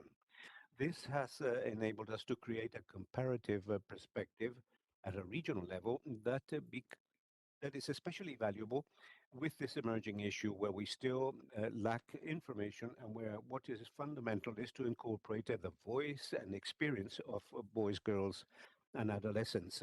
The studies of Kids Online is based on a common methodology focused on surveys applied to populations between 14 and 19-year-olds, which is often supplemented to surveys for parents and carers, and with qualitative investigation research that enables us to delve deeper into more complex aspects. These surveys are based on the theoretical and methodological framework put forward by Kids Online, implemented by Kids Online Latin America, which provides us with a common basis to conduct a comparative analysis at a regional level. And thanks to this effort, the initiative has been developed in different countries of the region. And today we present a second comparative report at a regional level. The first one was launched in 2020 during the pandemic. In this document, we present a comparative analysis of the data obtained from surveys applied in Argentina, in Bolivia, in Brazil, Chile, Costa Rica, and Uruguay.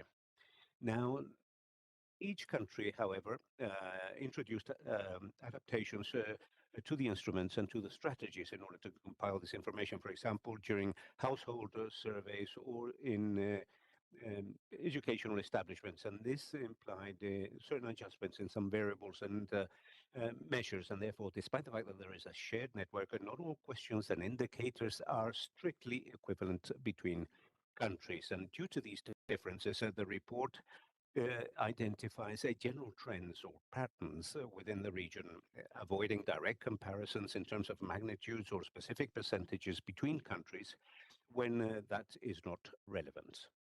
I would like to benefit from this occasion to especially greet the members of the Kids Online Network in Latin America who are in this panel and who have already been introduced and who today also accompany us in this room. From Argentina, Gora Steimer, who was in the previous panel, and Ariel Tofalo from UNICEF, from Bolivia, Jasmine Masso from Universidad de San Paulo, and Jimena Tito from Save the Children.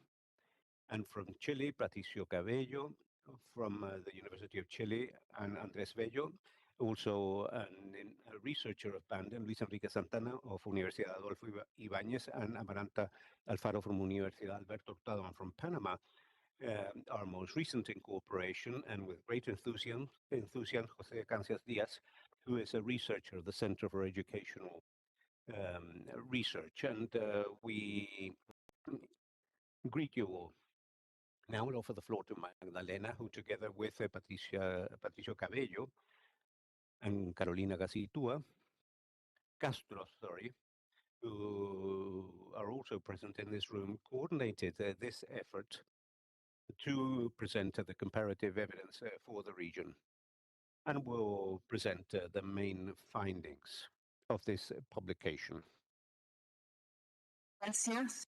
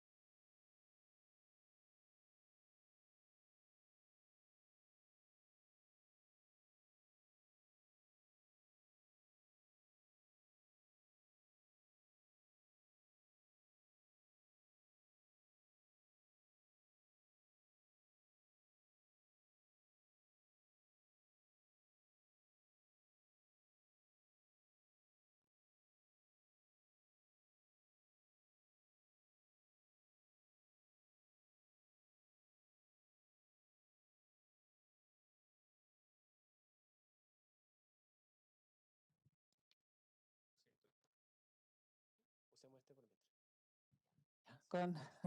Okay. Voy a pararme. Exacto. Bueno, espero que hayan algo escuchado. Está diciendo que también es un honor representar a la red y el trabajo que hemos venido haciendo ya hace varios años y que nos permite también ir mirando y aprendiendo en conjunto sobre lo que está pasando con la niñez y adolescencia en esta era digital y también las implicancias que esto pueda ir teniendo para las políticas públicas y para nuestro actuar vinculado a la niñez y adolescencia. Los datos que les voy a presentar son fundamentalmente los principales hallazgos. Ustedes van a tener el informe. No vamos a entrar en los datos específicos de la figura. Voy a poner algunas como para visualizar, pero organizamos esta presentación orientada, digamos, a los principales mensajes que obtenemos de estos datos. Y después ustedes pueden profundizar o, en fin, también si es que quisieran hacernos preguntas más de detalles, los podemos conversar. Como siempre, partimos con esta pregunta. ¿Aló? ¿Aló?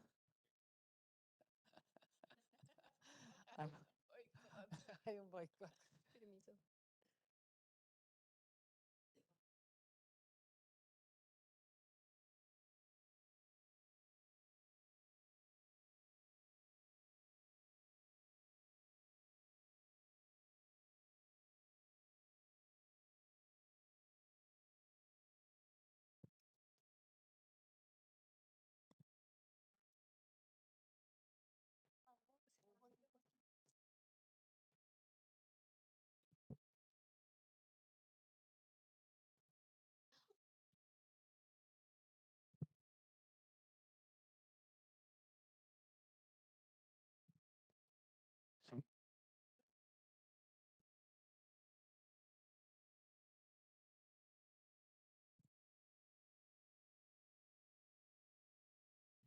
Ahí sí. Ya, la tercera canción, ojalá, no sé si se escucha, se siente medio extraño. Bueno, Entonces estaba diciendo que vamos, como siempre partimos un poco sobre el acceso y las condiciones de conectividad. Y como bien decía Daniela, las nuevas generaciones están teniendo, lo que vemos en la región, un acceso mayoritario en el hogar, pero donde persisten brechas socioeconómicas que uno las puede también visualizar en esta gráfica, donde encontramos hasta 38 puntos porcentuales respecto de este acceso, lo que marca evidentemente una experiencia diferente según el nivel socioeconómico. También, ya se ha dicho, es interesante cómo también en la niñez vamos viendo reflejado tendencias que están ocurriendo en la sociedad, donde el principal dispositivo de acceso es el teléfono móvil, y que en el caso de la niñez y adolescencia, en su lugar como estudiantes también, va teniendo ciertas consecuencias relativas, porque comparativamente la computadora para estudiar, en la mañana se habló mucho, ¿verdad?, sobre lo que implican las condiciones, la calidad del acceso, y en esto el dispositivo a través del cual se accede es muy importante para poder aprender, para poder tener un uso más productivo, creativo. Y entonces este contraste entre un acceso mayoritario al teléfono móvil versus un acceso limitado a una computadora para estudiar marca una diferencia importante, y sobre todo en los niveles socioeconómicos más bajos. Aquí vemos que el teléfono móvil, que es el modo de acceso, se va adelantando en promedio en todos los países medidos de la región. El primer teléfono propio se adquiere antes de los 10 años y esto, como se ha dicho, también se ha ido adelantando. Lo vemos en los datos o en los estudios que hemos podido hacer más de una vez con más de una aplicación. Vemos que en el tiempo esto se va adelantando, el acceso al teléfono móvil. Sin embargo, como decíamos, el acceso a una computadora o un notebook para estudiar es mayoritario en los niveles socioeconómicos altos, sin embargo no así y con fuertes diferencias en los niveles socioeconómicos más bajos. Vamos a hablar un poco sobre las implicancias de esto, pero una de las cosas que también es relevante relevar cuando miramos lo que pasa en el hogar versus la escuela, es que hoy día la escuela está cumpliendo un rol secundario en el acceso y en el uso. Y esto va, yo creo, y lo vamos a comentar después, pero va desafiando a las políticas educativas de una manera importante, porque finalmente cuando estamos en el entorno escolar, tenemos posibilidades de acompañar pedagógicamente y de reforzar también o disminuir brechas digitales. Las políticas digitales en educación han tenido ese rol en América Latina y hoy día vemos que ese rol se está perdiendo y no están teniendo la relevancia y el rol que quizás debieran estar cumpliendo. Respecto de los usos y las prácticas digitales, aquí también un factor que diferencia mucho los usos tiene que ver con la edad, y lo que vemos es que el uso de dispositivos, de plataformas aumenta, evidentemente, aunque hay ciertos dispositivos que son más relevantes en los menores, que son sobre todo vinculados al entretenimiento. O sea, el Smart TV aparece en todos los países con un rol bastante importante en términos de uso y de uso para la entretención. Luego también vemos que la participación en estos entornos está vinculada, y las prácticas, digamos, fundamentalmente al entretenimiento, al aprendizaje informal y a la comunicación, y donde vemos que dentro de las actividades audiovisuales, todo lo que tiene que ver con la visualización de videos, de películas, el entretenimiento, tiene un rol muy importante. Entonces, por ejemplo, aquí vemos cómo la mayoría de los niños y niñas indica ver series, películas y videos en el entorno digital. Y también vamos viendo que Internet se ha ido transformando en un espacio significativo de aprendizaje formal e informal. Y esto es importante porque vemos que también, si miramos las políticas educativas, de alguna manera estamos hoy día encontrando estudiantes en las aulas que están accediendo y aprendiendo. Y vemos que en gran parte de los países, en todos los países, por ejemplo, el ver videos de tutoriales a través de Internet, donde se les enseña a hacer cosas, es una práctica muy difundida, muy extendida, y que implica varias miradas a cómo están aprendiendo las nuevas generaciones y que de alguna manera también nos desafía en cómo acompañamos esas formas de aprendizaje que son nuevas. Hasta ahí un poco lo que uno podría decir son oportunidades de este espacio digital y cómo vamos viendo brechas y también algunas prácticas que son relevantes de mirar. Respecto de riesgos y de experiencias más bien negativas, así como se ha ido extendiendo el acceso a oportunidades, también se va extendiendo, digamos, o ampliando el acceso a experiencias negativas. Evidentemente, mientras más estamos en el entorno digital, también más probabilidad de que podamos aprovechar oportunidades y también que podamos tener experiencias negativas. Y también en la medida que esto se va expandiendo, también se expande el reporte de usos problemáticos.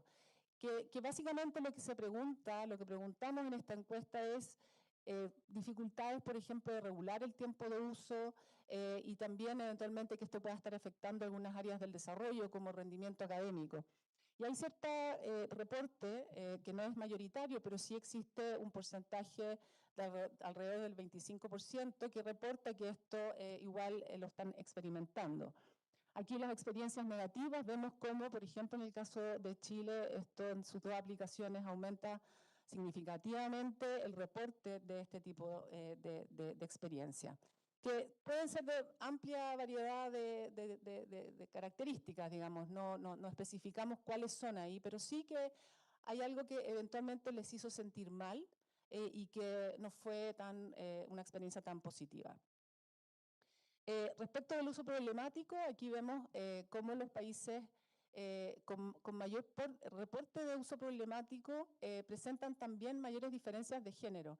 Y eso es interesante porque también hay un reporte desde el lado de las mujeres de tener mayores experiencias negativas. En la mañana también se hablaba, por ejemplo, de la violencia digital, etcétera.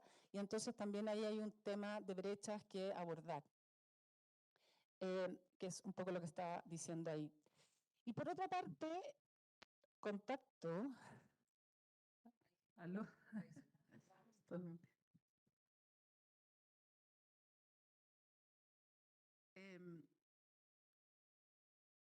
También está la pregunta por el contacto. It's always the question in terms of contact with the unknown. For example, we know when children play online, they meet people they don't know, or they're also talking on the internet with people they don't know. And the question is, okay, how much do you contact them? And those who contact unknown people, if they meet them face to face, it's very important to make that distinction. One thing is to establish some contact, and something else is to have implications in terms of the more face-to-face links. And what we see is that contact with unknown people increases with age, with socioeconomic level, in some cases close to 50%, but of that 50% less, we have a range, Costa Rica 14 to Uruguay 46.5. Of those that contact people between 20 and 30%, becomes a face-to-face contact. So it's important to see these distinctions and to understand the extent of phenomena. Another risk area that creates concern is the online betting. Argentina introduced it, and it shows it as an emerging practice, especially male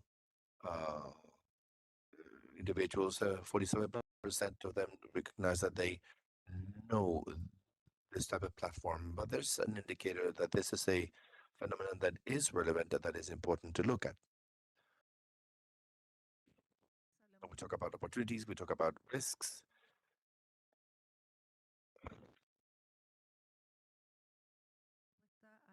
A los niños, niñas y adolescentes. We ask boys, girls, and teenagers about their perception of mediation, what happens uh,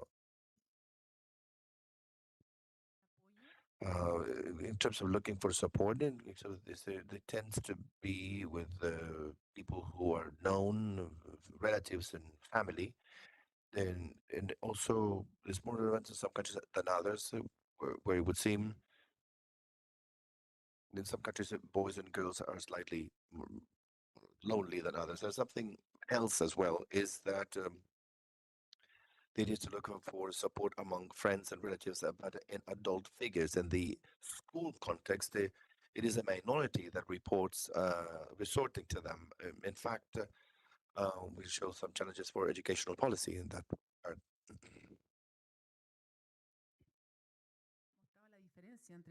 This shows the difference. Chile, 43%, telling us that they're looking for support in the case of negative experiences, versus Brazil, accounting for 87%. As we said, we cannot compare with a lot of certainty these figures, but they do show some trends that one might pay attention to.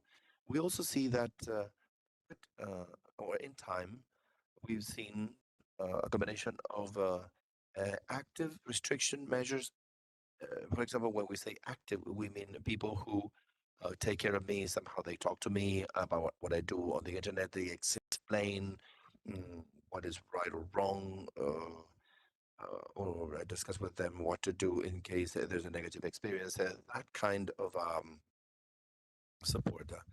And the restrictive ones have to do with certain rules of the game in terms of what I can see, what I cannot see. So we see that truly these strategies are combined. It's not that there are parents who only have active strategies and others are restrictive about it, but we do believe, and we see, at least we saw this, active mediation becomes a more relevant practice in time, relatively connected with restrictive mediation type of performance. And once again, the school context, another piece of information that is relevant to consider. What we see as well is that when we ask about this type of strategy, it would seem that mediation in the school world is much more cognitive compared to when they explain that there is a true information or true or false. So kind of informational mediation, and somehow policies have been working they've been working on it for longer, but report in terms of I don't know who I can resort to, or they tell me what to do if I have a negative experience. This socioeconomic, socio-emotional aspect that helps see their cognitive development, socio-emotional of new generations. Briefly on mediation. Now, what about the digital skills? Digital skills have been observed in these reports, and what we see is that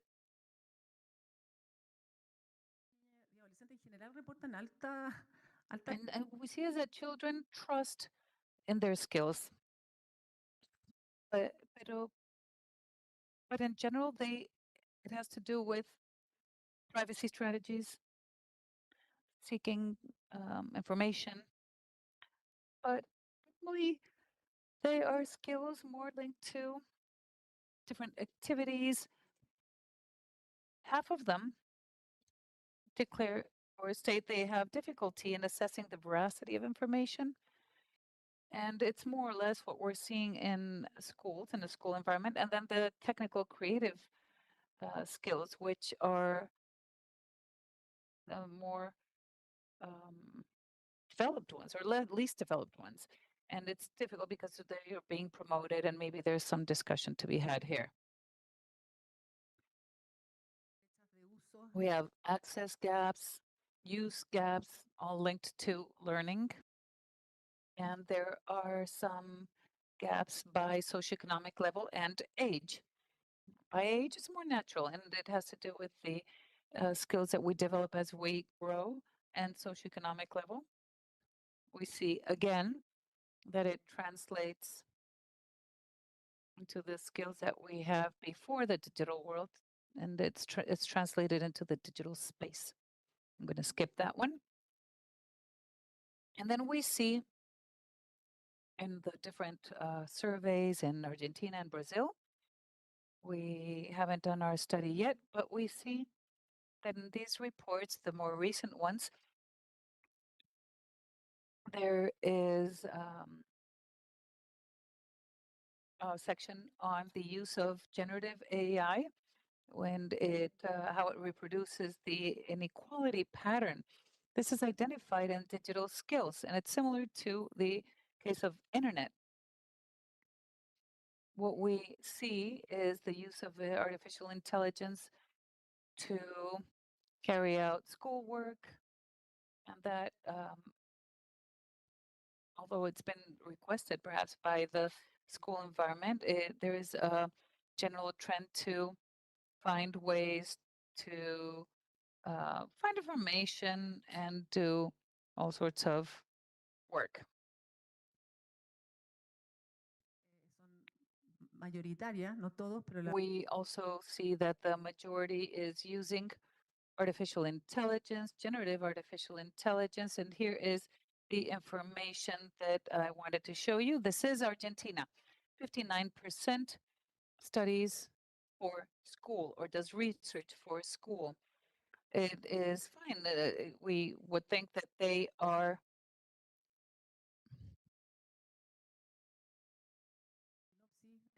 working on that. This is a very brief overview of the results so that you can become interested in the report. We are also still looking at it, looking to hear comments and feedback to see what other perspectives there may be. We also see that it's important to advance towards inclusion oriented to the well-being and development of boys, girls, adolescents.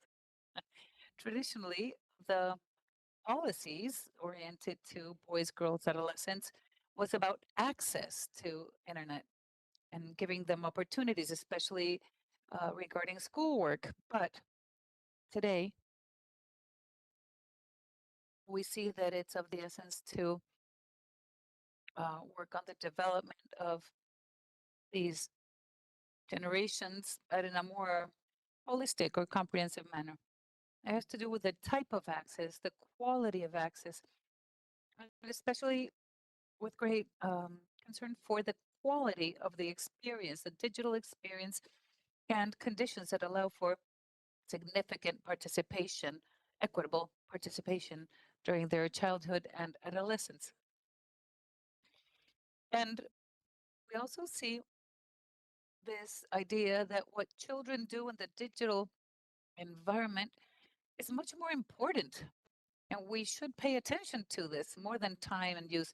Sometimes in the media, we see reports about the number of hours, but that really is not the most interesting. We need to look at their experience online. These data help us look at it more in depth.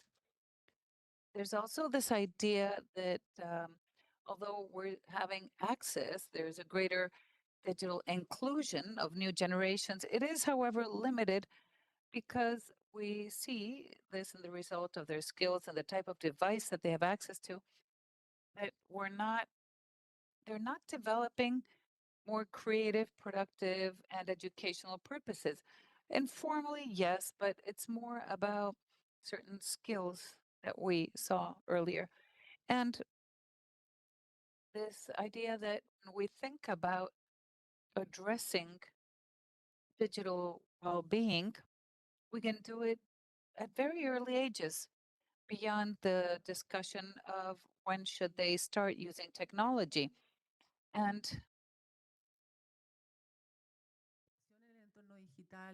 it needs to be a positive environment. It's critical and creative, and there needs to be privacy. It needs to allow them to prepare to participate with a digital identity.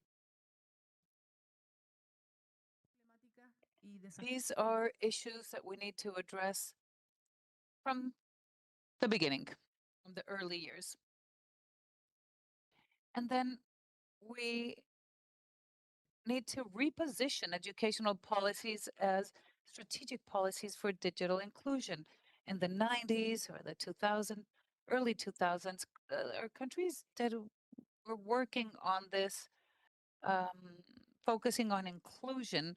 But as we've seen in relative terms, when we look at everything that's happening with this acceleration of digital, all things digital in the household, and with the discussions that we're having in our countries about restricting, forbidding cell phones because of the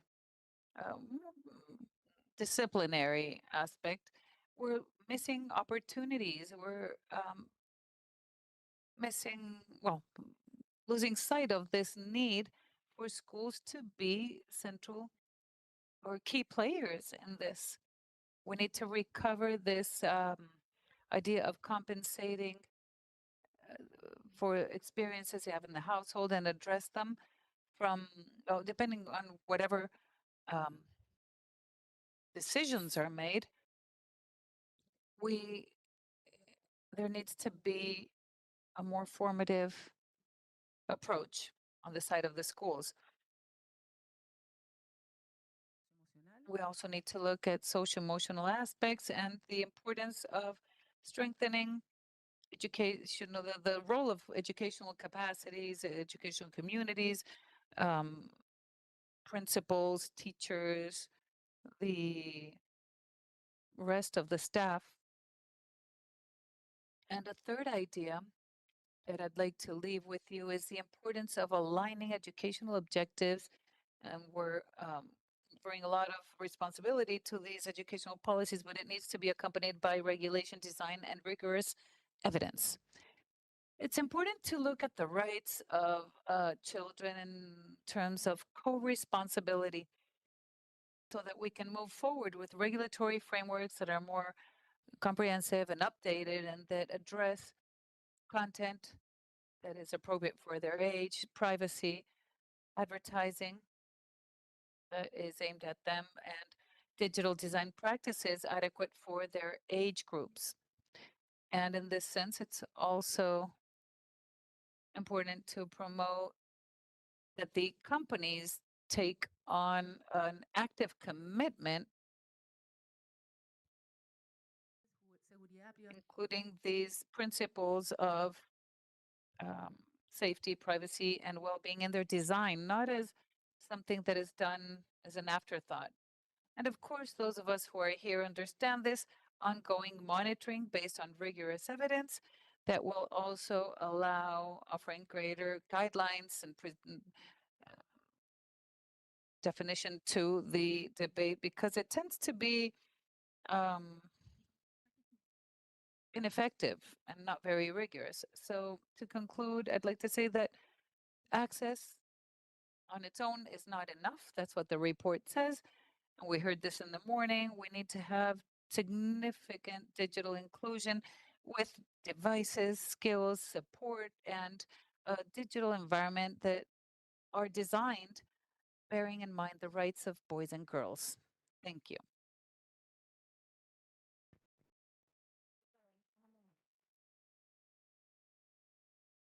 Muchas gracias, Daniela y Magdalena. Thank you, Daniela, Magdalena, for this excellent presentation. First of all, I'd like to stress the collaborative work that was done by the group, also public policies and other countries that may want to join would be great for Kids Online. And the conclusions of the study show the importance of guiding the use of digital systems for children and how to accompany them. Magdalena mentioned that the kids' involvement is key in generating these policies with Kids Online. So this report is available online in Spanish. There's a few copies outside, and it will soon be translated into English. We will now begin with the commentators round.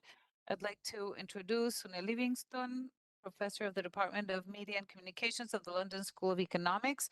She is a leader and promoter of Kids Online around the world. So thank you, Sonia. We can see you. Thank you for joining us virtually. We know you have a very tight agenda, and I also understand you were recently in South Africa. So thank you very much for joining us and being here today. Your comments in this panel. The floor is yours. Thank you. Wonderful to be able to join you. I'm sorry I can't be there in person, but I am very impressed at the quality of the work and the breadth and ambition of the work that has been presented today and that has been underway for some years across Latin America. So I think I'm invited as a founder of the Global Kids Online Network, which we began 10 years ago with UNICEF colleagues from the Office of Research, and trying to kind of harness the power of having UNICEF offices and research teams and other key organizations that could undertake the task of both developing research representative samples of surveys of children in each country, and then also doing it in a way that was comparable. So I lead now the Digital Futures for Children Centre at the London School of Economics with the Five Rights Foundation. And we are always looking, as I think you are, to find ways to bring the research to advocacy and to policy and practice. And that's the kind of the happy combination that we think will make for sensible and productive policy that will serve children well. So, 10 years ago when we began this work, and we'd already been doing some related work with the EU Kids Online Network in Europe, even 10 years before that, the internet was a very different place and a very different phenomenon, and children's lives were so different in so many ways that the process of doing research over time is always trying to keep up with the transformation of the internet. So even 10 years ago, the internet seemed a very desirable and valuable tool, but one that was somehow optional. And now what we see is it's become embedded in every part of daily life, increasingly in countries around the world, and it is incredibly interconnected. It is no longer optional, and it's part of how children learn, part of what family life looks like, part of how they communicate with their family and friends, and it continues to change as the platforms, the databases, the automation and the commercialization of the internet feels to many, I know, as if it is driving our expectations of childhood rather than a tool that we can harness in ways that we have control over. So it has been a very eventful 10 years, and many aspects of children's lives concerning their education, their communication, their family life are now sitting on a commercial platform that in some parts of Latin America, I know especially Brazil, there has been very noteworthy efforts to regulate. I know in other parts of the continent, more emphasis goes on education and ensuring that children can understand and navigate the world they're in. So Global Kids Online, the idea was really to produce robust methods, comparative findings, though I completely understand Daniela's concerns not to be too precise in how we compare, because countries are so different in so many ways. And to hear from children's accounts, children's own reporting of the role of the internet in their lives. And I want to pause on that point, because it is radical to have such an astonishingly valuable database that comes directly from children, for the most part in internet governance processes and public policy processes. Children do not get such a say in many parts of the world. So this is a very notable data set. I read the report with great interest. I think Daniela said it's not yet in English. Well, AI made me a version that is kind of English. And so I think I have a sense of what has been said. In my work, I think in many of yours, a child rights approach, a children's rights approach is the integrating framework and the mechanism by which we can make the translation from research to policy. So I just wanted to note that the 5 themes of findings that the report addresses map very neatly onto a range of very important rights in a child rights framework, and a framework that has been interpreted for the digital world by the Committee on the Rights of the Child in relation to General Comment 25. So the emphasis on access articulates the rights to inclusion and especially the right not to be discriminated against, not to be left out because of protected characteristics. The section on practices and opportunities really addresses the rights, that children's civil rights and freedoms, their right to participate, to express themselves, to access information, to play online, and to be part of their culture, part of their society. These are rights.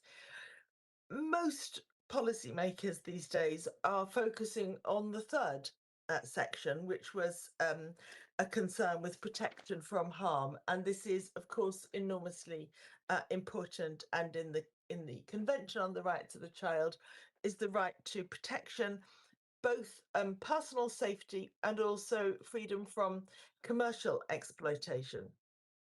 And for that, we need protection of privacy. And I think the policymakers among you will know that protecting children's privacy in terms of their data is one of the challenges that really faces us all. The focus on mediation in the report, the 4th theme, concerns in a rights framework that the position of parents is sometimes somewhat contested and interesting, but I think a rights framework is very clear that the parent's responsibility is to kind of enable the child to grow to independence according to their capacity, according to their maturity, and according to their needs. And so that focus on parental mediation and perhaps also on teacher mediation really captures the way in which age and development are critical. It's a critical lens by which to interpret all the findings in the report, and to really understand how parents and other mediators are kind of enabling children increasingly as they grow to learn and express themselves, and so forth. And then the last theme on digital skills really fits very well with the rights to education. And I've been thinking a lot about what the right to education means in a digital age, and how we can the right to access education, I think everybody understands, to be able to go to school, to be able to learn. But what the educational vision is, where does digital skills play a role in that? I think that's again something that is still open in many countries, and open to consideration. Okay, so why would I map the themes to children's rights? Because beyond the interesting findings that have been presented today and the insight into children's lives, it's also that children's rights is a matter of international law. Countries have ratified the UN Convention on the Rights of the Child, as well as other human rights instruments, which means that every country and state has committed to respecting, protecting, and fulfilling children's rights, and to cooperate internationally.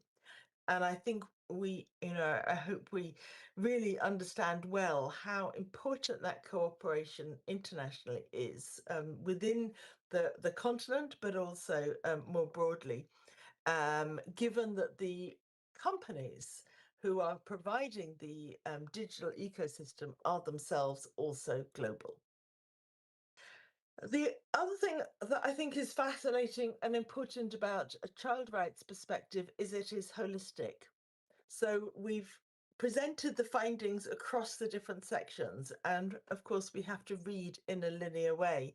But what matters in a child's life is that we understand how all of those parts come together, how their protection is part of their inclusion and part of their digital skills and part of their possibilities for expression. And so really we need to read all the findings at once and to think carefully how all the different findings relate to each other. And I emphasize this point because there is quite a lot of talk in policy circles about trading rights, kind of balancing and trading off rights. And what I value about a child rights framework is it really insists that children should have all of their rights. There is no point of safety if you are so safe that you cannot live in the world. But also there is no point in no opportunity to participate if participation makes you unsafe. Children must be able to participate and be safe. And similarly, they must be able to be safe, but also private, and also be able to express themselves, and also be able to learn. So the kind of all of these really matter, and I think that is the challenge before us.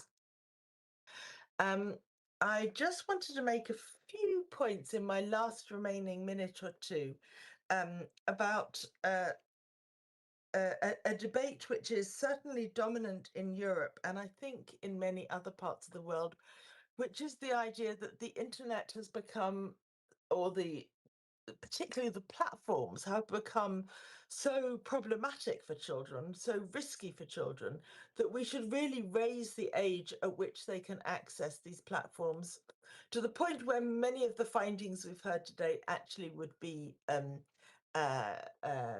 become almost irrelevant. So if we ban children from accessing social media, perhaps also gaming platforms, perhaps also artificial intelligence services, until they are, let's say, 16 years old, as is being discussed in Europe, then many of the findings that we've heard about today will not exist, or may be transformed, or we need new research anyway next year. So it does feel in many countries that this is a pivotal moment in which some of the slow pace of policy and the slow pace of the public debate has led to a considerable public frustration, such that politicians are now calling for bans rather than for regulation of the operation of the platforms, or indeed the education of children. So I'm very much hoping that simplistic solutions, in scare quotes, are not too much on the agenda for you, because it is that holistic sense of being in the world and gaining both the opportunities and avoiding the risks that is so comes very strongly through from the report. So I was interested in some of the findings about children using platforms by different ages, and kind of beginning to try to imagine in my mind what would, if we change the ages, where will they go? Will they go to different platforms? Will the problems move to different platforms? Will the inequalities that come out so strongly from the report also show up in a new pattern of risk or reduction in opportunities? So, this is a moment in which regulation is changing the very world in which we are now trying to do the research. So there are many consequences. Okay, so I think I had my 15 minutes, and there is so much more to say, and I know you will debate and discuss the implications of these findings for many years. I think I would love to leave you with the question of how we can really improve and strengthen the opportunities for children in a digital world, which is very much what they want to happen, while of course stepping up also our efforts to reduce the risk of harm, because as I've suggested, we want both address the risks and also maximize the opportunities. So thank you so much for allowing me to join you today.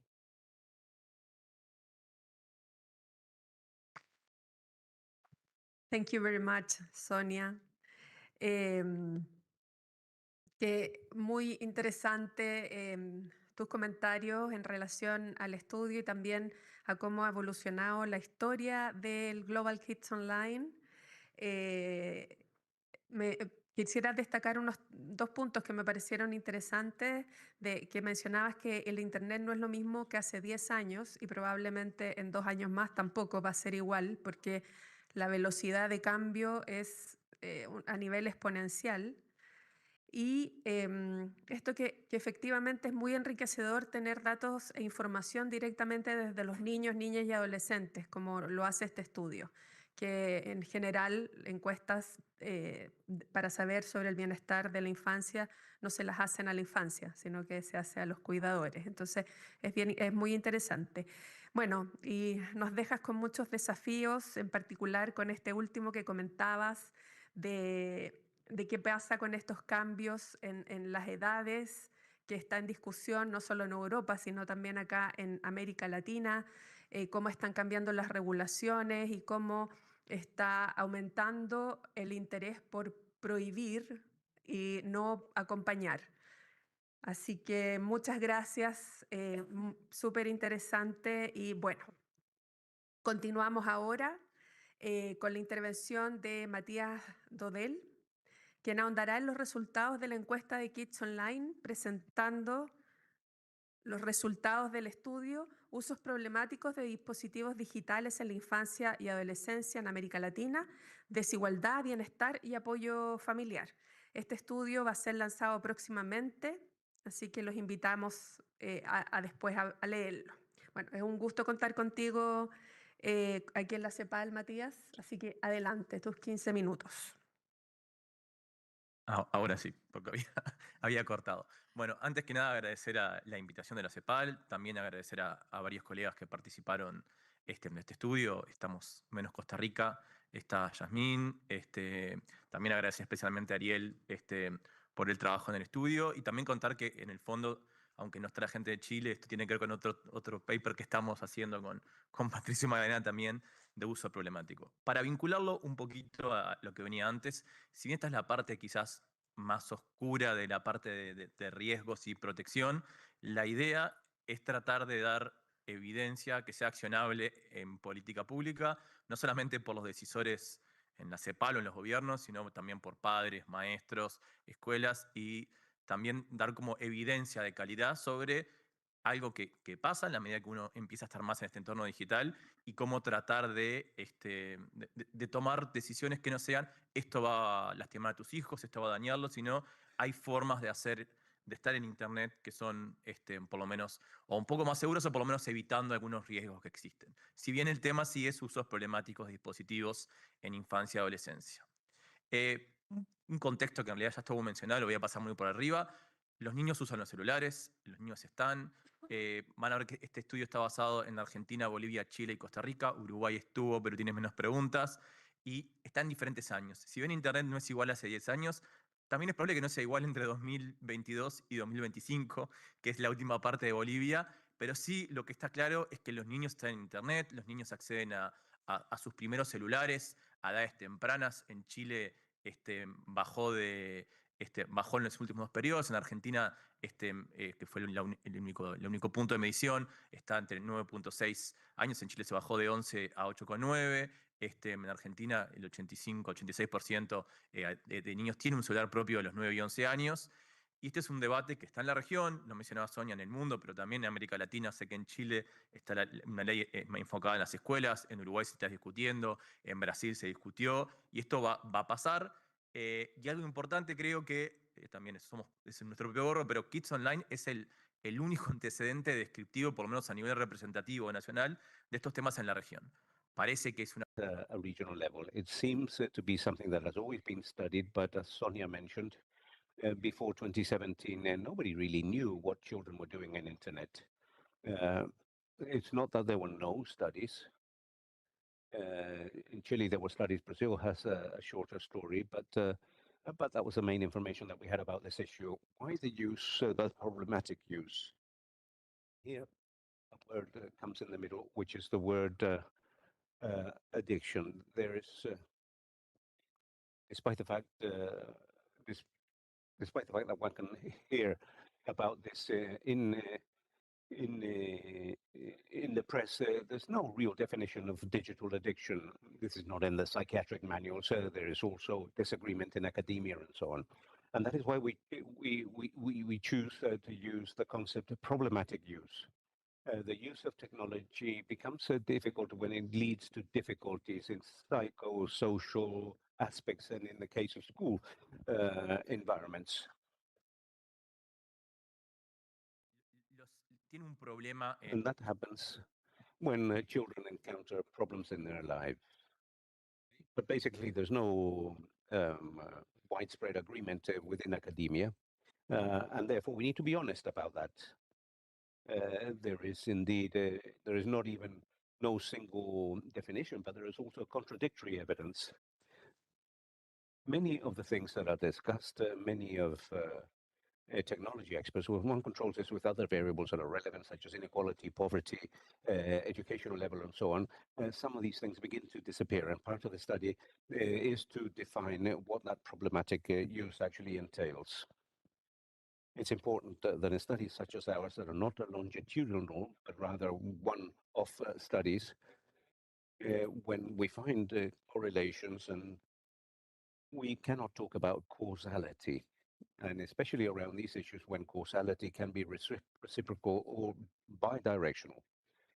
It cannot be that it's worse for children because they have a problematic use of internet, but rather when children fare worse in terms of well-being and face psychological problems, they may tend to use internet and the social media in a problematic fashion. Some of these dimensions are being highlighted by Kids Online and help us to think about the problematic use. For example, difficulty to control time of use, school performance, links with friends, sleeping patterns, and so on. I'll just skip over this very quickly. These are the cases in each country. I would just like to say that what we're doing in this study is to establish multivariate models to see what they predict. And we use these models. And what is relevant here is that we'll be able to control this based on the different factors, the weighting of each one of these factors. And just so that you can have a look at this, Chile and Costa Rica have comparable surveys, Argentina and Bolivia also. And Chile and Costa Rica have questions about the problematic use of the mobile phone. And you'll see that there are big differences in terms of the prevalence of this phenomena. There are issues that have to do with culture, with gender, and with the years when the surveys were done. In terms of video games, there's much more similarity, and these are all phenomena that we will look at, and they're not identical. The problematic use of games online and the problematic use of mobile phones. In Argentina and Bolivia, we asked about the problematic use of internet, and there are some variables that are very, or some results that are very similar, and others are different. They have comparable results, but different methodologies, and they were conducted at different moments. This is a little bit strange, and I would just like to tell you that this is a forest plot. What it does is that what is close to zero is that this is not significant rightwards, the chances increases, and to the left, the probabilities are reduced. In Chile and Costa Rica can be compared. Chile and Costa Rica for cell phones and for video games. And this is what happens in Argentina and Bolivia. In view of the time that I have, I'm not going to discuss this in greater depth, but rather invite you to read the report later on. And there are some results that are important. And some make sense, others are expected, and others perhaps are a little bit less interesting. Now, all countries asked about the age of first access to a cell phone. And the earlier the report of access to the first cell phone by boys, girls, and adolescents, the greater the probability of making a problematic use of internet. And that seems reasonable. The idea would be perhaps it would make sense not to start at the age of 9, but later on. And there is a study to establish the ideal threshold for that. It wasn't conducted in Latin America, but the study shows that after a certain age, the cost of delaying this can be greater than the benefit. Secondly, there is another dimension which has to do with the daily use of several technologies. That seems to increase. Those that are used more on a daily basis, and there is a greater probability here, especially from cell phone to cell phone, from cell phone to video games, and from cell phones to internet in general. And lastly, what seems to be most interesting, especially for Chile and Costa Rica, is that the problematic use of video games is not the same as problematic use of cell phones. The age and gender of children, well, there is a difference there. The younger children, especially boys, have a greater probability of reporting a problematic use of video games, and girls, and especially adolescent girls, but also adolescent boys have a greater probability of reporting a problematic use of the cell phone. And it's problematic here for everyone if we look at this globally, because the use of cell phones is much more prevalent than video games, and therefore, and after that we include the socioeconomic levels, and this is not so consistent. And when we go to videos, well, we find more relevant aspects. First of all, we asked whether this is a variable which is of standard use when it comes to well-being in boys, girls, and adolescents. We call this the Cantrell ladder. From 0 to 10, 0 is worse and 10 is better. And the most consistent and robust predictor in all countries and models is the better the children feel with their lives, the less they report of making a problematic use of internet. And what is significantly reduced is the problematic use of cell phones, in Chile and Costa Rica, video games in Argentina and Bolivia, of the problematic use of internet. But for me, what is most relevant is, and as a policy advice and linked to what Ellen presented this morning, is that this is not only a digital issue.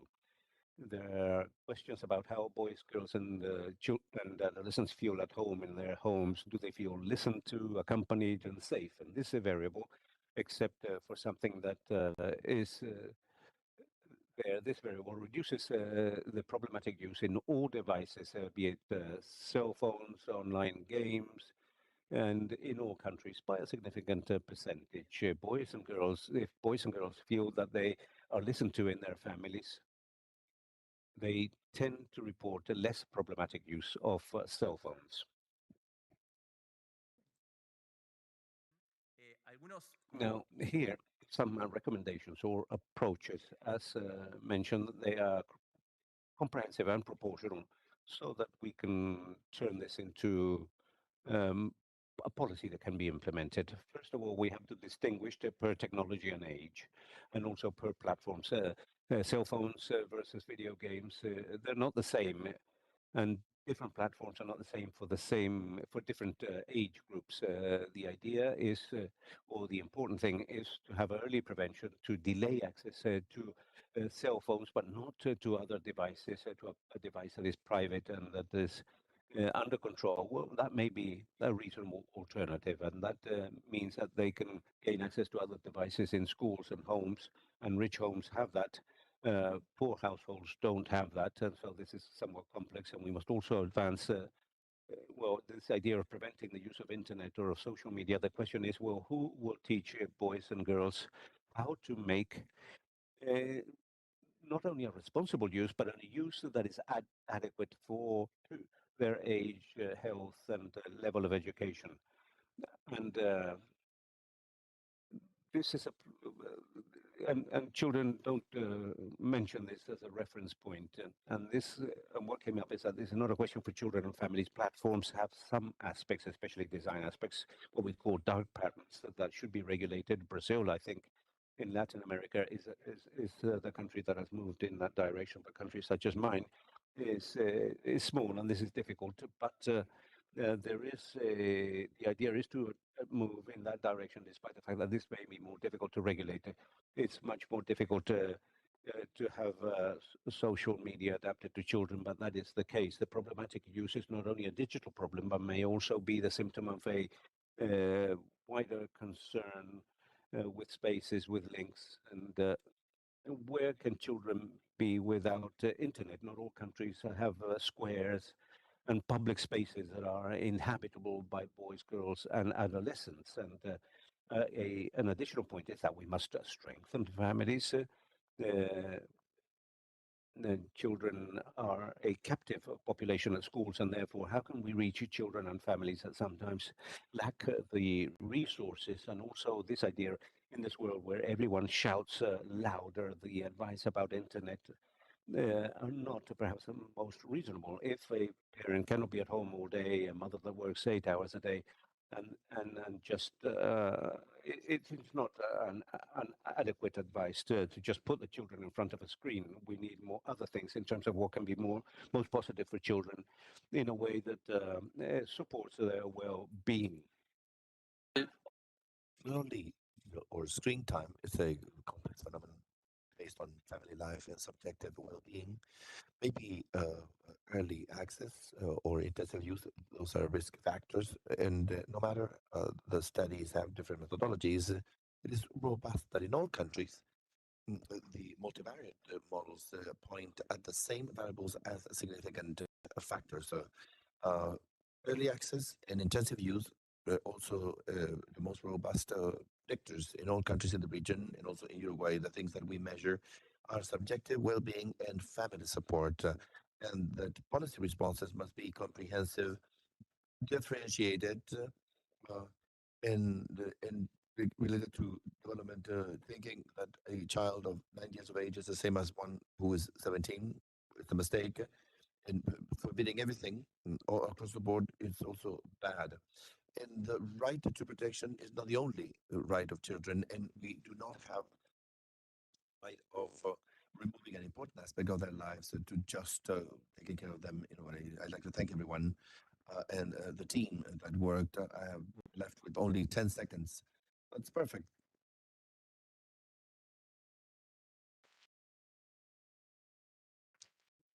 Muchas gracias.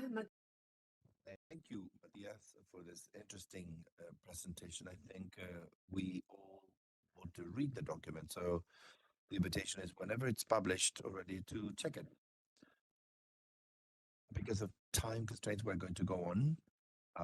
I'd like to invite Ana Laura Martinez, who is also part of the Kids Online Network from Brazil. Ana Laura will delve deeper into the results of the Kids Online survey and will present the first studies of the Children and Safe Digital Environments, Evidence of Kids Online to Strengthen Online Regulation and Protection, study that is also being developed by the network team and will be launched soon, published. Ana Laura, 15 minutes.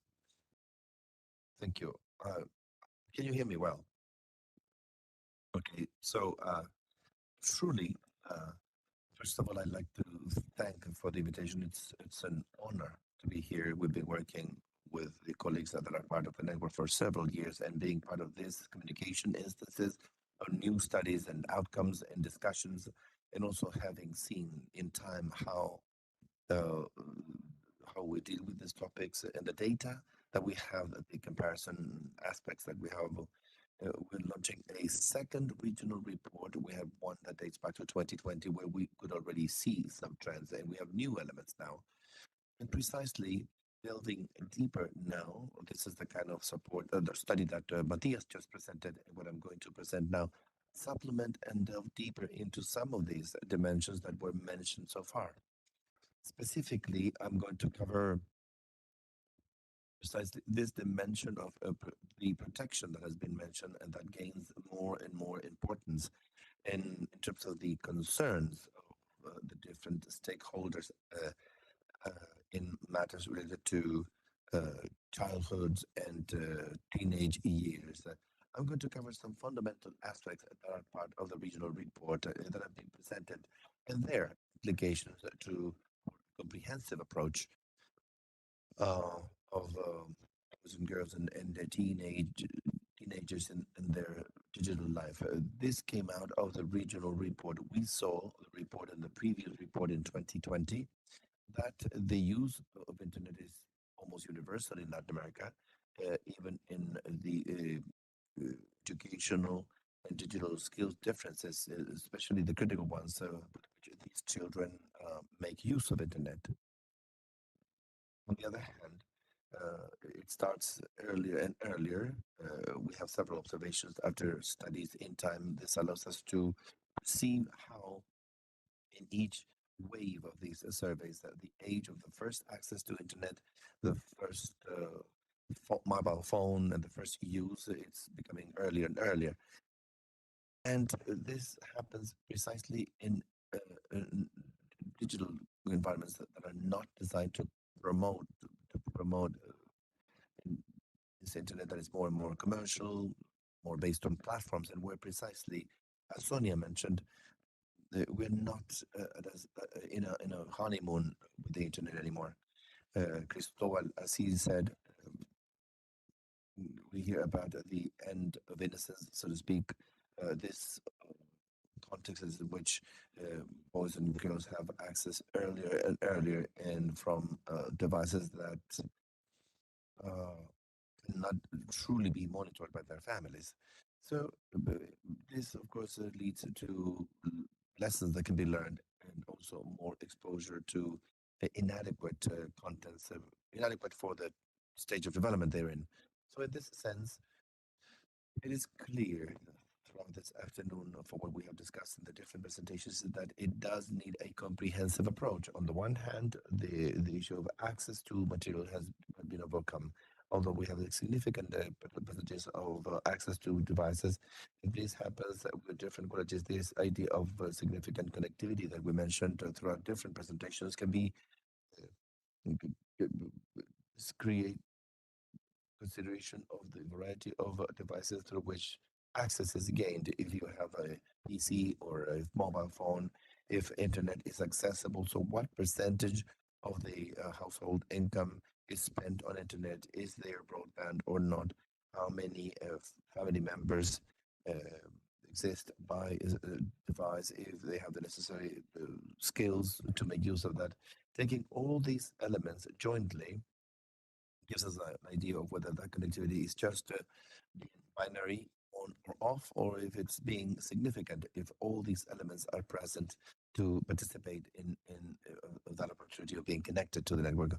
On the other hand, the relevance of these opportunities, family guidance need to be implementable by the family. And what I'm going to delve deeper, the regulatory frameworks and the protection and progression, and to think precisely about the digital ecosystem and the digital platforms in which children are involved in, not only the aspects related to individuals, boys, girls, and their families, and the overload that it means to have to deal with certain aspects, and that it would be much more effective and much more protective if they were designed into the engagement with these technologies. But just to give you some data, not necessarily all countries measure all these things precisely because of the novelty of some of the things that Kids Online addresses. Some countries first ask a question, and then the next wave of the study, other countries adopt those questions. This is the collaborative part of these studies of the network. So some of these questions, and let me explain, I prioritize in terms of the relevance with the topic that we'd like to deal with, and not necessarily having data for all countries that are part of the network. And so I want you to see the profile and social networks in kids from 9 to 14. These stages are the most critical ones in which children should not have their own profile. Many of the social networks, it is assumed that they cannot have a profile before 13 years of age. Look at the percentages here. In most countries are higher than 50 or 60 or even 80%, almost 100% in the case of children who are 13 and 14. A key piece of information that has been mobilized by civil society, in the case of Brazil, very strongly to put on the table. Digital platforms, you have several kids who should not be there, and it's not being controlled, and nothing is being done in order to exercise effective control of data verification.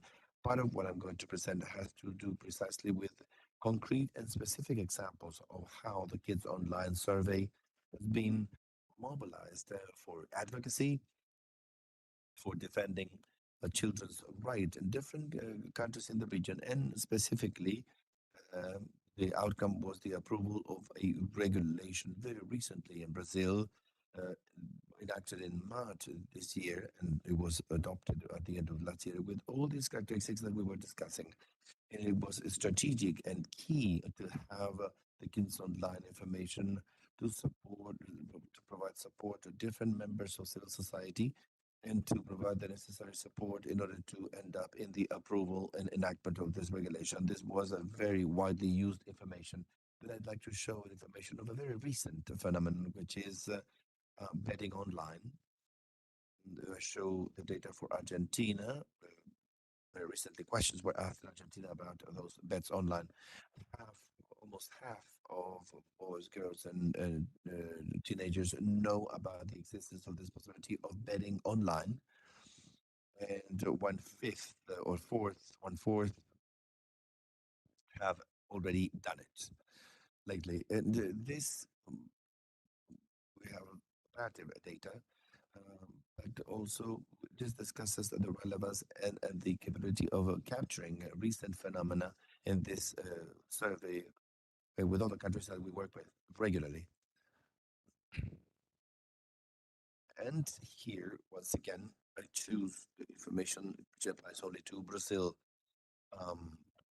There's a more detailed question, but it seems specifically significant, going beyond the self-perception of the level of competence of boys and girls regarding certain digital skills. Supplementing here, objectively, the question is whether they agree with certain statements that account for the degree of awareness they have about the way algorithms work and the commercial logic behind certain platforms where they participate. So these are boys, girls, and teenagers that are connected.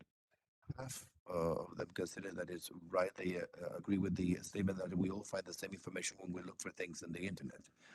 Half of them, they agree with the statement that the first result of a search on the internet is always the best source of information. This is the question in Argentina, and also gets similar results. 45% agree with the statement that the first publication they see in social networks is the last posted by some of their contacts. So how they're is being fed through information that are actively offered through specific profiling, content that is offered that is not necessarily postings of their content. More than half of them have a diffuse awareness about how the algorithm works. So I believe it's quite significant to have that set of information.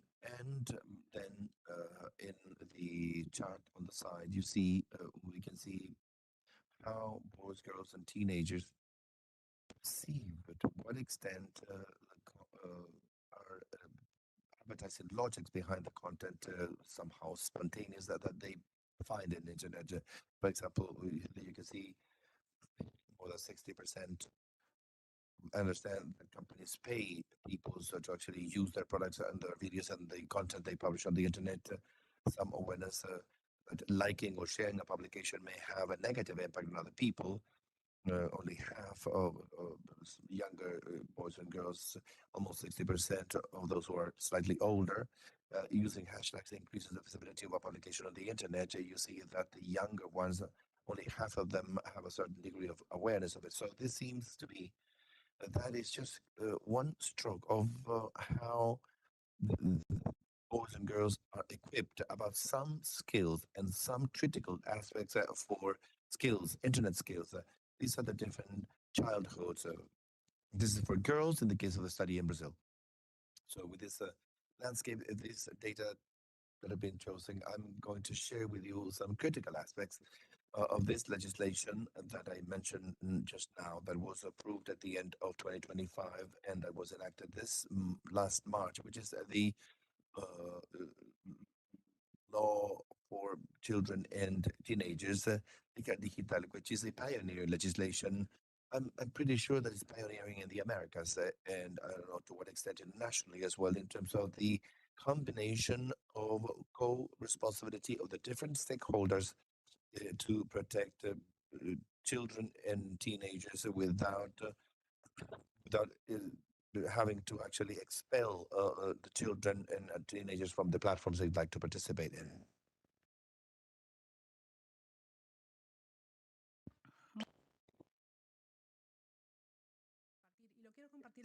This is relevant. I wanted to share it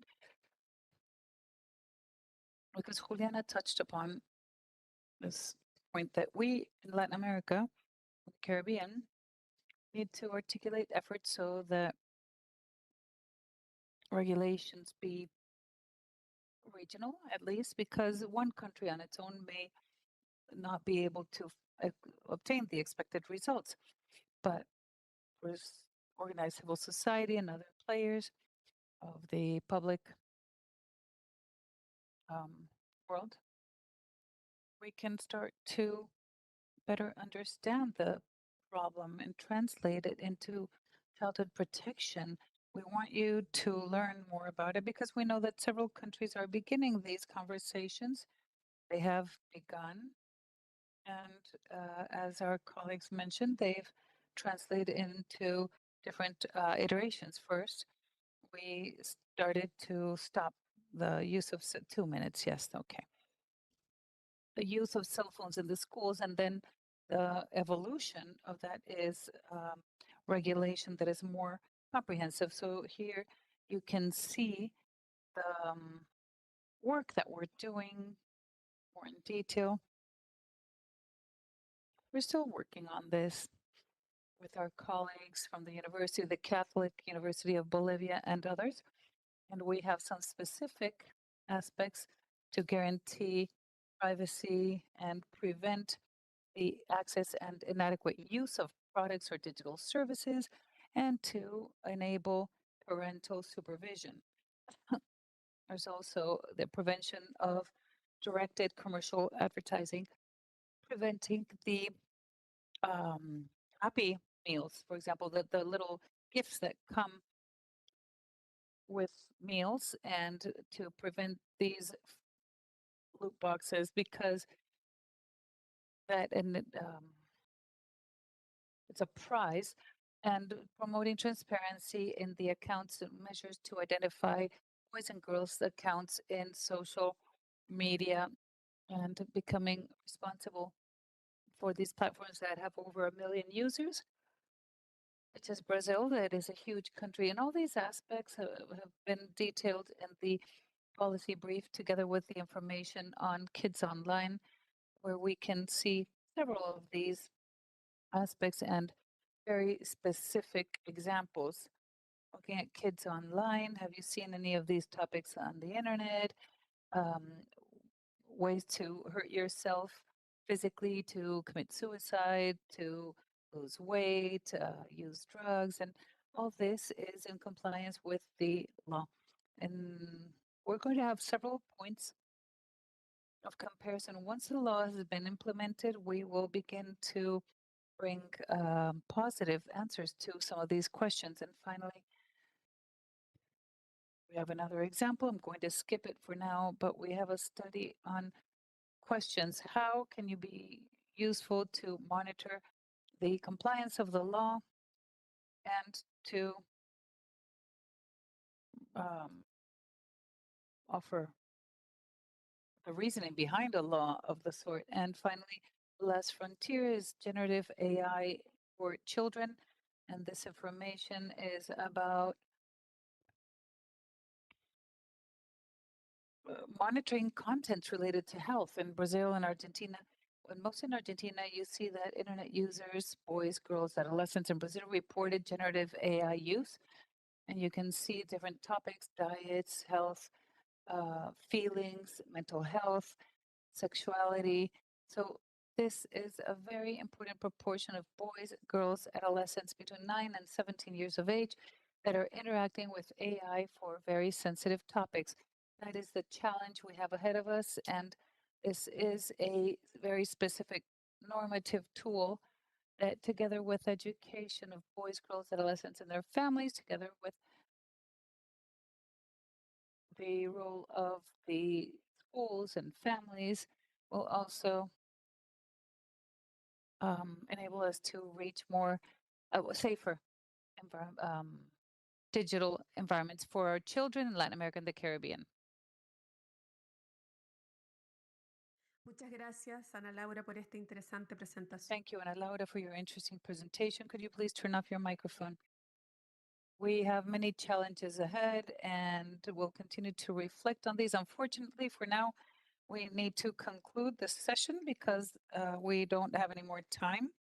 I would like to ask that you complete the survey so that we can complete our work today. I'd like to thank the panelists and the commentators. If we could all give them a round of applause. Thank you all. Thank you for the Kids Online Network. And I'd like to invite you to the parallel event, New Metrics for Old Problems, Educational Inequality and Social Mobility. I'd like to invite you, but there's a coffee right before that for greater motivation. So this will take place at the Enrique Iglesias room. Thank you.